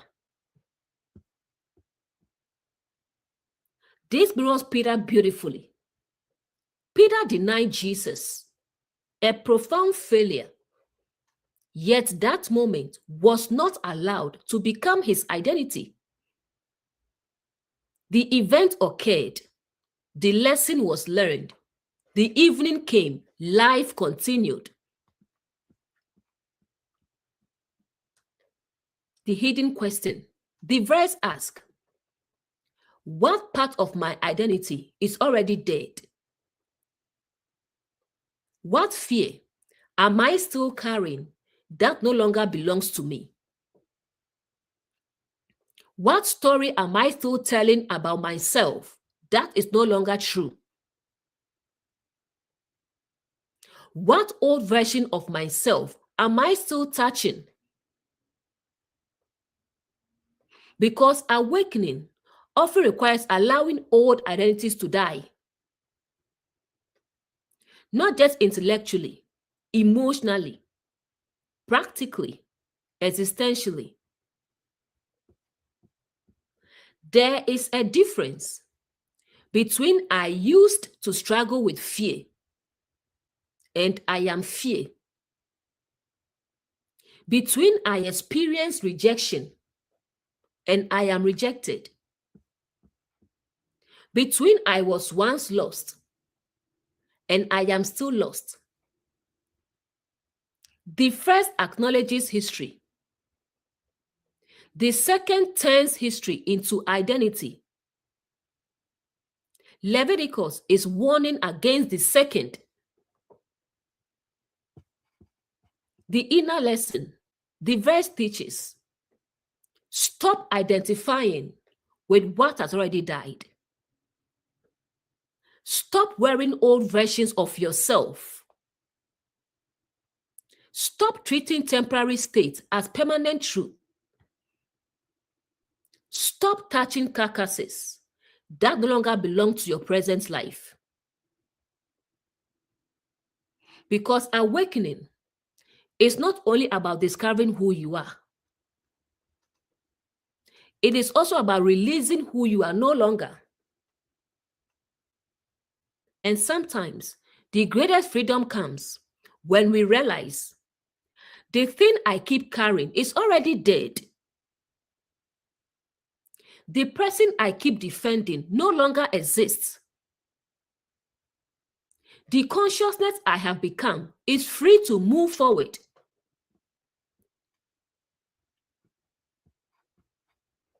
Next verse.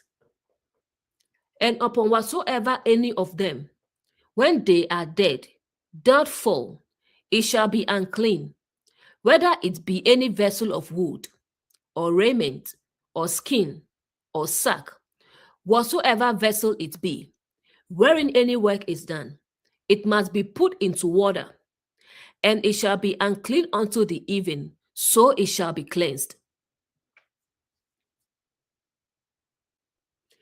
This verse takes the symbolism even deeper.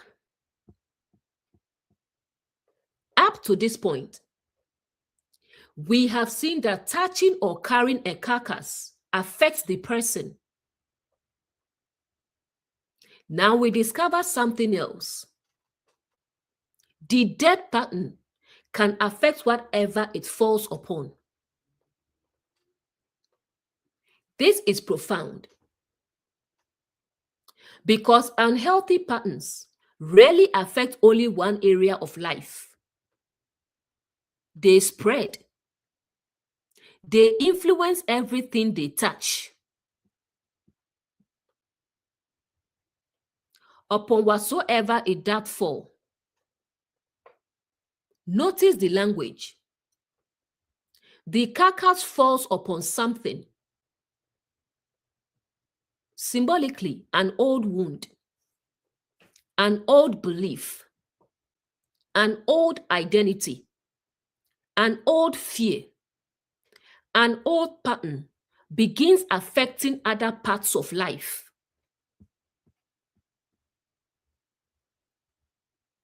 Relatable example. Someone experiences betrayal in one relationship.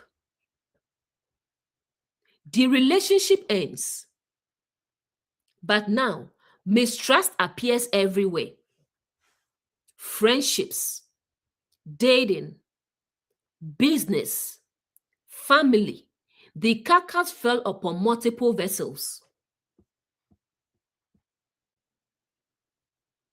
Career example. Someone loses a job. The loss is painful, but eventually, the fear begins affecting every future opportunity. They stop applying, stop risking, stop believing in themselves. The original event touched one area. The carcass fell upon many others.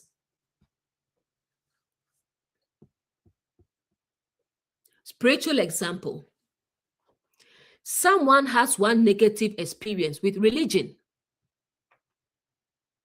Eventually, they become suspicious of all spirituality, all teachers, all communities, all forms of faith. The carcass spread beyond the original event. The vessels. The verse now lists several objects. These are important because they represent different aspects of life. The vessel of wood. A vessel is something that carries or contains. Wood often symbolizes growth, development, and living structure. Think of trees throughout scripture. The tree of life, the tree of the knowledge of good and evil, fruit-bearing trees.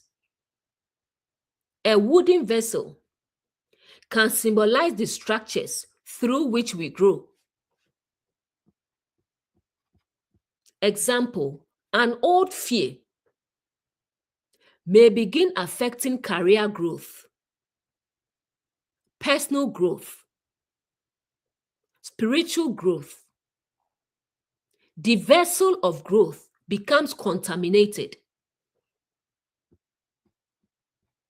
The raiment or garment. Garments represent identity, self-concept, the role we wear. This is deeply relatable.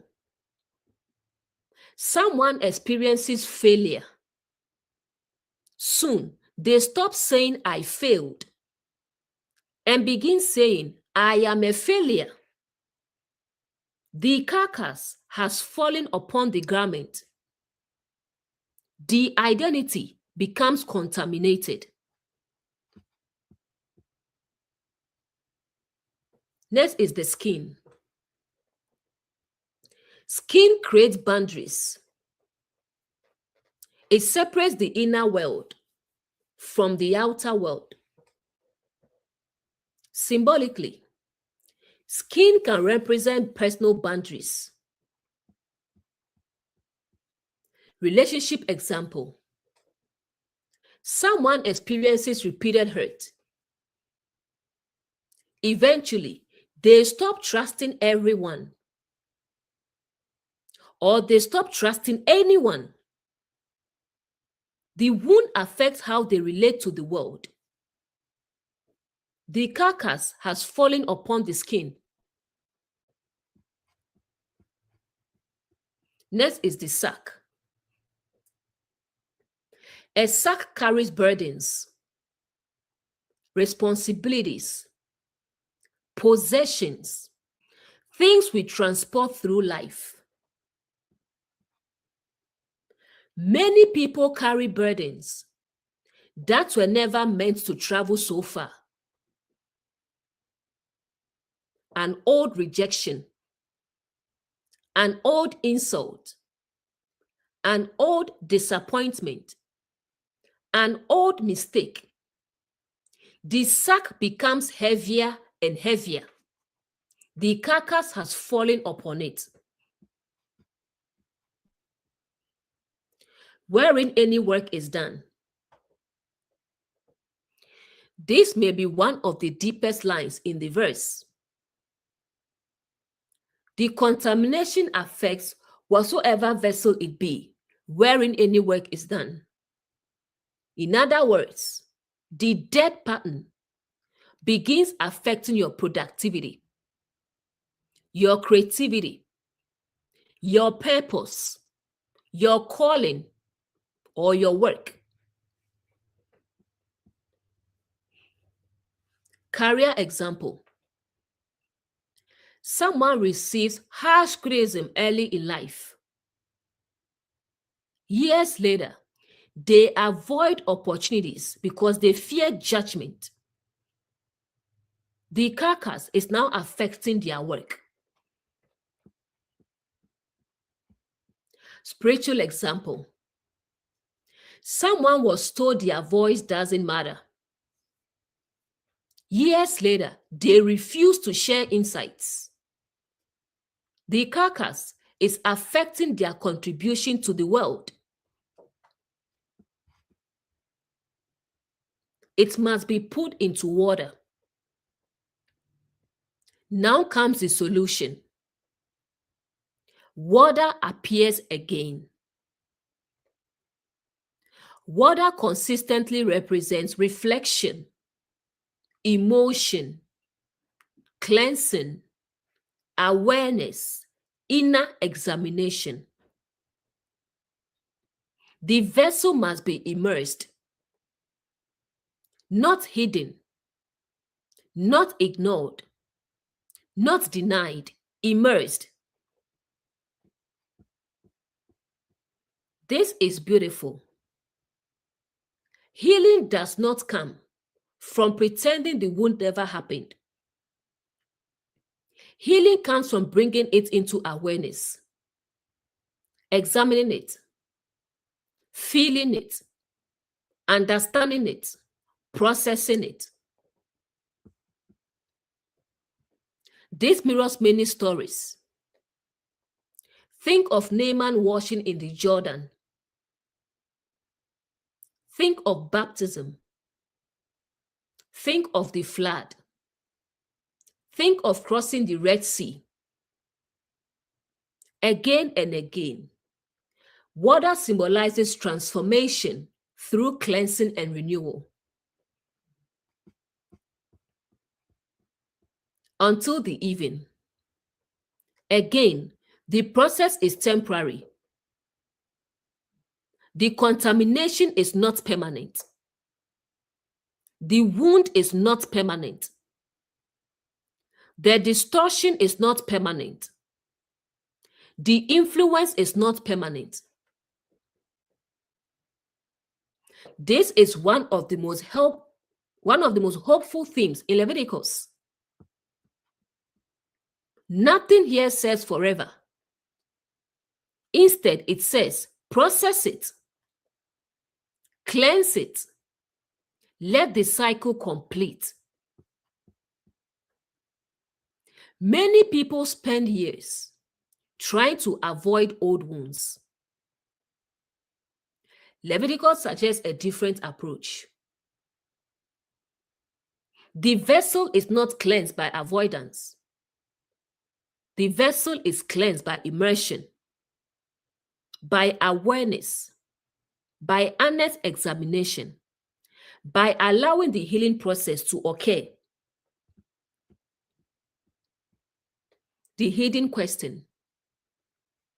The verse asks, what areas of my life have been affected by old patterns? What part of my identity needs cleansing?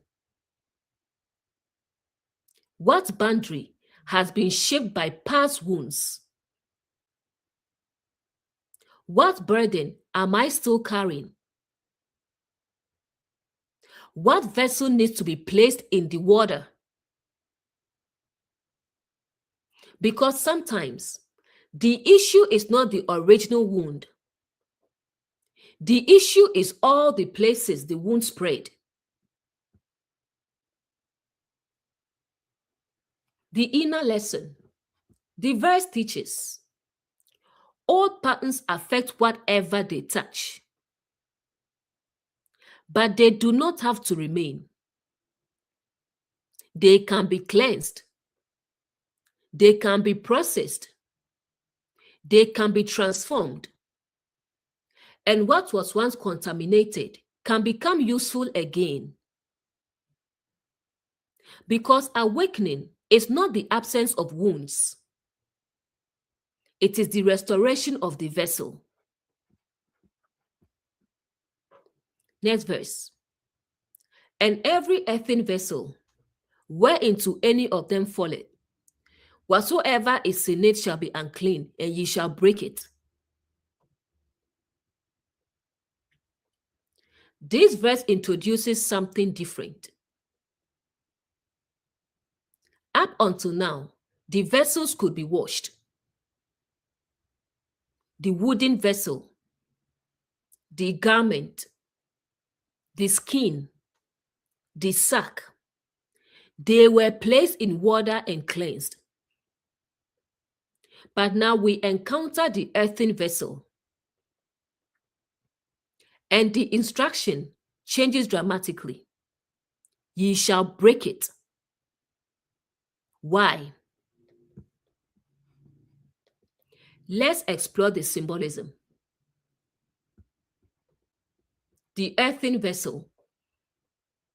Throughout scripture, earth often symbolizes the human condition, the natural self, the outer identity, the formed personality. This becomes especially interesting when we remember Paul's words. We have this treasure in earthen vessels. The vessel is the container, not the treasure itself. The form, not the life within. The personality, not the consciousness itself. What makes the earthen vessel different? An earthen vessel is porous. It absorbs what enters it.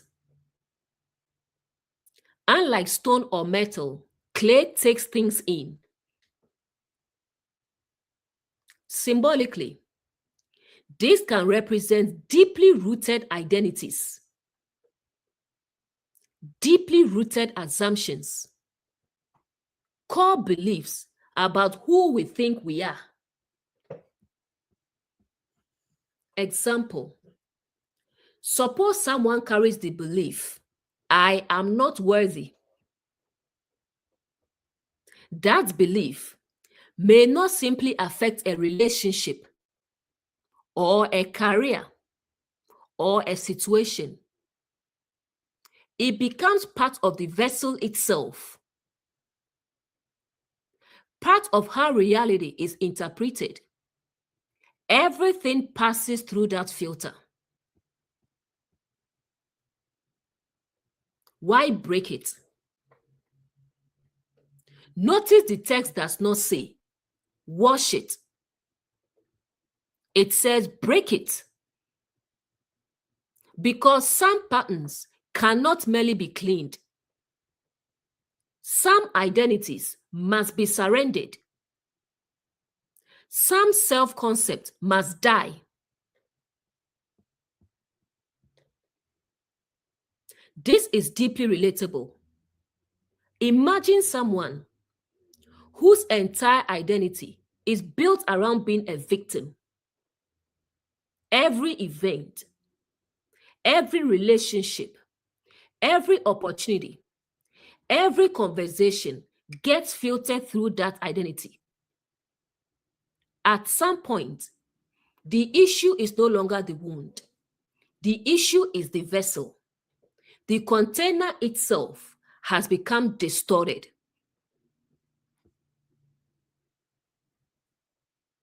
Career example. Someone has spent 20 years believing, people like me don't succeed. Their belief becomes the vessel. Every opportunity gets filtered through it. Every interview, every promotion, every challenge. The problem is no longer external. The vessel itself has absorbed the distortion. The solution: not polishing the belief, not decorating the belief, not managing the belief, breaking it. Relationship example. Someone believes, I am unlovable. Every act of love gets questioned. Every compliment gets dismissed. Every healthy relationship feels suspicious. Their belief has become the vessel. The identity itself must be broken before something new can emerge.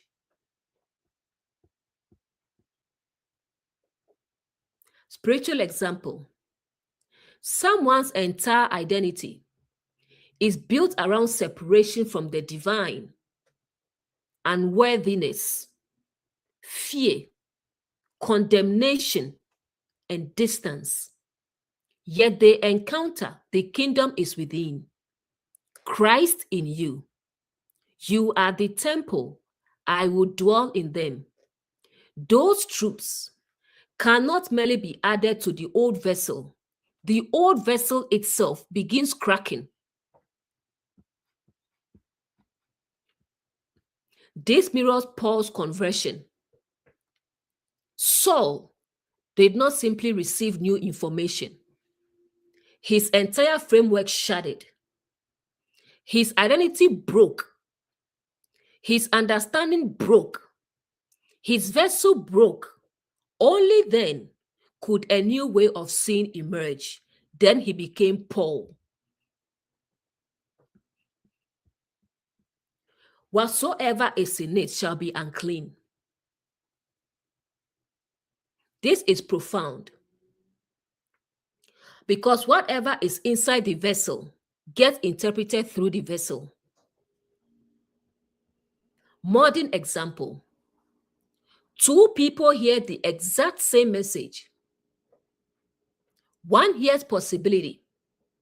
The other hears condemnation. The message is identical. The vessel is different. Career example. Two people receive feedback. One hears an opportunity to improve. The other hears proof that I'm not enough. The feedback is identical. The vessel is different.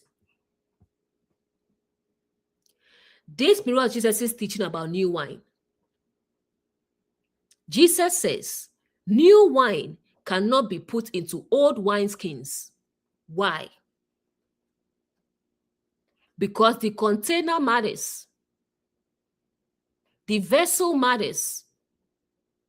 The structure matters. At some point, transformation requires more than new content. It requires a new container.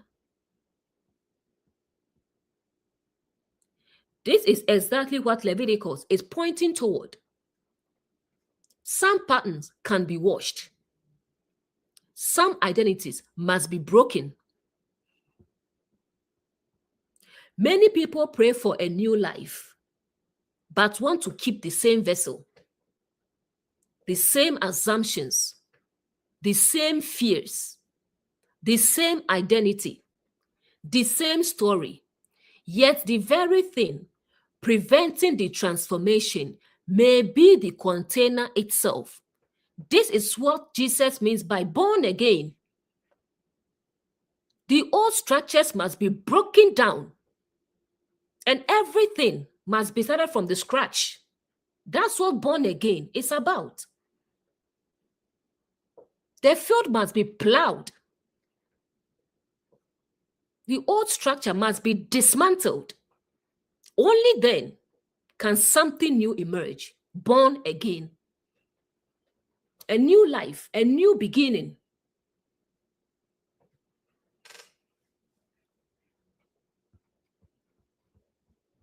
The hidden question. The verse asks, what belief about myself has become part of the vessel? What identity am I protecting that actually needs to be broken? What old self-concept is contaminating everything placed within it? What container has outlived its purpose? This mirrors one of the deepest spiritual truths. Transformation is not merely changing what you think. It is changing the one who is doing the thinking. Not merely receiving new information, but becoming a new vessel, born again.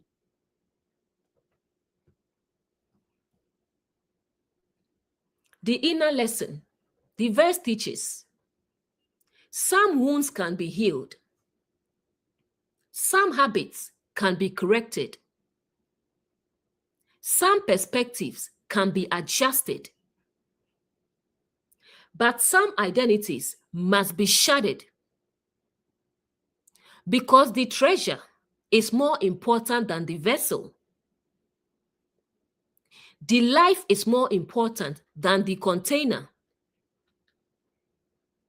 An awakening often begins where an old version of ourselves finally breaks apart, not as punishment, but as preparation for something new. Next verse. Of all food which may be eaten, that on which such water cometh shall be unclean, and all drink that may be drunk in every such vessel shall be unclean. This verse continues the theme of the vessel.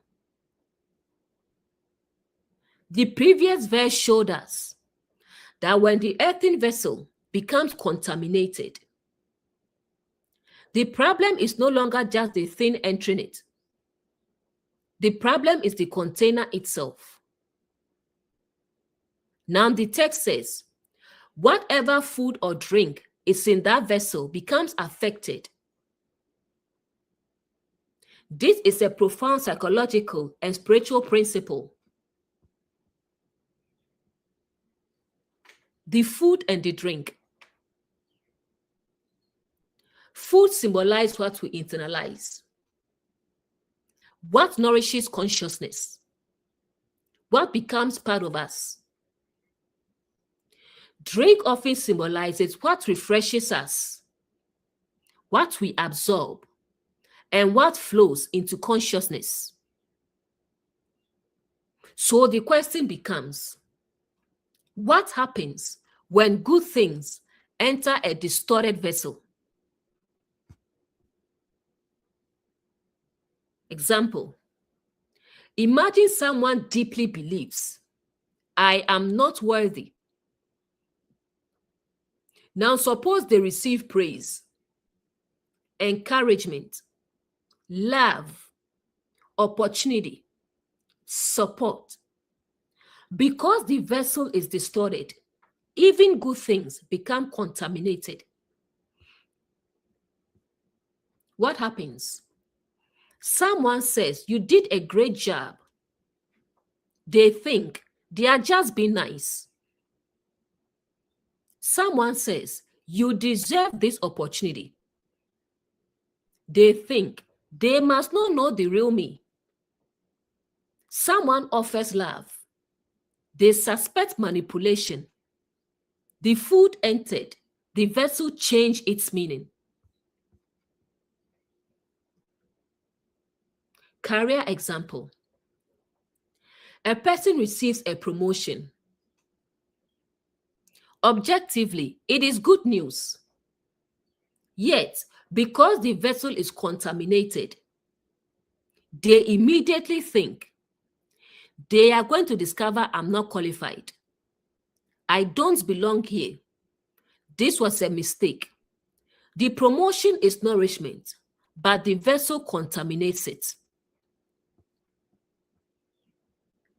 This is extremely relatable. Many people don't struggle because good things never happen. They struggle because they cannot receive the good things that happen.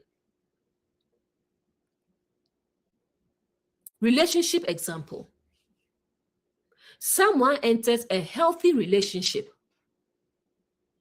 Their partner is honest, respectful, consistent, supportive, yet they remain anxious, suspicious, fearful. Why? Because old wounds have shaped the vessel. The love is real, but the vessel cannot yet receive it properly.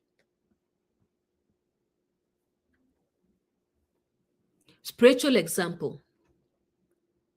Someone encounters teachings like, the kingdom of God is within you. You are the temple. Christ in you. You are God's offspring. Yet instead of hearing possibility, they hear arrogance. Instead of hearing closeness, they hear blasphemy. Instead of hearing transformation, they hear danger. Why? Because the vessel interprets the message. This mirrors Jesus' teaching. Jesus repeatedly says, he that hath ears to hear, let him hear.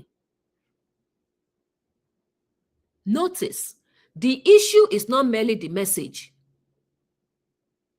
The issue is the hearer.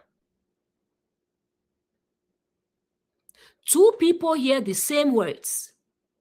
One is transformed, the other is offended. The seed is identical, the soil is different. This is the same principle. The food is identical, the vessel is different. Why this is so important? Many people spend their lives trying to change external circumstances. Yet the deeper issue may be the vessel through which those circumstances are interpreted. Modern example. Two people lose their jobs. One sees this is the end. The other sees this is a transition. The event is identical. The vessel is different. Another example. Two people receive criticism. One hears, I need to improve. The other hears, I am worthless. Again, the criticism is identical. The vessel is different. This mirrors the Pharisee and the publican. Both stood before God. One vessel produced pride. The other produced humility. The external act looked similar. The inner container was different. The hidden question. The verse asks, can I receive nourishment properly? Can I receive love properly? Can I receive correction properly? Can I receive opportunity properly? Can I receive truth properly? Or does the vessel distort everything that enters?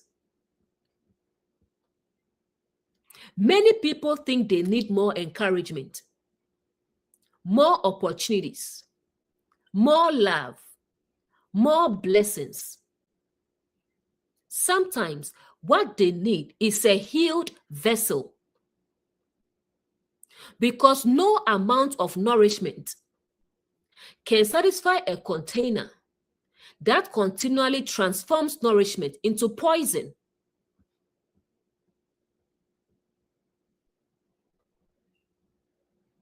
Next verse. And everything whereupon any part of their carcass falleth shall be unclean, whether it be oven or ranges for pots, they shall all be broken down, for they are unclean and shall be unclean unto you. This verse takes symbolism even further. The carcass is no longer falling into a vessel. Now it falls upon the oven, the ranges for pots. In other words, the places where nourishment is prepared. This is extremely significant because the issue is no longer merely what you consume.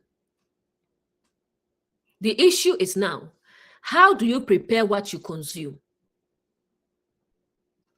How do you process experience? How do you create meaning? The oven. An oven transforms raw ingredients into food. Symbolically, it can represent the inner process that turns experiences into beliefs, events into conclusions, situations into meaning. Relatable example. Two people experience rejection. One concludes, this wasn't the right opportunity. The other concludes, I am not good enough. The same event entered the oven. Different conclusions came out. The issue wasn't the event. The issue was the process. Career example. Someone gets laid off. The event is painful. The oven begins working. One person produces, this is a difficult chapter, but I will rebuild. Another produces, my value depends on my job. The layoff is the same. The oven is different. Relationship example. Someone experiences a breakup. The oven starts processing. One person produces, "We were incompatible." Another produces, "Nobody will ever love me." The relationship ended for both. The meaning created afterward is different. The ranges for pots. These are places where food is prepared repeatedly, day after day, again and again. Symbolically, they can represent recurring mental habits, the habitual ways consciousness processes life. This is very deep. Everyone has mental ovens. Everyone has psychological cooking methods. Some people process every setback through fear. Others process every setback through growth.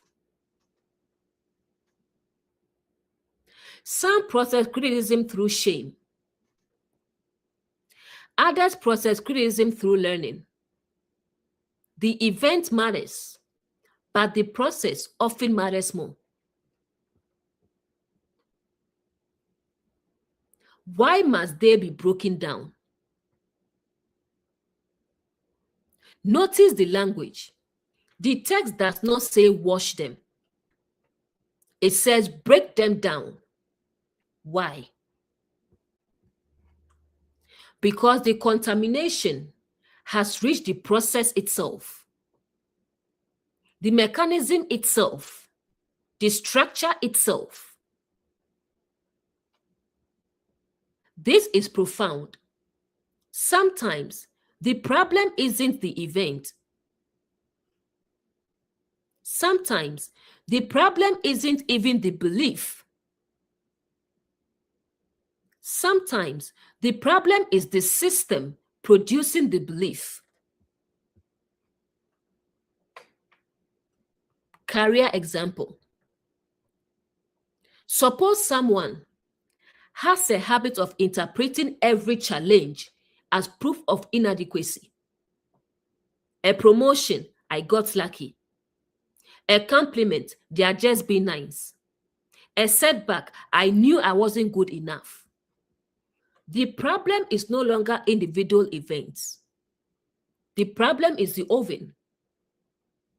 Everything entering it produces the same result. The oven must be broken down.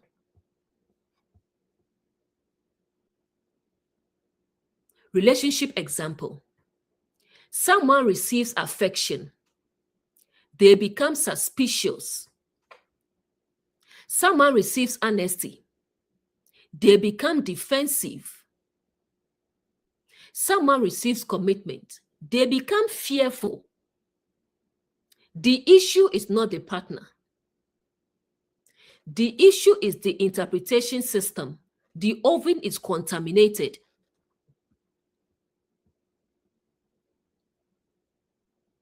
Spiritual example.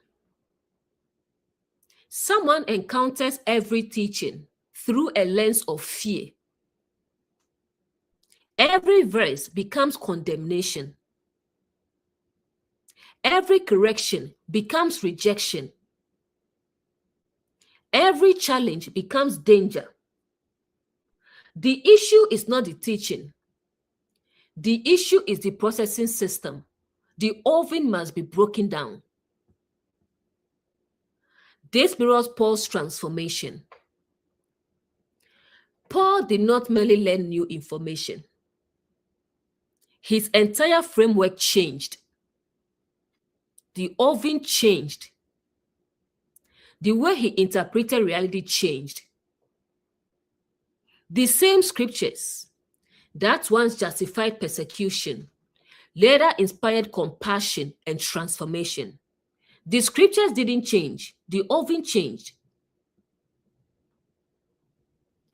This mirrors what Jesus often did. Jesus frequently challenged not merely beliefs, but the systems producing the beliefs, not merely conclusions, the entire framework behind the conclusions, the oven. Modern reflection. Many people keep trying to change outcomes while preserving the same process. They want different results, but continue interpreting life through fear, shame, unworthiness, victimhood, and scarcity. The oven remains unchanged, so the results remain unchanged.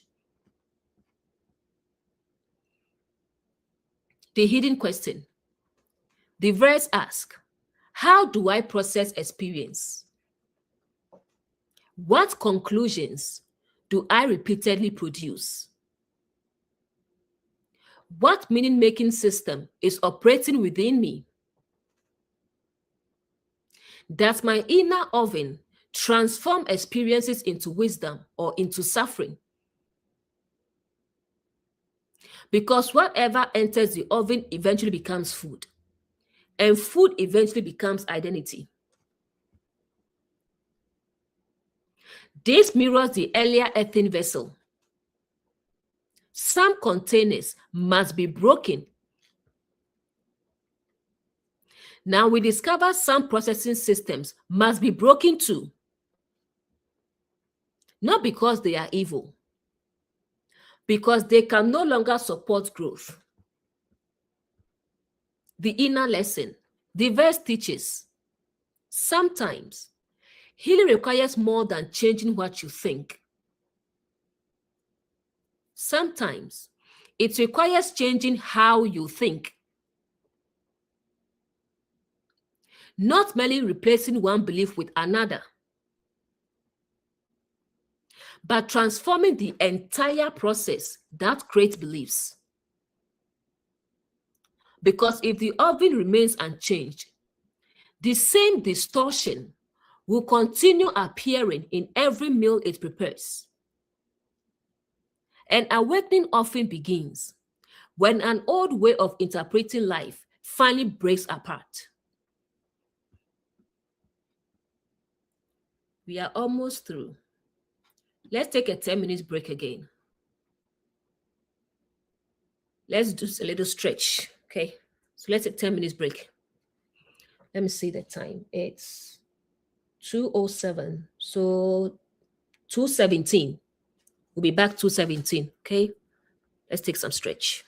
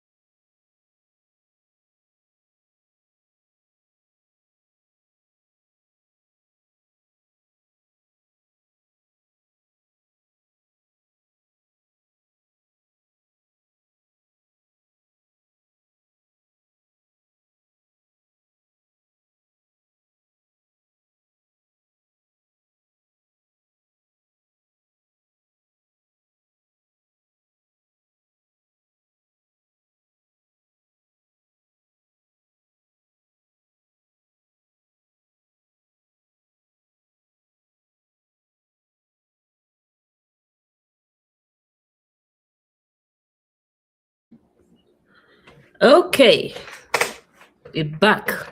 Oh my goodness.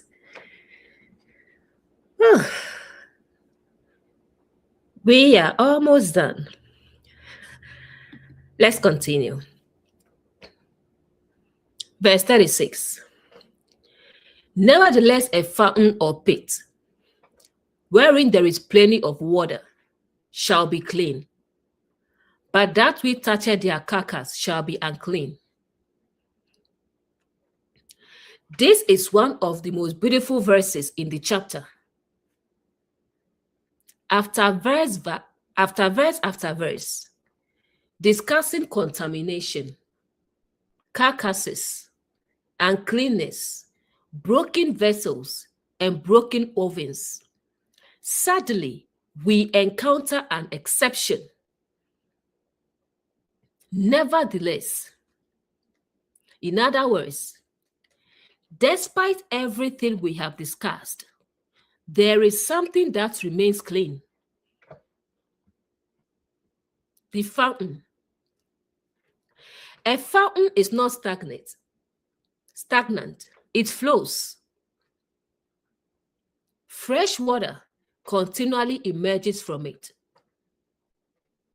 Symbolically, a fountain can represent living awareness, living truth, living consciousness, a mind that remains open, alive, and renewing itself. This is beautiful. Dead patterns may exist. Carcasses may exist. Old wounds may exist. But living awareness is greater than dead patterns. The fountain keeps flowing. This mirrors Jesus perfectly. Jesus says, out of his belly shall flow rivers of living water. And the water that I shall give him shall be in him a well of water springing up into everlasting life. Notice the language. Not stagnant water, living water, flowing water, a fountain. If the kingdom is within, then the fountain is within. If Christ is within, then the source is within. The life is within. The renewing water is within. The pit. A pit stores water. Unlike a fountain, it may not flow continuously, yet it still contains abundance. The text says, wherein there is plenty of water. This is important. The emphasis is abundance, depth, capacity, not a few drops, not a paddle, an abundance. Symbolically, the pit can represent a consciousness that has accumulated wisdom, reflection, understanding, and self-awareness, a deep inner reservoir, a person who has done the work, who has reflected deeply, who has developed inner resources. Why are they clean?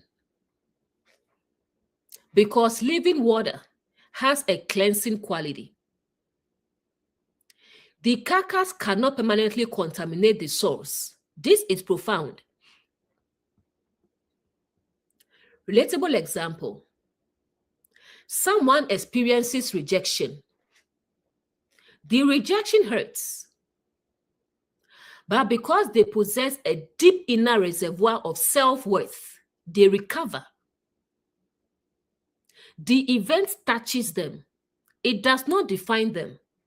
The water is greater than the carcass. Relationship example. Someone experiences heartbreak. The pain is real, but they possess enough self-awareness, self-love, and inner stability to process the experience without losing themselves. The water is greater than the carcass. Spiritual example. Someone encounters a difficult teaching or a challenge to their beliefs. Because they have developed a deep inner reservoir of reflection awareness, they do not panic. They examine, reflect, learn, and grow. The water is greater than the disturbance. Many people fear questions. Why? Because they think questions threaten truth. But living truth is not threatened by questions. Living truth flows. A fountain does not fear a leaf falling into it. It keeps flowing. Dead systems fear examination. Living truth welcomes it. But that which toucheth their carcass shall be unclean. Now the verse adds an important balance. The fountain remains clean. The source remains clean. Yet direct contact with the carcass still has an effect. Why is this important? Because awakening does not make someone immune to experience. You can be awakened and still feel hurt. You can be wise and still feel disappointment. You can be conscious and still experience grief. The text acknowledges this. The contact affects you, but it does not become you. Modern example. Imagine a deeply grounded person loses their job. They may still feel sadness, concern, uncertainty. The contact is real. Yet because there is a fountain within, they do not collapse. The source remains intact. This mirrors the storm stories. The storm may surround the boat, but the water does not have to enter the boat. The event may touch consciousness, but it does not have to overwhelm consciousness. A beautiful connection to earlier verses. Earlier, we saw vessels that became contaminated, garments that needed washing, ovens that needed breaking, earthen vessels that needed shattering. Now we discover something deeper. There is a level of consciousness that remains untouched. A source beneath the wounds. A source beneath the identities. A source beneath the fears. A source beneath the stories, the fountain. The hidden question. The verse asks, am I living from the carcass or from the fountain? Am I living from old wounds or from living awareness? Am I drawing from fear or from the source within?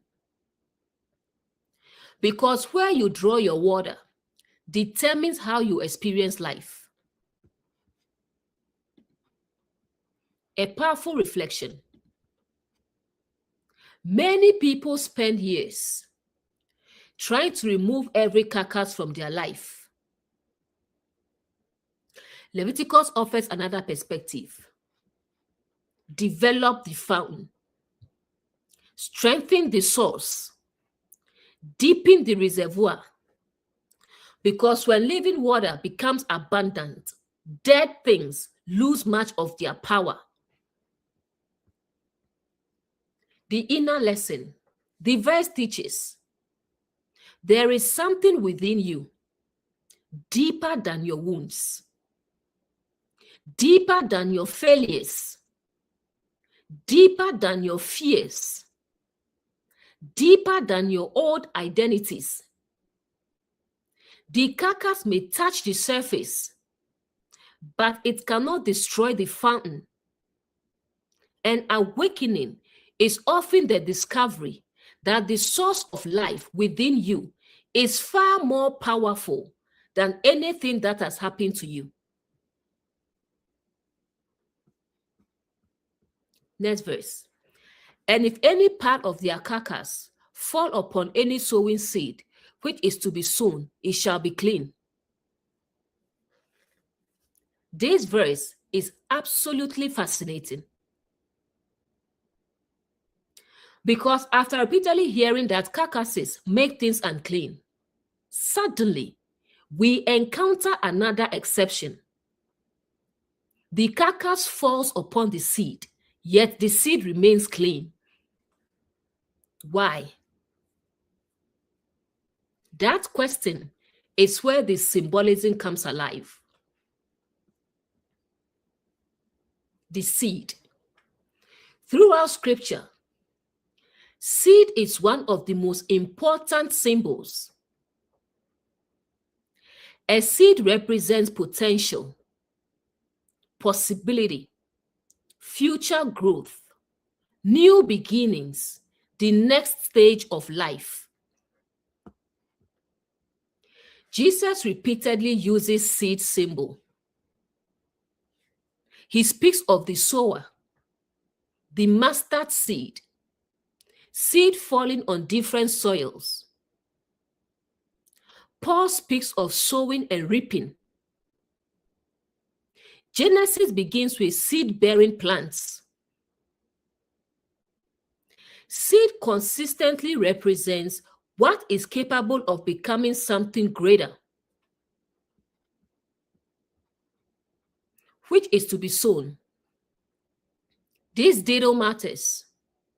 The verse does not merely say seed. It says seed which is to be sown. In other words, the seed has a future. It has purpose. It has not completed its journey. The seed is still capable of growth. Symbolically, this can represent a dream not yet fulfilled, a gift not yet expressed, a calling not yet manifested, a possibility not yet explored. Why does the seed remain clean? This is beautiful because the verse is teaching that dead patterns do not automatically destroy potential. Relatable example. Someone experiences rejection. The rejection is the carcass. The dream is the seed. The rejection touches the dream, but the dream remains alive. The seed remains clean. Career example. Someone applies for a position. They get rejected. The rejection falls upon the seed, but the ability remains. The potential remains. The calling remains. The future remains. The rejection does not define the seed. This is extremely encouraging. Many people think, because I failed once, the dream is dead. Leviticus says otherwise. The carcass touched the seed remains clean. Relationship example. Someone experiences heartbreak. The relationship ends. The carcass falls upon the seed, yet their capacity to love remains. Their ability to trust remains. Their ability to connect remains. The future is still present. The seed remains clean. Spiritual example. Someone lives a belief system. The experience is painful, confusing, disappointing. The carcass touches the seed, yet their desire for truth remains. Their hunger for understanding remains. Their capacity for awakening remains. The seed remains clean. This mirrors Joseph beautifully. Joseph was betrayed, sold, forgotten, imprisoned. Again and again, carcasses fell upon the seed. Yet the seed survived every circumstance. The purpose remained. The calling remained. The future remained. This is one of Scripture's great themes. The seed is stronger than the setback. This mirrors Jesus' teaching. The seed may fall into difficult soil. The seed may encounter obstacles. The seed may face challenges, yet the life within the seed remains. If Christ is the divine life within, then the seed represents that potential for awakening. The outer circumstances may be difficult. The inner possibility remains untouched.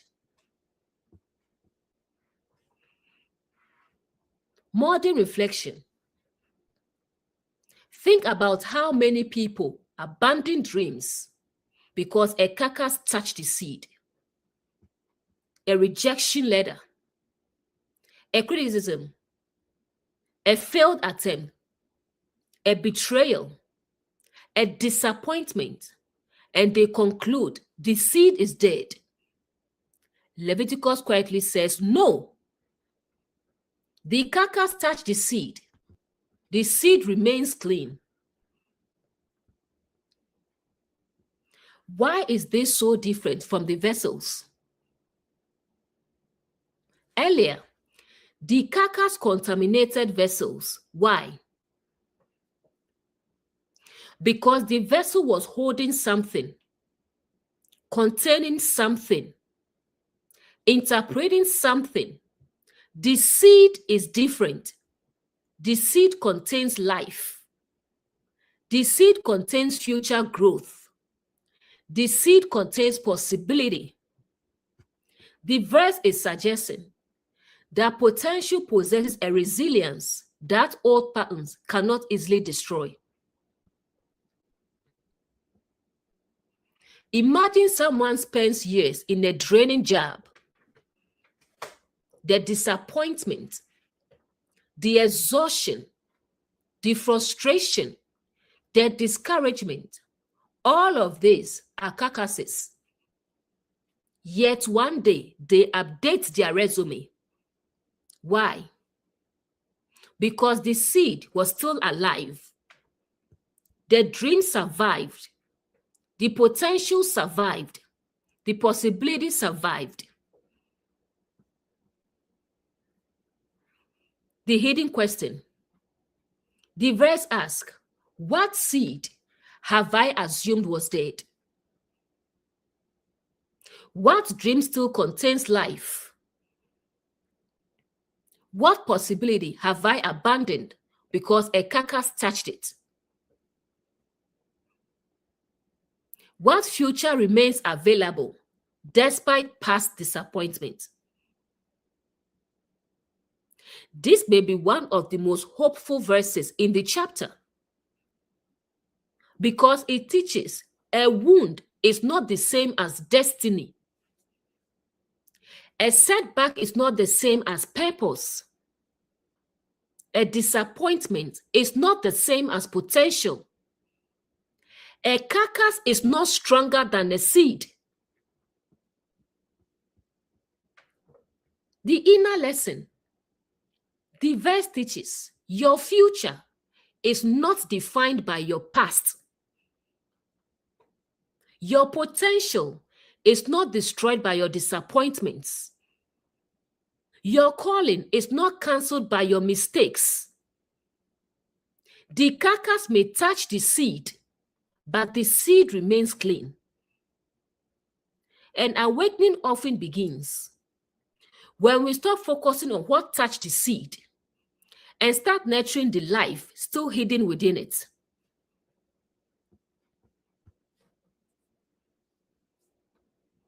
Next verse. But if any water be put upon the seed, and any part of their carcass fall thereon, it shall be unclean unto you. At first glance, this sounds like the opposite of the previous verse. In the last verse, the carcass falls on the seed remains clean. Now water is put on the seed. The carcass falls on it, it becomes unclean. What changed? The seed, not in its essence, but in its condition. The dry seed versus the watered seed. A dry seed is dormant. Potential exists. Growth has not yet begun. The seed is still protected within itself. But a watered seed is different. Now the process has started. Now it is vulnerable. Now it is opening. Now transformation is underway. Symbolically, a dry seed can represent an idea not yet acted upon, a dream not yet pursued, a truth not yet embodied. A watered seed represents a process already underway, a transformation already beginning, a truth beginning to take root. Why does the carcass affect it now? Because growth makes us vulnerable. This is profound. When something is dormant, little can interfere with it. But when something begins growing, it becomes sensitive. Relatable example. Someone dreams of changing careers. The dream exists. Nothing happens. Criticism doesn't matter much. The seed is still dry. Then they update their resume. Start applying. Begin interviewing. Now criticism affects them more deeply. Why? Because the seed is opening. Growth has begun. Relationship example. Someone says, one day, I would like a healthy relationship. The idea remains abstract. The seed is dry. Then they meet someone, open their heart, become vulnerable. Now old wounds matter more. Old fears matter more. The carcass has something living to fall upon. Spiritual example. Someone casually hears, the kingdom of God is within you. Interesting idea. No major effect. The seed remains dormant. Then they begin exploring, reflecting, questioning, growing. Now every challenge matters more. Every doubt feels stronger. Every old belief pushes back harder. The seed is watered. Transformation has begun. This mirrors every growth journey. Whenever something begins growing, opposition becomes more noticeable. Not because the growth is weak, because the growth is alive. Career example. Someone spends years talking about starting a business. Nobody objects. Nobody cares. Then they actually start. Suddenly, criticism appears. Doubt appears. Resistance appears. The seed is no longer dormant. This mirrors the parable of the sower. Jesus describes seed that begins growing. Then the birds come. The rocks interfere. The thorns choke. Notice the pattern. The challenges appear after growth begins, not before. The water is important. Water represents awareness, reflection, consciousness, emotional engagement. The seed is no longer merely potential. The seed has entered the realm of experience. Many people think awakening becomes easier once the journey begins. Often, the opposite happens. The deeper you grow, the more clearly you see the things that were always there. The carcasses become more visible. The old patterns become more obvious. The fears become easier to recognize.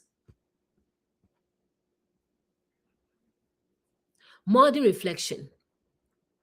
Suppose someone decides, I will finally heal. Suddenly, old wounds surface. Old emotions surface. Old fears surface. Not because healing failed, because healing began. The water touched the seed. Growth started. Now the hidden things reveal themselves. This connects beautifully to earlier verses. Earlier, we saw the weasel, which is avoidance, the mouse, fear, the snail, old burdens, the mole, hidden patterns. Those things may remain unnoticed while the seed is dormant. But once growth begins, they become visible. The carcass falls upon the watered seed. The contamination becomes apparent. Why is this actually good news? Because awareness of contamination is the first step toward cleansing. The danger is not seeing the wound. The danger is carrying the wound unconsciously. Career example. Someone starts applying for jobs. Suddenly they realize, I don't actually believe I'm qualified. That belief was always there. The growth exposed it. Spiritual example.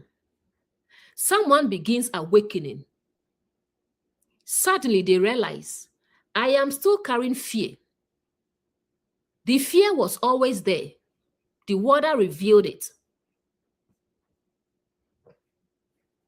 The hidden question. The verse asks, what old pattern is being revealed because growth has begun? What fear is surfacing because the seed is opening? What wound is becoming visible because healing is underway? Because sometimes contamination is not increasing, it is simply becoming visible. Many people become discouraged when old fears appear during transformation. Leviticus suggests another interpretation. The fear appearing may actually be evidence that growth has begun. The wound becoming visible may be evidence that healing has started. The challenge surfacing may be evidence that the seed is alive. The inner lesson. The verse teaches growth creates vulnerability. Vulnerability reveals hidden patterns. Hidden patterns can then be cleansed. The carcass falling upon the watered seed is not necessarily the end of growth. It may simply reveal what still needs healing. And that is one of the deepest truths of awakening. The moment a seed begins growing is often the moment to become aware of what has been standing in its way all along. Next verse. And if any beast of which ye may eat die, he that toucheth the carcass thereof shall be unclean unto the even. This verse introduces a very important shift. Up to this point, the chapter has mostly dealt with unclean animals. Now the text says, if any beast of which ye may eat die. In other words, even a clean beast can become a carcass. This is profound because it teaches that something can be good, useful, healthy, and life-giving for a season, and yet later become dead. This is one of the deepest lessons in the chapter. Many people assume if something was once good, it must always remain good. Leviticus challenges that idea. The clean beast was clean while it was alive. The issue begins when life departs. Symbolically, a truth can become a formula. A practice can become a ritual. A teaching can become a slogan. A living experience can become a dead memory. The life lives, the form remains, the beast becomes a carcass. Career example. Imagine someone learns a skill. That skill serves them well. It helps them grow. It opens doors. It provides value. The beast is alive. Years later, the industry changes. Technology changes. The environment changes. Yet, they continue relying exclusively on old methods. The skill was good. The problem is that it became frozen in time. The life moved on. The carcass remained. This is extremely relatable. Many careers stall because people cling to what once worked. The clean beast died, yet they continue carrying it. Relationship example. A habit may help a relationship during one season. Later, the relationship evolves. The people evolve. The needs evolve. Yet one person insists on operating exactly as they always have. The practice was once alive. Now it is merely familiar. The carcass remains. Spiritual example. A teaching may awaken someone, transform someone, liberate someone, yet eventually The person begins worshiping the teaching rather than living the truth behind it. The insight was alive. Now it has become a formula. The clean beast died. The carcass remains. This mirrors the manna in the wilderness. The manna was a gift, a blessing, a provision, but it could not be hoarded indefinitely. Why? Because living nourishment is meant to remain living. When people try to preserve yesterday's manna indefinitely, it's spoiled. This is the same principle.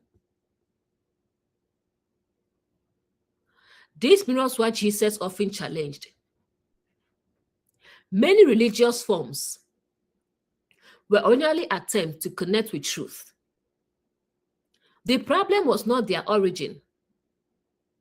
The problem was that the form survived after the life departed. The clean beast became a carcass. He that toucheth the carcass.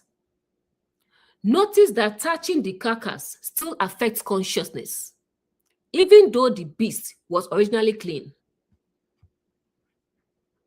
This is very deep. Not everything that harms growth began as something harmful. Some things become harmful because we continue relating to them after their season has ended. Relatable example. A strategy that once protected you may now limit you. A belief that once helped you may now confine you. A habit that once served you may now restrain you. The issue is not that it was bad. The issue is that it is no longer alive.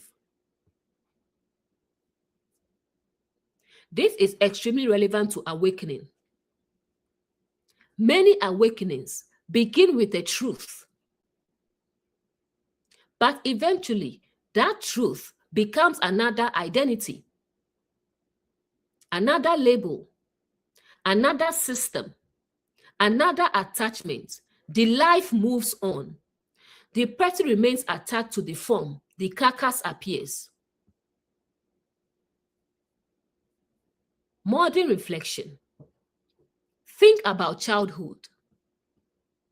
Many beliefs protected us as children. Some fears kept us safe. Some habits helped us survive. Some identities served a purpose. But what protects a child may imprison an adult. The clean beast survived its season. Season ended.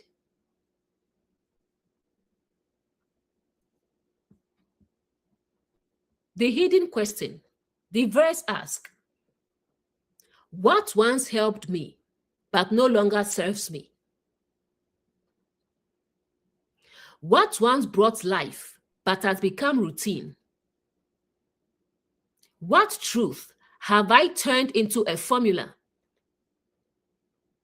What living experience have I transformed into a dead identity? This mirrors the fountain earlier. The fountain remained clean because it was flowing. Flowing water remains alive. The carcass represents something that stopped flowing, something that stopped growing, something that stopped adapting. The issue is not whether something was once true. The issue is whether it is still alive.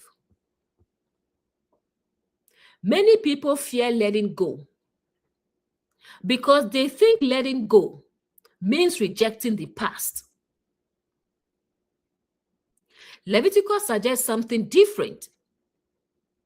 You can honor what served you without carrying its carcass. You can appreciate a season without living in it forever. You can be grateful for what helped you grow without turning it into a permanent identity. The inner lesson. The verse teaches, even good things can become dead things. Even helpful things can outlive their purpose. Even clean beasts can become carcasses. Awakening requires discernment, not only about what is wrong, but also about what has completed its season. Because growth often depends on releasing yesterday's life so that today's life can emerge. And sometimes the hardest carcasses to release are the ones that were once genuinely good.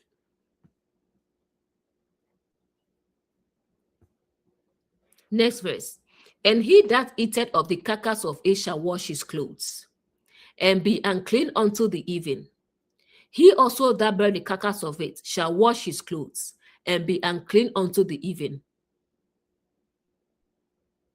This verse takes the previous lesson even deeper. The previous verse taught, even a clean beast can become a carcass.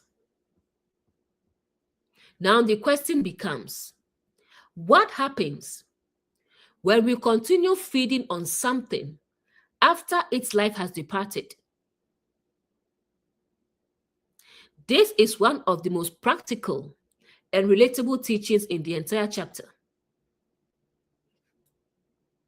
He that eateth of the carcass. Notice the progression. Earlier verses spoke about touching the carcass, carrying the carcass. Now we encounter something deeper. Eating the carcass. Not merely touching it, not merely carrying it, actually feeding on it, internalizing it, making it part of yourself. Modern example. Imagine someone whose greatest success happened 20 years ago. Every conversation returns to it. Every identity comes from it. Every sense of worth comes from it. They are no longer drawing life from the present. They are feeding on the carcass. Career example. Someone constantly says, back when I used to, back when things were different, back when I was successful. The past achievement was real. The life it produced was real. But now they are living from memory instead of growth. The clean beast became a carcass, and now they are eating it. Relationship example. Someone constantly feeds on an old relationship, not learning from it, not healing from it, not appreciating it, feeding on it, living in it, defining themselves through it. The relationship is over, yet it remains the primary source of identity. The carcass has become food. Spiritual example.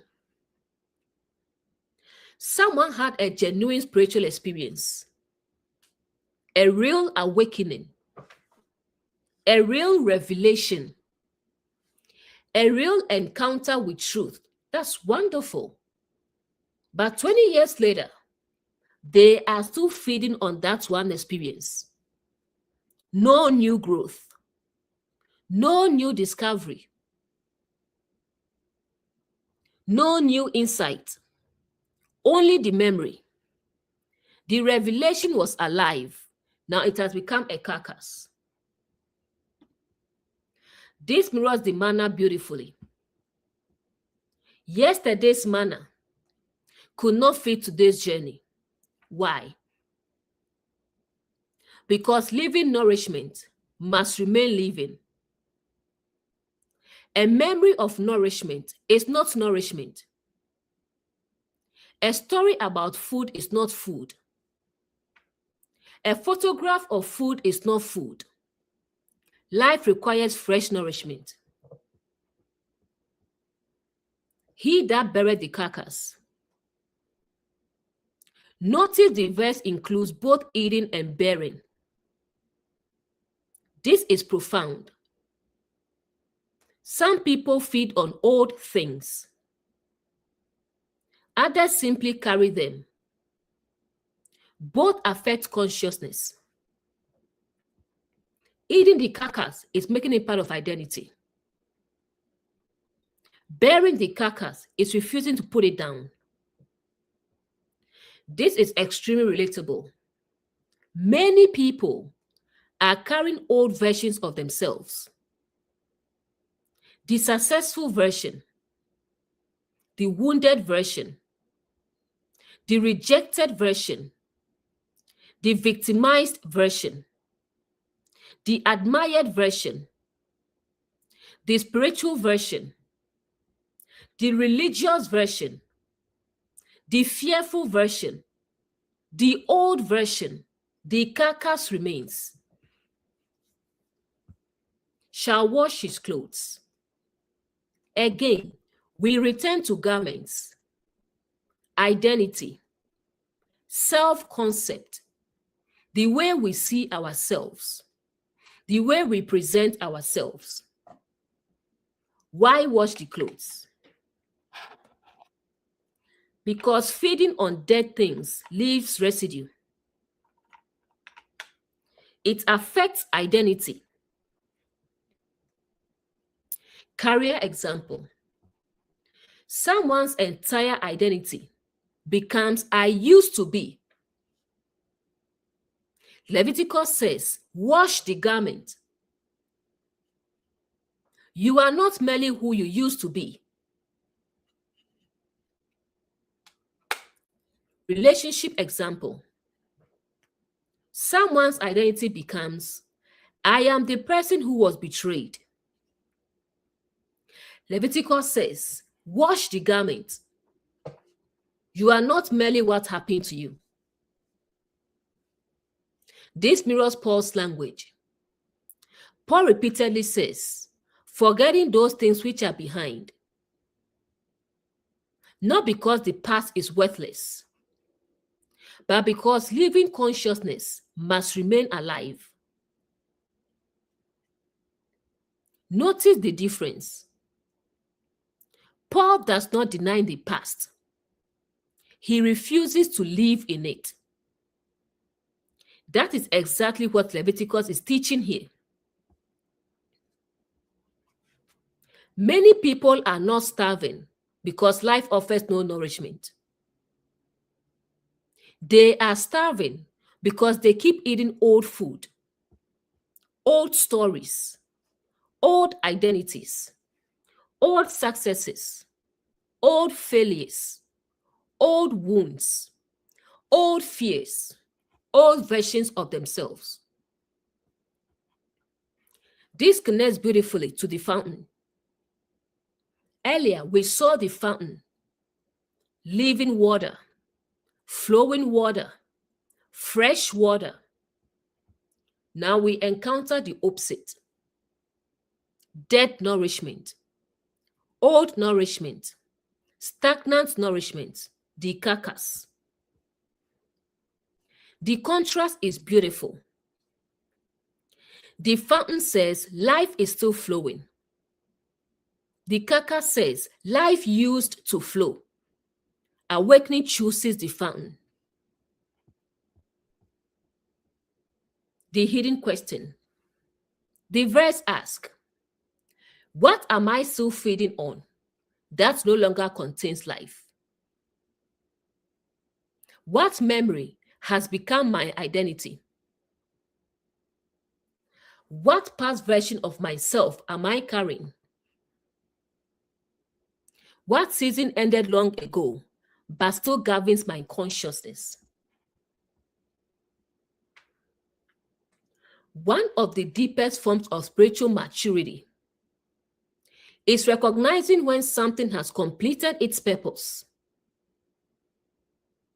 not rejecting it, not despising it, not fighting it, simply recognizing it served me, it helped me, it taught me, and now it is time to let it go.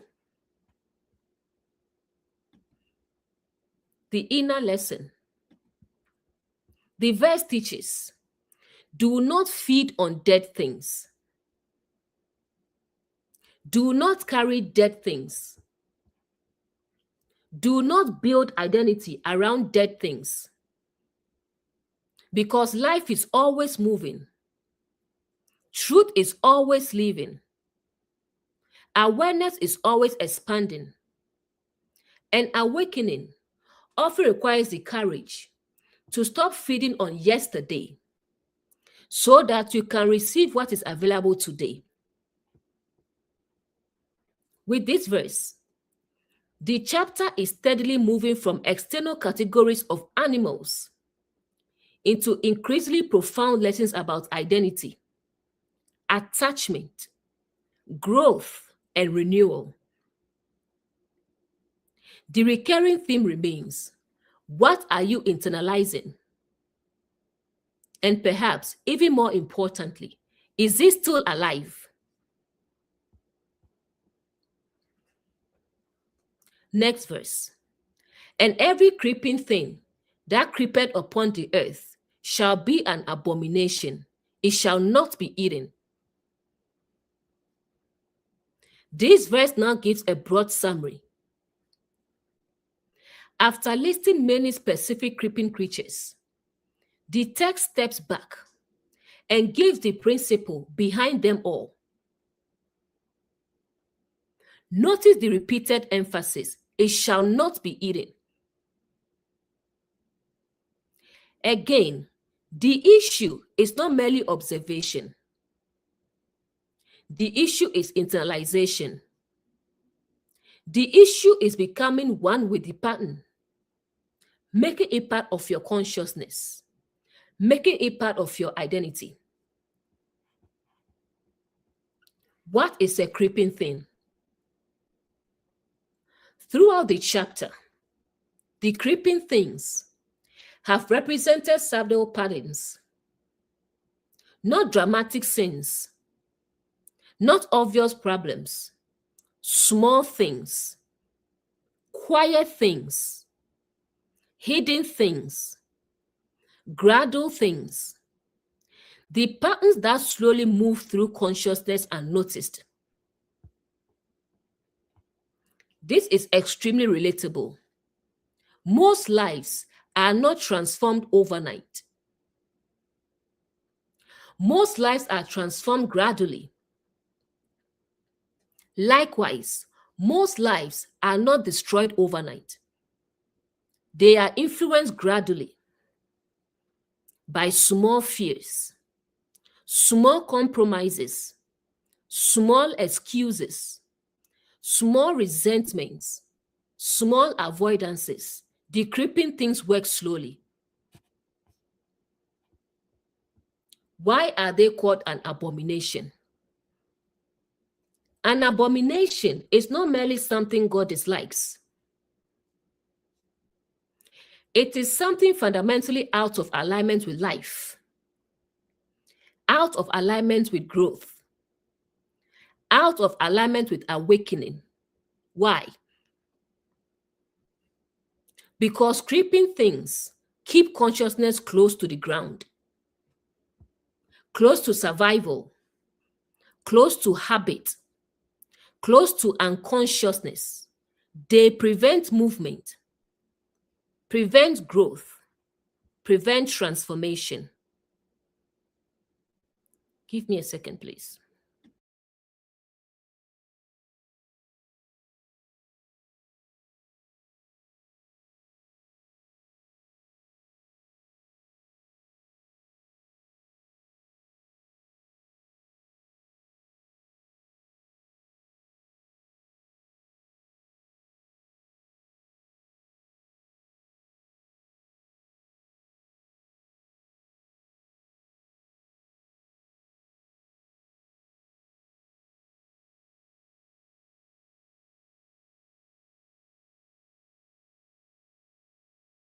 All right. Let's continue. This connects beautifully to earlier verses. Think about the creatures we already examined. The mouse, smallness. The weasel, avoidance. The tortoise, endless delay. The chameleon, people pleasing. The snail, carrying old burdens. The mole, unconscious patterns. Notice something. None of these patterns usually destroy a life immediately. They simply keep a person from fully living. That is their power. A giant obstacle is easy to see. A creeping thing often goes unnoticed for years. Career example. Someone dreams of a better future. No major obstacle stands in the way. No giant enemy. No catastrophe. Just maybe tomorrow. Maybe next month. Maybe after one more certification. Maybe when I feel ready. The tortoise creeps. The years pass. The dream remains unchanged.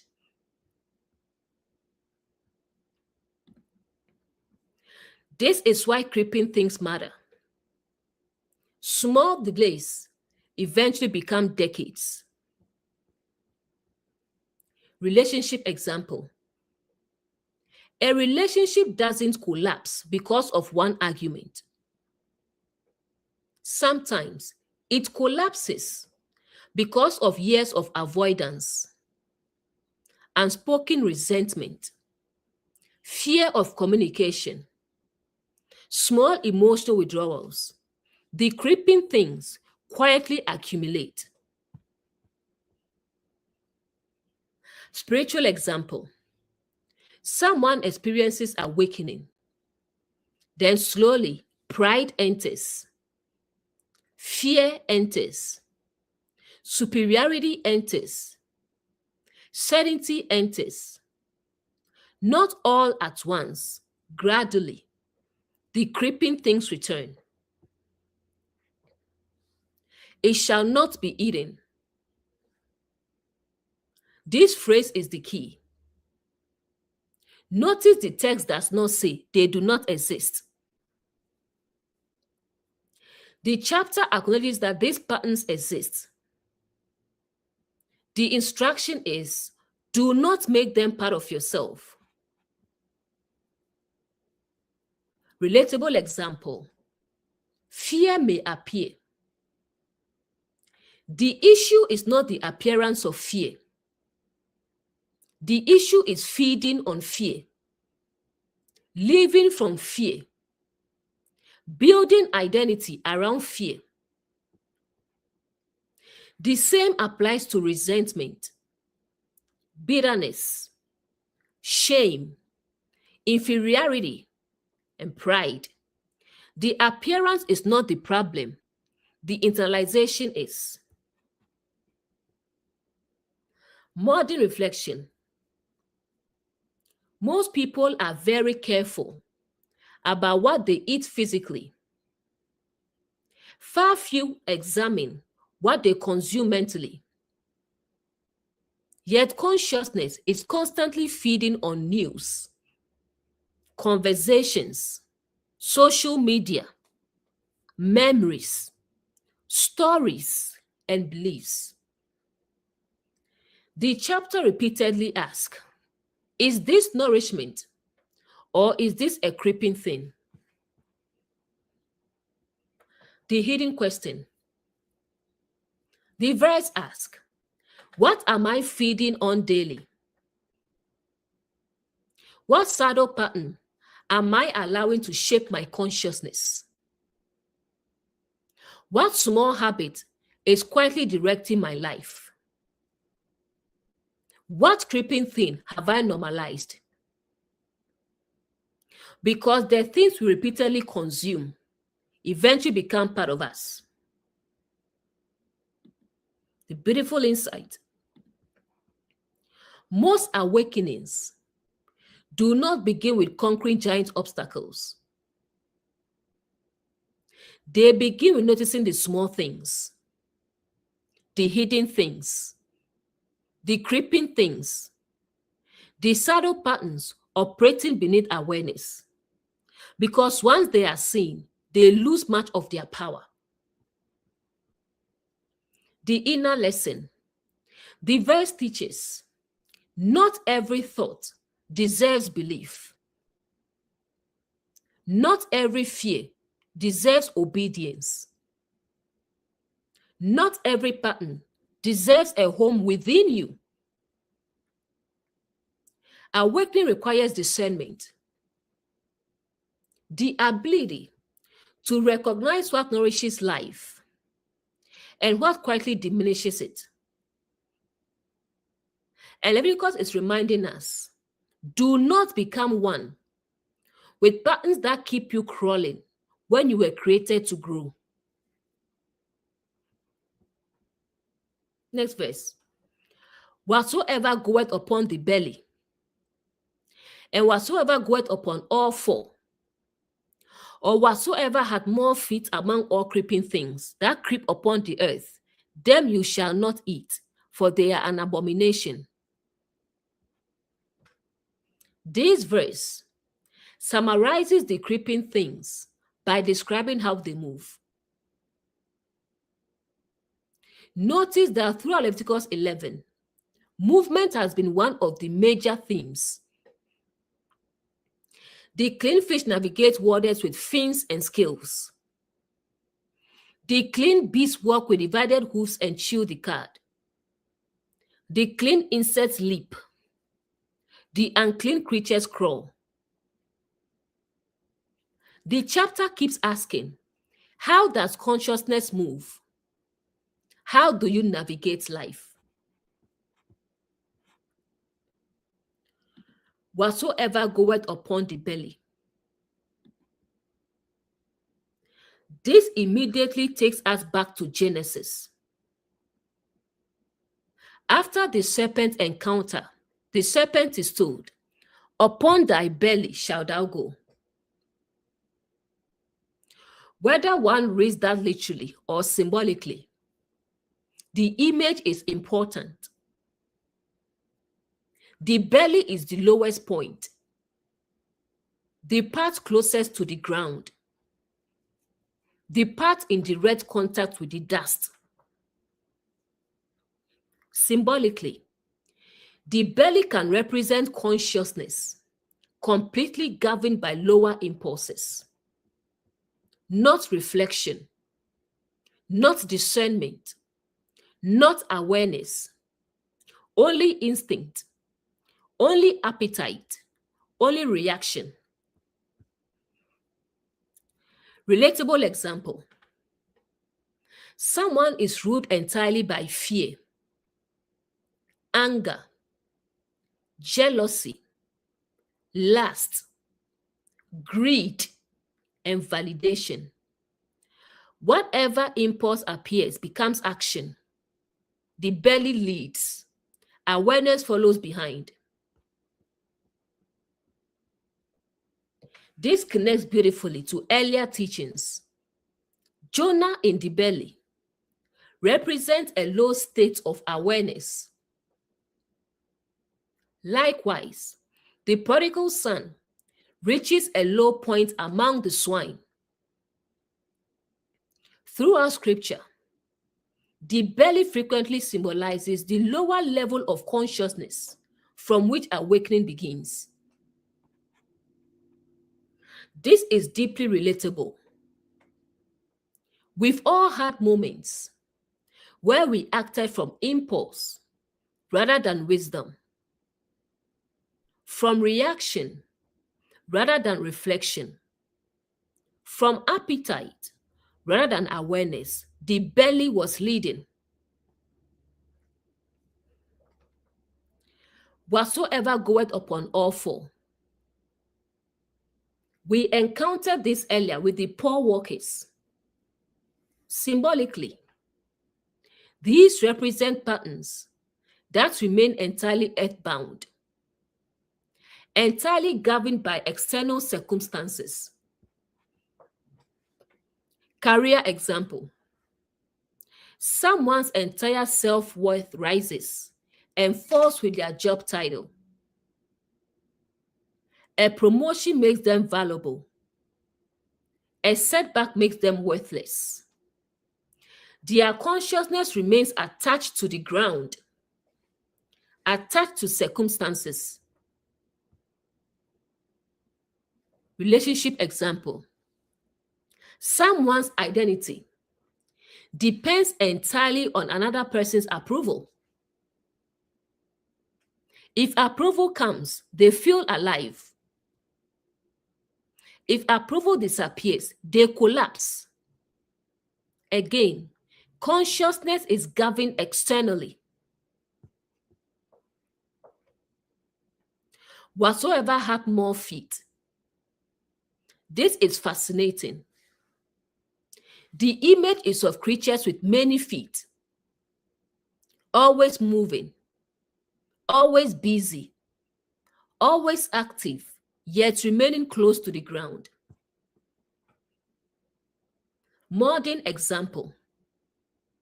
Many people are constantly moving, constantly doing, constantly busy, constantly occupied, yet never growing, never reflecting, never awakening. This is extremely relatable. Busyness can sometimes become a substitute for transformation. A person may be active every hour of the day, yet never ask, why am I doing this? Where am I going? What am I becoming? The many feet create movement, not necessarily progress. The hidden pattern. Notice what all three categories share. The belly, governed by impulse. The 4 feet, governed by circumstance. The many feet, governed by activity. In all 3 cases, consciousness remains close to the ground. This mirrors Martha and Mary. Martha was busy, moving, serving, working. Nothing inherently wrong with that. Yet Jesus points towards something deeper. Awareness, presence, listening. The many feet are moving. The consciousness is not necessarily awakening. Career example. Someone works 60 hours a week, takes extra shifts, takes extra projects, stays constantly occupied, yet never move toward the life they actually desire. The many feet create activity, not transformation. Spiritual example. Someone attends every service, reads every book, watches every teaching, studies every doctrine, yet never applies what they learn. The many feet are active. The consciousness remains unchanged. Them you shall not eat.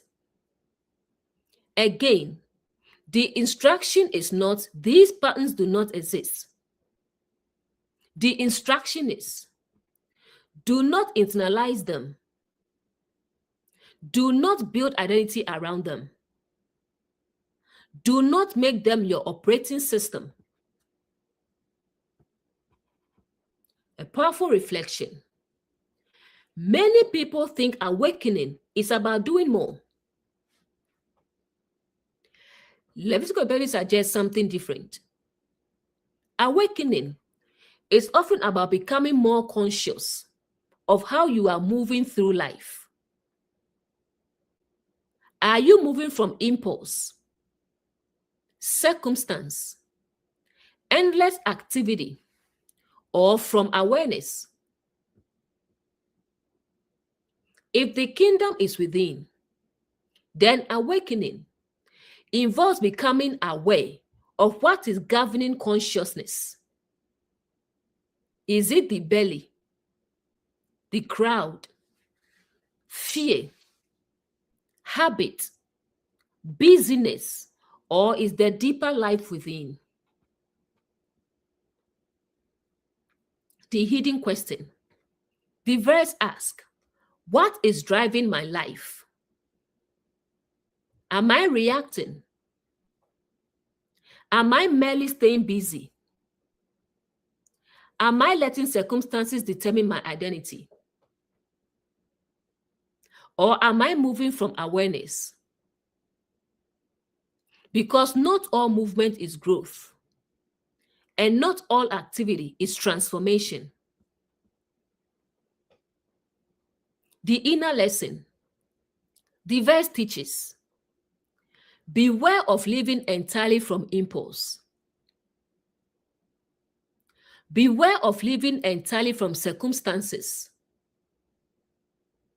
Beware of living entirely from busyness. Because consciousness can move constantly and still remain stuck. Awakening begins when movement becomes intentional, when awareness begins leading, when the deeper life within becomes the guide.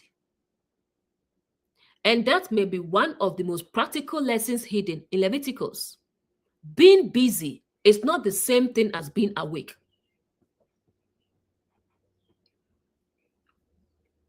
Next verse. Ye shall not make yourselves abominable with any creeping thing that creepeth. Neither shall ye make yourselves unclean with them, that ye should be defiled thereby. This verse is powerful because the focus shifts. Earlier, the emphasis was on the creatures. Now the emphasis is on yourselves. Notice the language. Ye shall not make yourselves.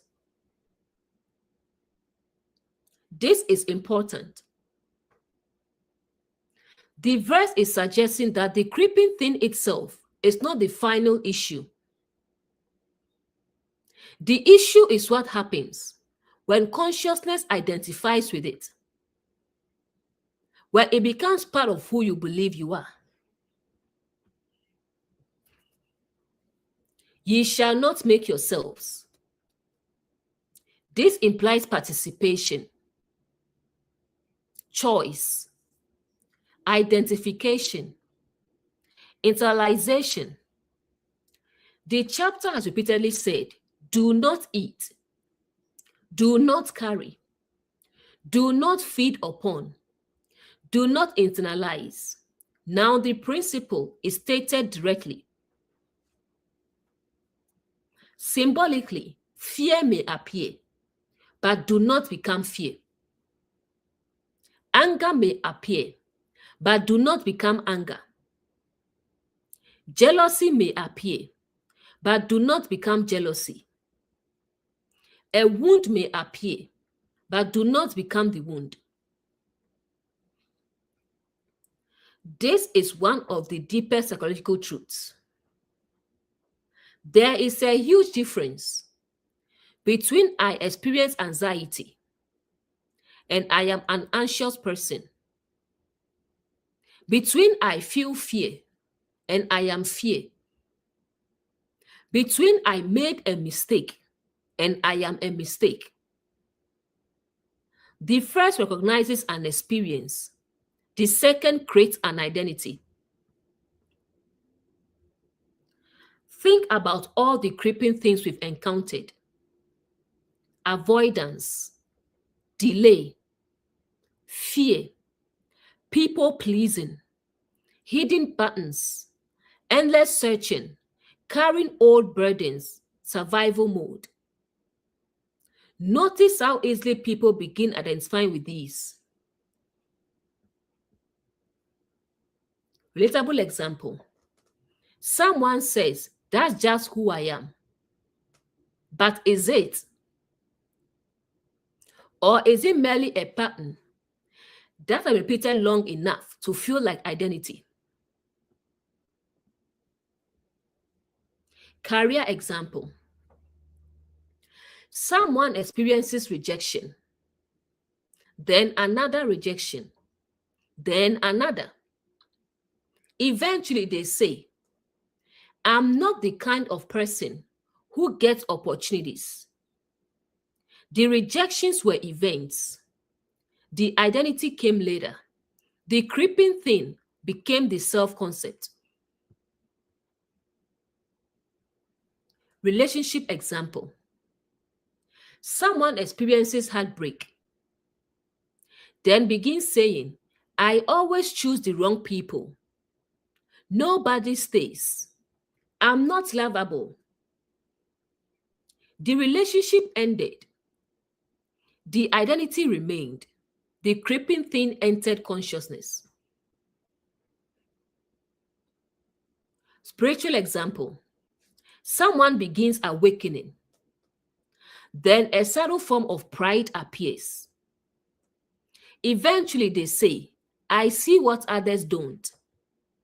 I'm more awake than they are." Notice what happened. A thought appeared. Then an identity formed. The creeping thing became the self. This connects beautifully to earlier birds: the eagle, the owl, the osprey. Many of those birds represented mental identities. This verse explains why they are dangerous. They are not merely thoughts, they become selves. That you should be defiled thereby. The word defiled here can be understood symbolically as distortion, a loss of clarity, a loss of alignment, a loss of awareness. Why? Because whenever consciousness mistakes a temporary pattern for its true identity, confusion follows. Relatable example. Clouds pass through the sky. The sky does not become the cloud.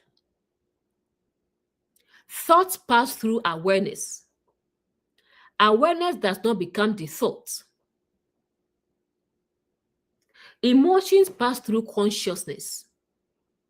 Consciousness does not become the emotion. The defilement occurs when we confuse the passing experience with the one experiencing it. This mirrors Paul's language beautifully. Paul often distinguishes between the old man and the new man, between the flesh and the spirit. Whether one agrees with every interpretation or not, the pattern is similar. There is a distinction between the pattern and the awareness observing the pattern. Modern reflection.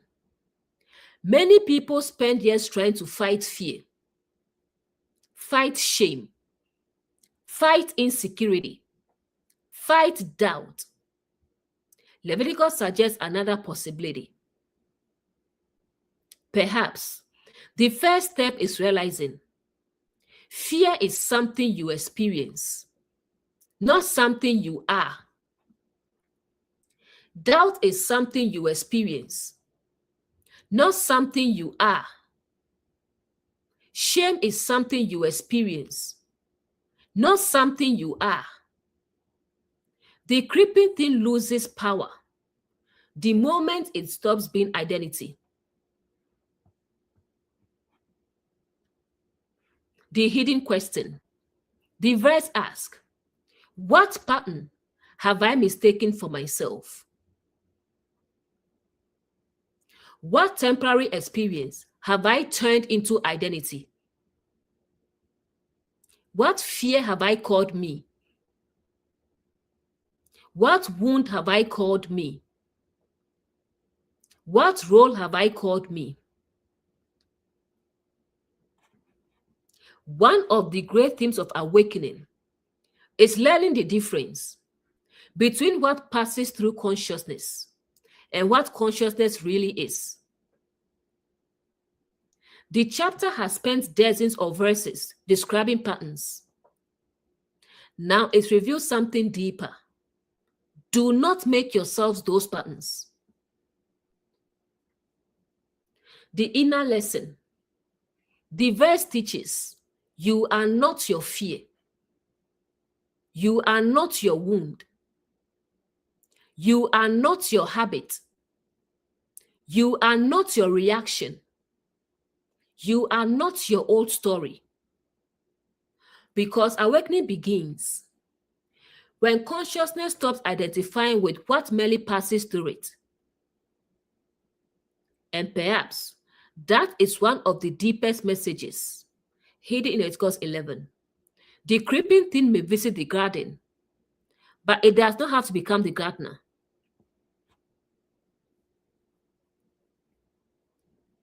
Next verse. For I am the Lord your God. Ye shall therefore sanctify yourselves, and ye shall be holy, for I am holy. Neither shall ye defile yourselves with any manner of creeping thing that creepeth upon the earth. This verse is one of the keys to the entire chapter. After all the animals, after all the birds, after all the fish, after all the creeping things, the text finally tells us why. For I am the Lord your God. The Lord is not merely a distant being somewhere else. The Lord represents the highest governing principle, truth, wisdom, awakened consciousness. The divine reality Jesus pointed people toward when he said, the kingdom of God is within you. So the verse is essentially saying, remember what governs you. Remember what your life is aligned with. Remember the source from which you draw your awareness. Sanctify yourselves. Notice something important. The verse does not say, someone else will sanctify you. It says, sanctify yourselves. This implies participation, awareness, responsibility, conscious choice. What does sanctify mean symbolically? It means to set apart, to distinguish, to separate what serves life from what does not. This briefly connects to the divided hoof from the beginning of the chapter.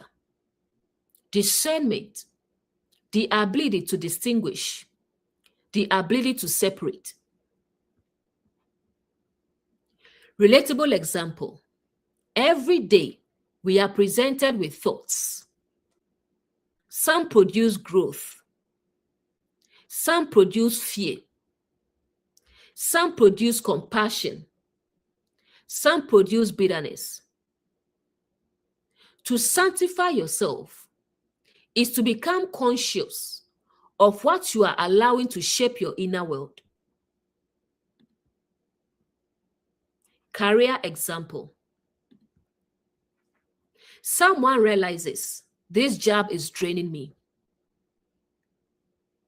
Sanctification begins when they honestly acknowledge the truth, not when they keep pretending, not when they keep avoiding. The divided hoof appears.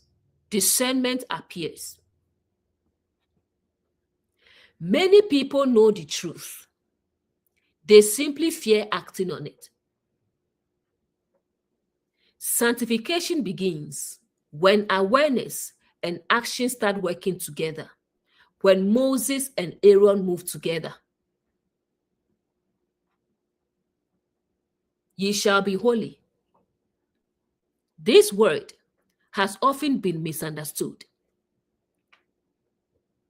Many hear holy and imagine religious superiority, moral perfection, separation from other people. But the root idea is often closer to wholeness, alignment, integrity, being undivided within yourself.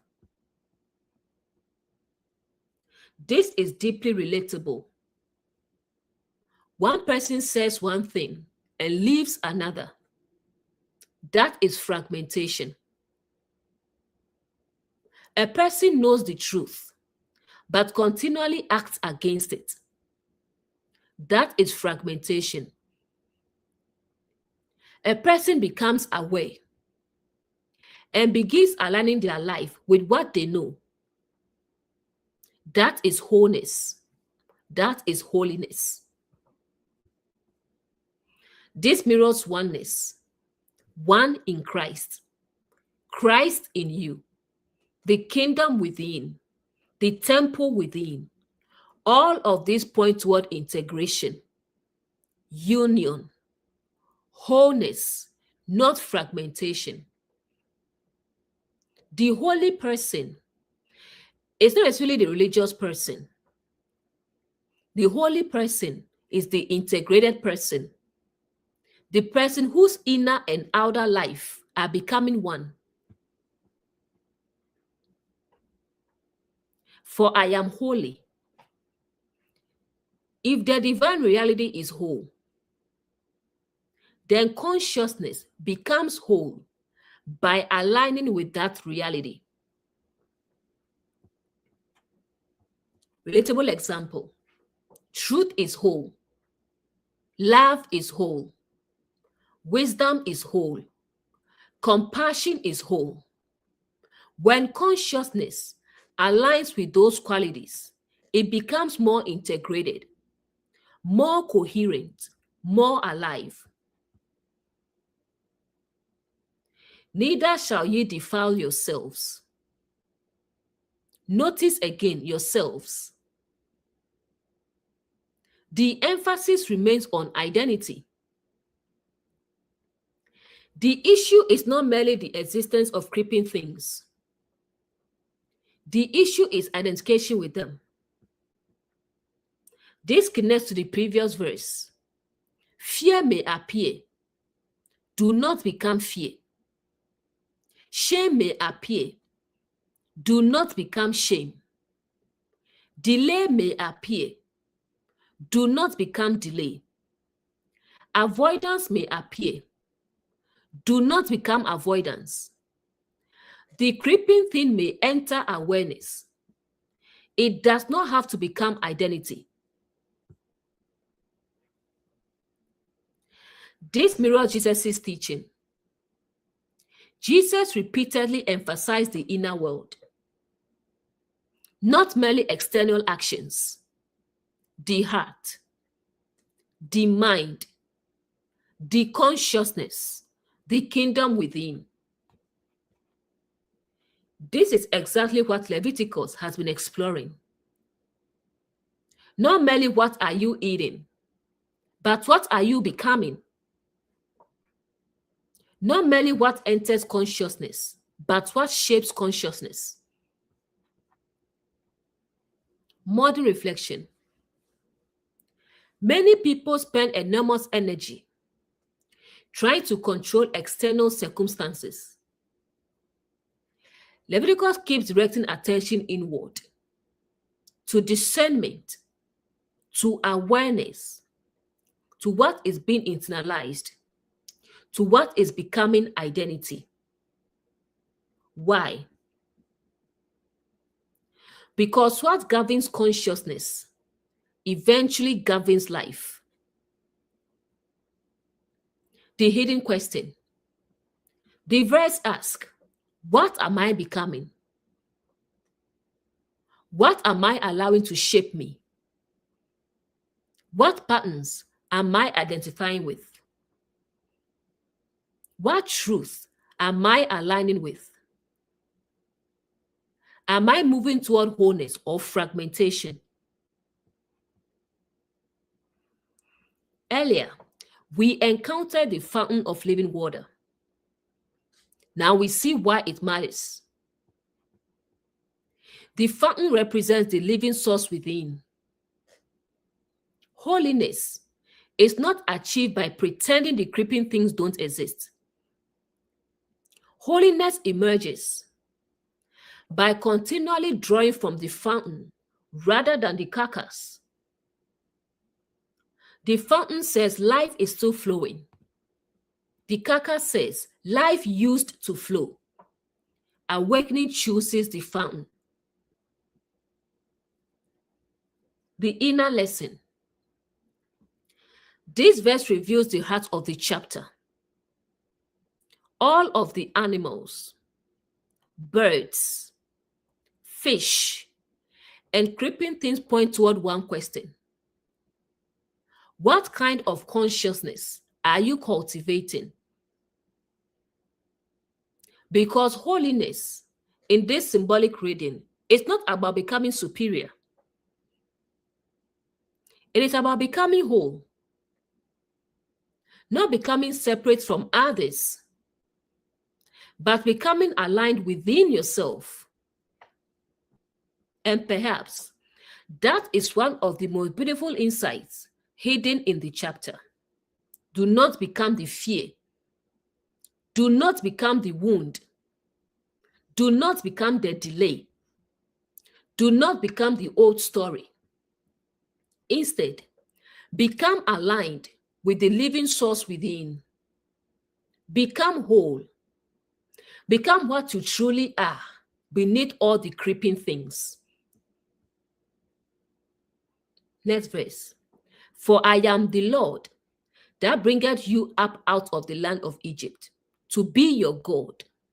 Ye shall therefore be holy, for I am holy. This verse is incredibly important because it connects everything in the chapter back to Egypt. Egypt consistently represents a state of bondage, a state of unconsciousness, a state where awareness is governed by fear, survival, external authority, and limitation. Now notice what the verse says.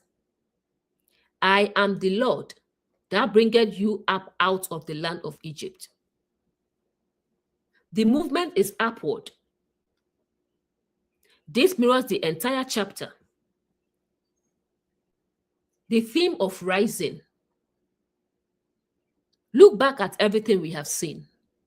Fish navigating the waters, birds rising into the heavens, grasshoppers sleeping, creeping things staying on the ground, belly walkers remaining low. The chapter has consistently contrasted rising and crawling, awakening and unconsciousness, freedom and bondage. Now we discover the larger pattern. The entire chapter is an Exodus story. Egypt as a state of consciousness. If Egypt symbolizes bondage, then the creeping things represent the patterns that keep us there. Fear keeps us there. Avoidance keeps us there. Delay keeps us there. People pleasing keeps us there. Old identities keep us there. Unexamined assumptions keep us there. These are Egypt's citizens. Career example. Someone works in a draining environment. Every day they know something needs to change. Yet fear says, stay. The mouse speaks. The tortoise speaks. The weasel speaks. Years pass. Egypt remains. Then one day, they update the resume, submit the application, accept the interview. The exodus begins. Not because the promised land has been reached, because movement has begun. Relationship example. Someone remains in an unhealthy dynamic. Not because they don't know, because they fear what happens next. The creeping things keep them in Egypt. Then one day, they set a boundary. Speak honestly. Choose self-respect. The exodus begins. Spiritual example.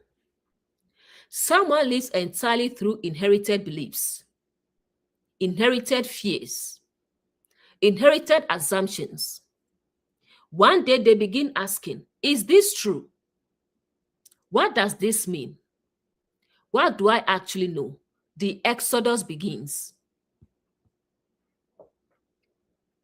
To be your God. This is beautiful. The text is not simply saying, leave Egypt. It is saying, leave Egypt so that a higher principle can govern your life. Symbolically, you always serve something. You are always governed by something. The question is, what is governing consciousness? Egypt governs through fear, survival, habit, and external pressure. The Lord governs through awareness, truth, wisdom, love, and discernment. The entire chapter is asking, which ruler is shaping your life? If the kingdom is within, then the exodus is within. The wilderness is within. The promised land is within. The journey is from unconsciousness to awareness, from fear to understanding, from fragmentation to wholeness. Ye shall therefore be holy. Again, holiness follows liberation. This is important.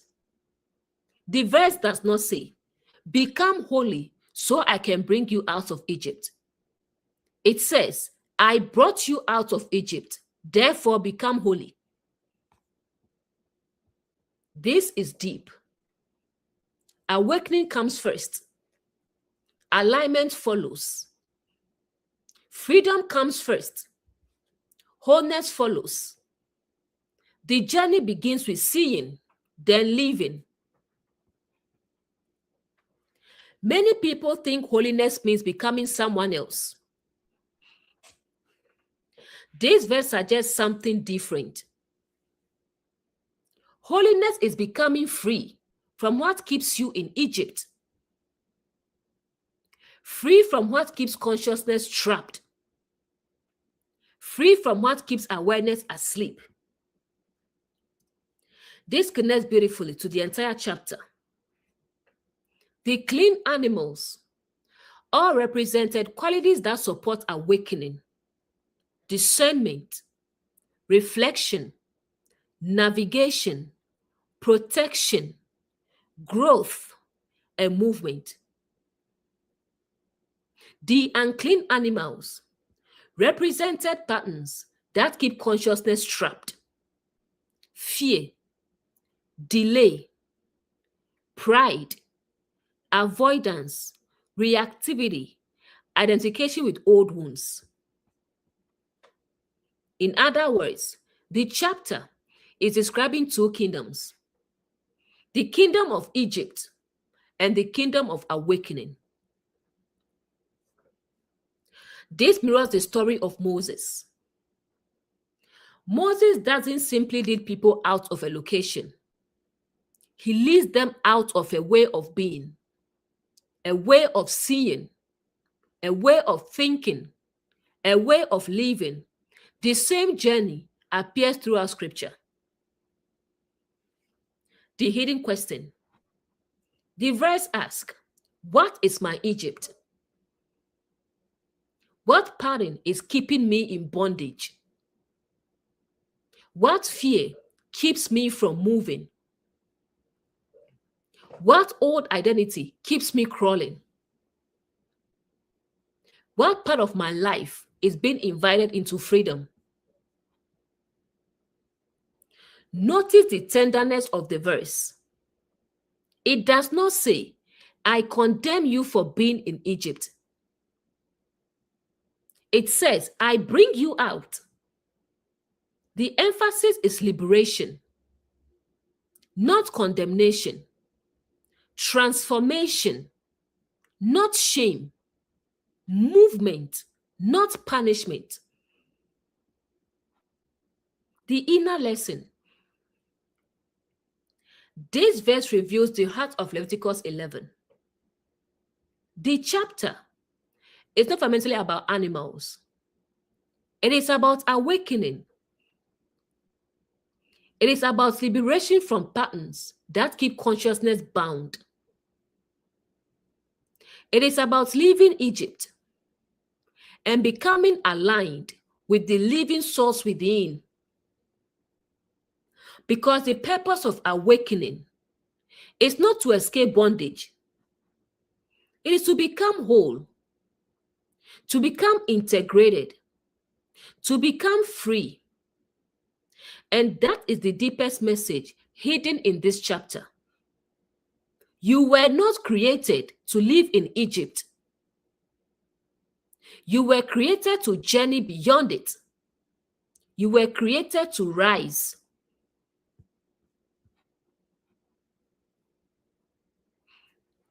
Next verse. This is the law of the beasts, and of the fowl, and of every living creature that moveth in the waters, and of every creature that creepeth upon the earth. This verse serves as a summary.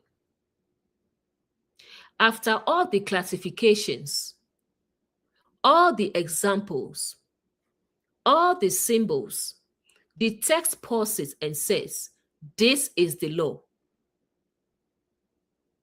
Notice it does not say, this is the punishment. This is the threat. This is the curse. It says, this is the law. The law is simply a principle, a pattern, a reality that operates, whether we recognize it or not. The law of the beasts. The beast represented the way we navigate everyday life. Some beasts reflected discernment, reflection, balance. Others reflected imbalance, partial understanding, unexamined habits. The principle. Whatever you repeatedly internalize eventually shapes how you live. That is a law. Not because someone imposed it, because consciousness works that way. The law of the birds. The birds represented thought patterns, ways of seeing, ways of interpreting, ways of perceiving. We encountered pride, superiority, suspicion, obsession, and fear-based thinking. The law is simple. The thoughts you continually feed upon eventually become the sky through which you view reality. The law of the waters. The creatures of the waters represented emotional life, the subconscious, the inner world. The clean fish possess fins, which is navigation, and scales, healthy boundaries. The law becomes emotion without navigation overwhelms. Emotion without boundaries consumes. This is extremely relatable. Many people's suffering is not caused by emotion itself. It is caused by lacking the tools to navigate emotion. The law of the creeping things. The creeping things represented subtle patterns, the little habits, the little fears, the little compromises, the little avoidances. The law becomes small patterns become large realities when repeated long enough. This mirrors everyday life. No one becomes trapped overnight. No one becomes awakened overnight. Both happen gradually. One choice, one thought, one habit, one day at a time. Why does the verse mention every category? Because the chapter has been describing consciousness from multiple angles. Beasts, how you live. Birds, how you think. Fish, how you navigate emotion. Creeping things, the hidden patterns beneath awareness. Together, they form a complete picture. The kingdom is within. If that is true, then the beasts, birds, fish, and creeping things must also be within. The chapter becomes an exploration of consciousness itself. The beast, instinct. The bird, thoughts. The fish, emotion. The creeping thing, hidden habit. The law governs all of them. Career example. Someone's career is shaped by their thinking, birds. Their emotions, fish. Their habits, creeping things. Their actions, beasts. The chapter is essentially teaching the same thing a modern coach or psychologist might teach. Everything is connected. Relationship example. A relationship is not built merely through actions. It is shaped by thought patterns, emotional patterns, hidden assumptions, daily habits. Again, the law operates through all four categories. Spiritual example. Awakening is not merely intellectual. It involves thought, emotion, habit, and behavior. Transformation touches the entire being. A powerful reflection. Many people want change in one area while ignoring the others. They want new results without new habits, new relationships without new awareness, new opportunities without new thinking. Leviticus quietly says, the Lord touches every realm. The whole system matters.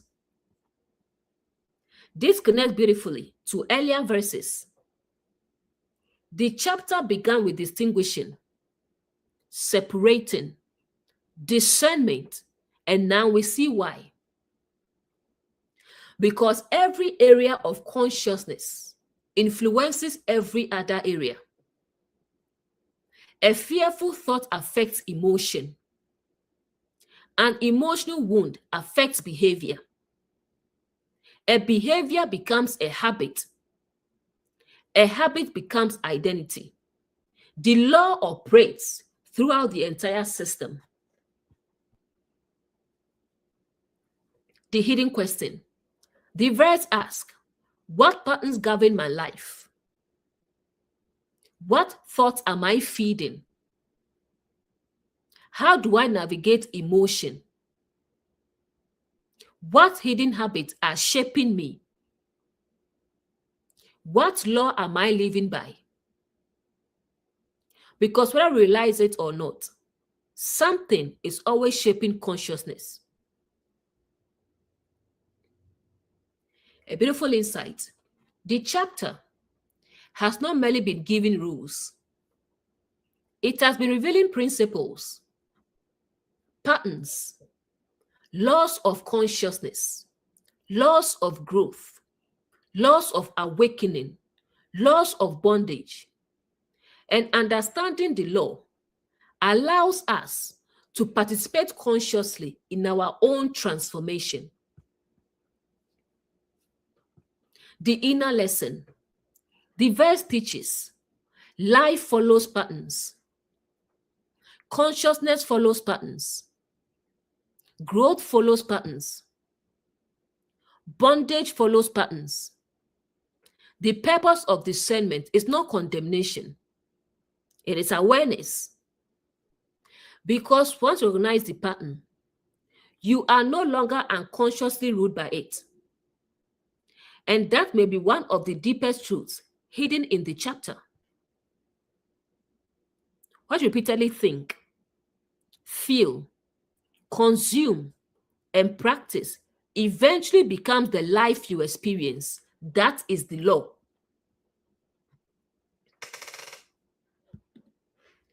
We are at the last verse. Oh my goodness. We've done well. I can't believe this. The last verse. Verse 47. To make a difference between the unclean and the clean, and between the beast that may be eaten and the beast that may not be eaten. This final verse is the conclusion of the entire chapter. And notice how beautifully simple it is. After all the animals, after all the birds, after all the fish, after all the creeping things, after all the carcasses, after all the vessels, after all the cleansing, the chapter closes with one central principle: to make a difference. The entire chapter was about discernment, not fear, not condemnation, not superiority, not exclusion, discernment. The ability to recognize the difference between what gives life, what drains life, what produces growth, what prevents growth, what leads toward awakening, what leads toward bondage. This mirrors the divided hoof. It is beautiful that the chapter began with the divided hoof, the ability to separate, to distinguish, to discern, and now it ends with the exact same theme: make a difference. In other words, learn to see clearly. Why is this so important? Because many people suffer not from a lack of information, they suffer from a lack of discernment. Relatable example: not every opportunity is a good opportunity. Not every relationship is a healthy relationship. Not every thought is a true thought. Not every fear deserves obedience. Not every teaching deserves acceptance. The chapter repeatedly teaches, learn to distinguish. Career example: suppose someone receives a job offer. Discernment asks, does this align with my values? Does this support my growth? Does this move me toward life? Fear asks, what if I fail? Comfort asks, stay where you are. Discernment sees the difference. Relationship example: someone confuses attachment with love, control with care, possession with commitment. Discernment learns the difference. This is one of life's great lessons. Not everything that feels good is life-giving. Not everything that feels uncomfortable is harmful. Growth often requires learning the difference. Spiritual example: this may be one of the deepest applications.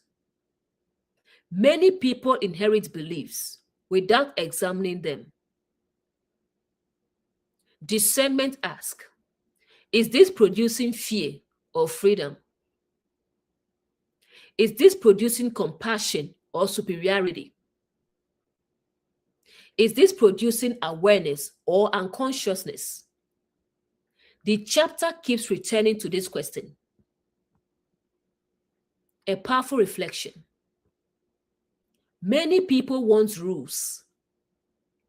Discernment is more demanding than rules.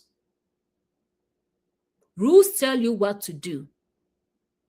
Discernment requires awareness, presence, reflection, and wisdom. Why? Because life constantly presents situations no rule book can fully cover.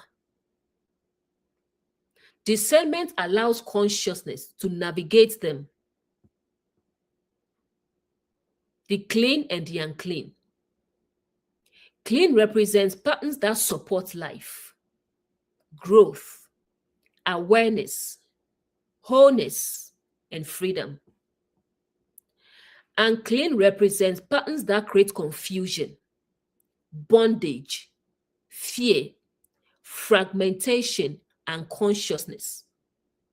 The chapter is not teaching hatred toward animals. It is teaching discernment regarding consciousness. This connects beautifully to the whole chapter. The clean creatures represented reflection, discernment, healthy boundaries, navigation, growth, movement, and adaptability.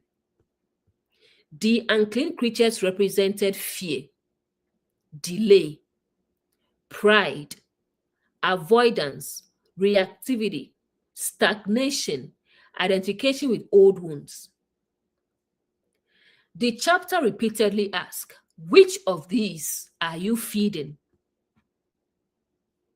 If the kingdom is within, then discernment must also be within. If Christ is within, then the ability to recognize what aligns with life must also arise from within. The chapter becomes less about external food and more about inner nourishment. The hidden question.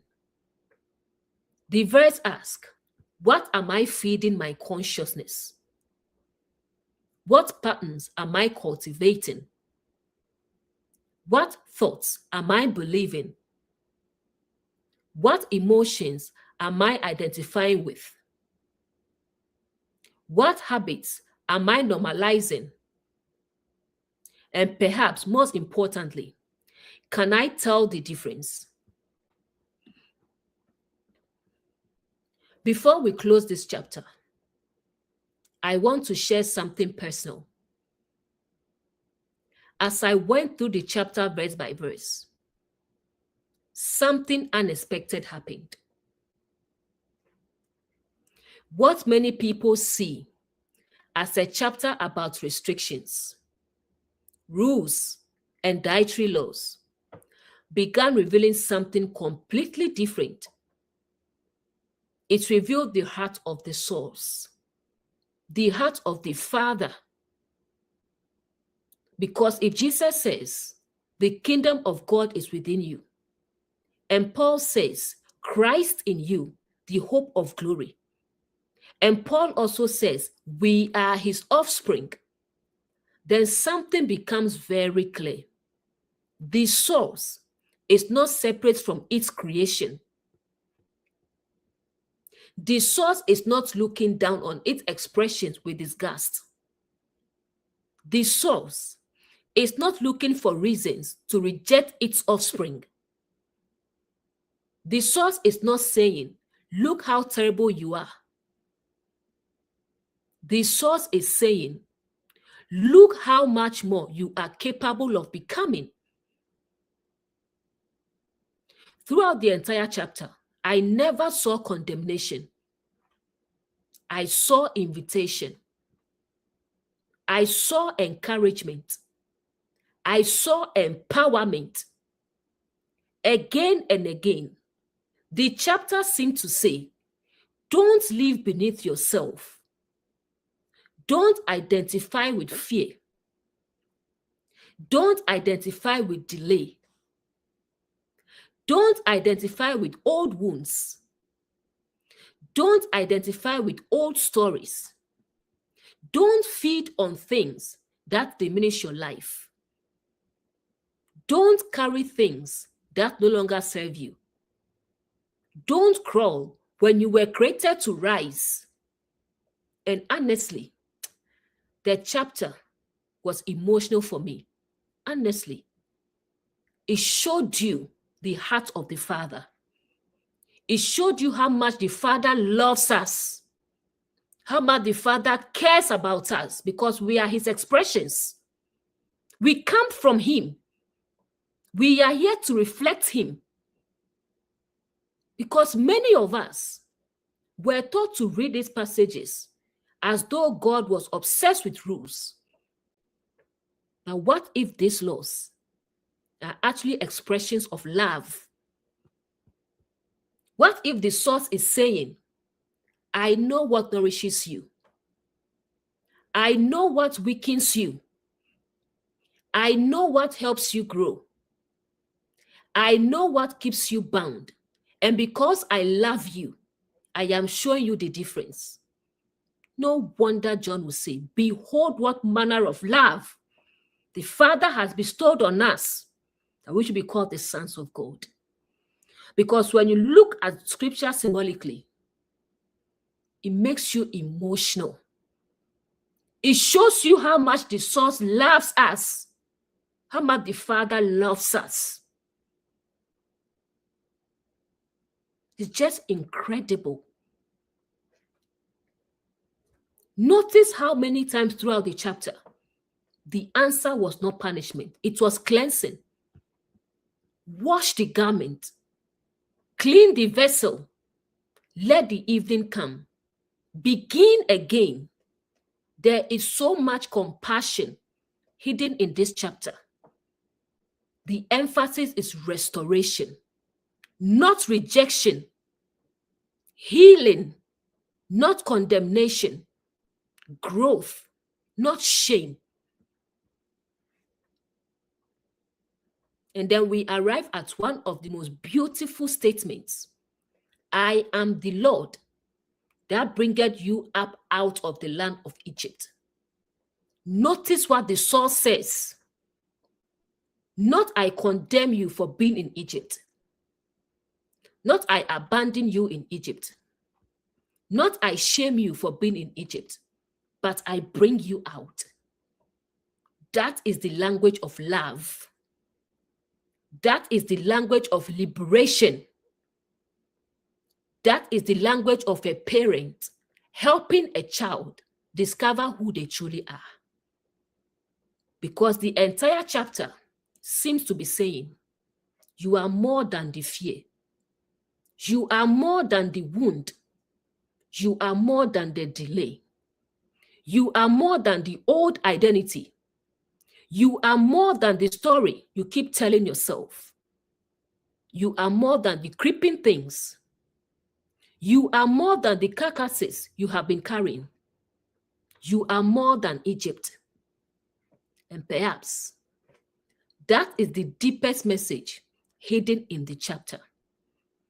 The source is not asking you to become something you are not. The source is inviting you to stop identifying with what you are not. The fear is not you. The shame is not you. The wound is not you. The limitation is not you. The old story is not you. Beneath all of those things is the living fountain, the living water, the life within, the kingdom within, the divine image within. And when I step back and look at this chapter as a whole, it no longer feels like a list of dietary laws. It feels like a loving reminder, a reminder that consciousness was not created to crawl through life carrying dead things. It was created to grow, to awaken, to become whole, to rise. And that, to me, is one of the most beautiful revelations hidden within Leviticus chapter 11.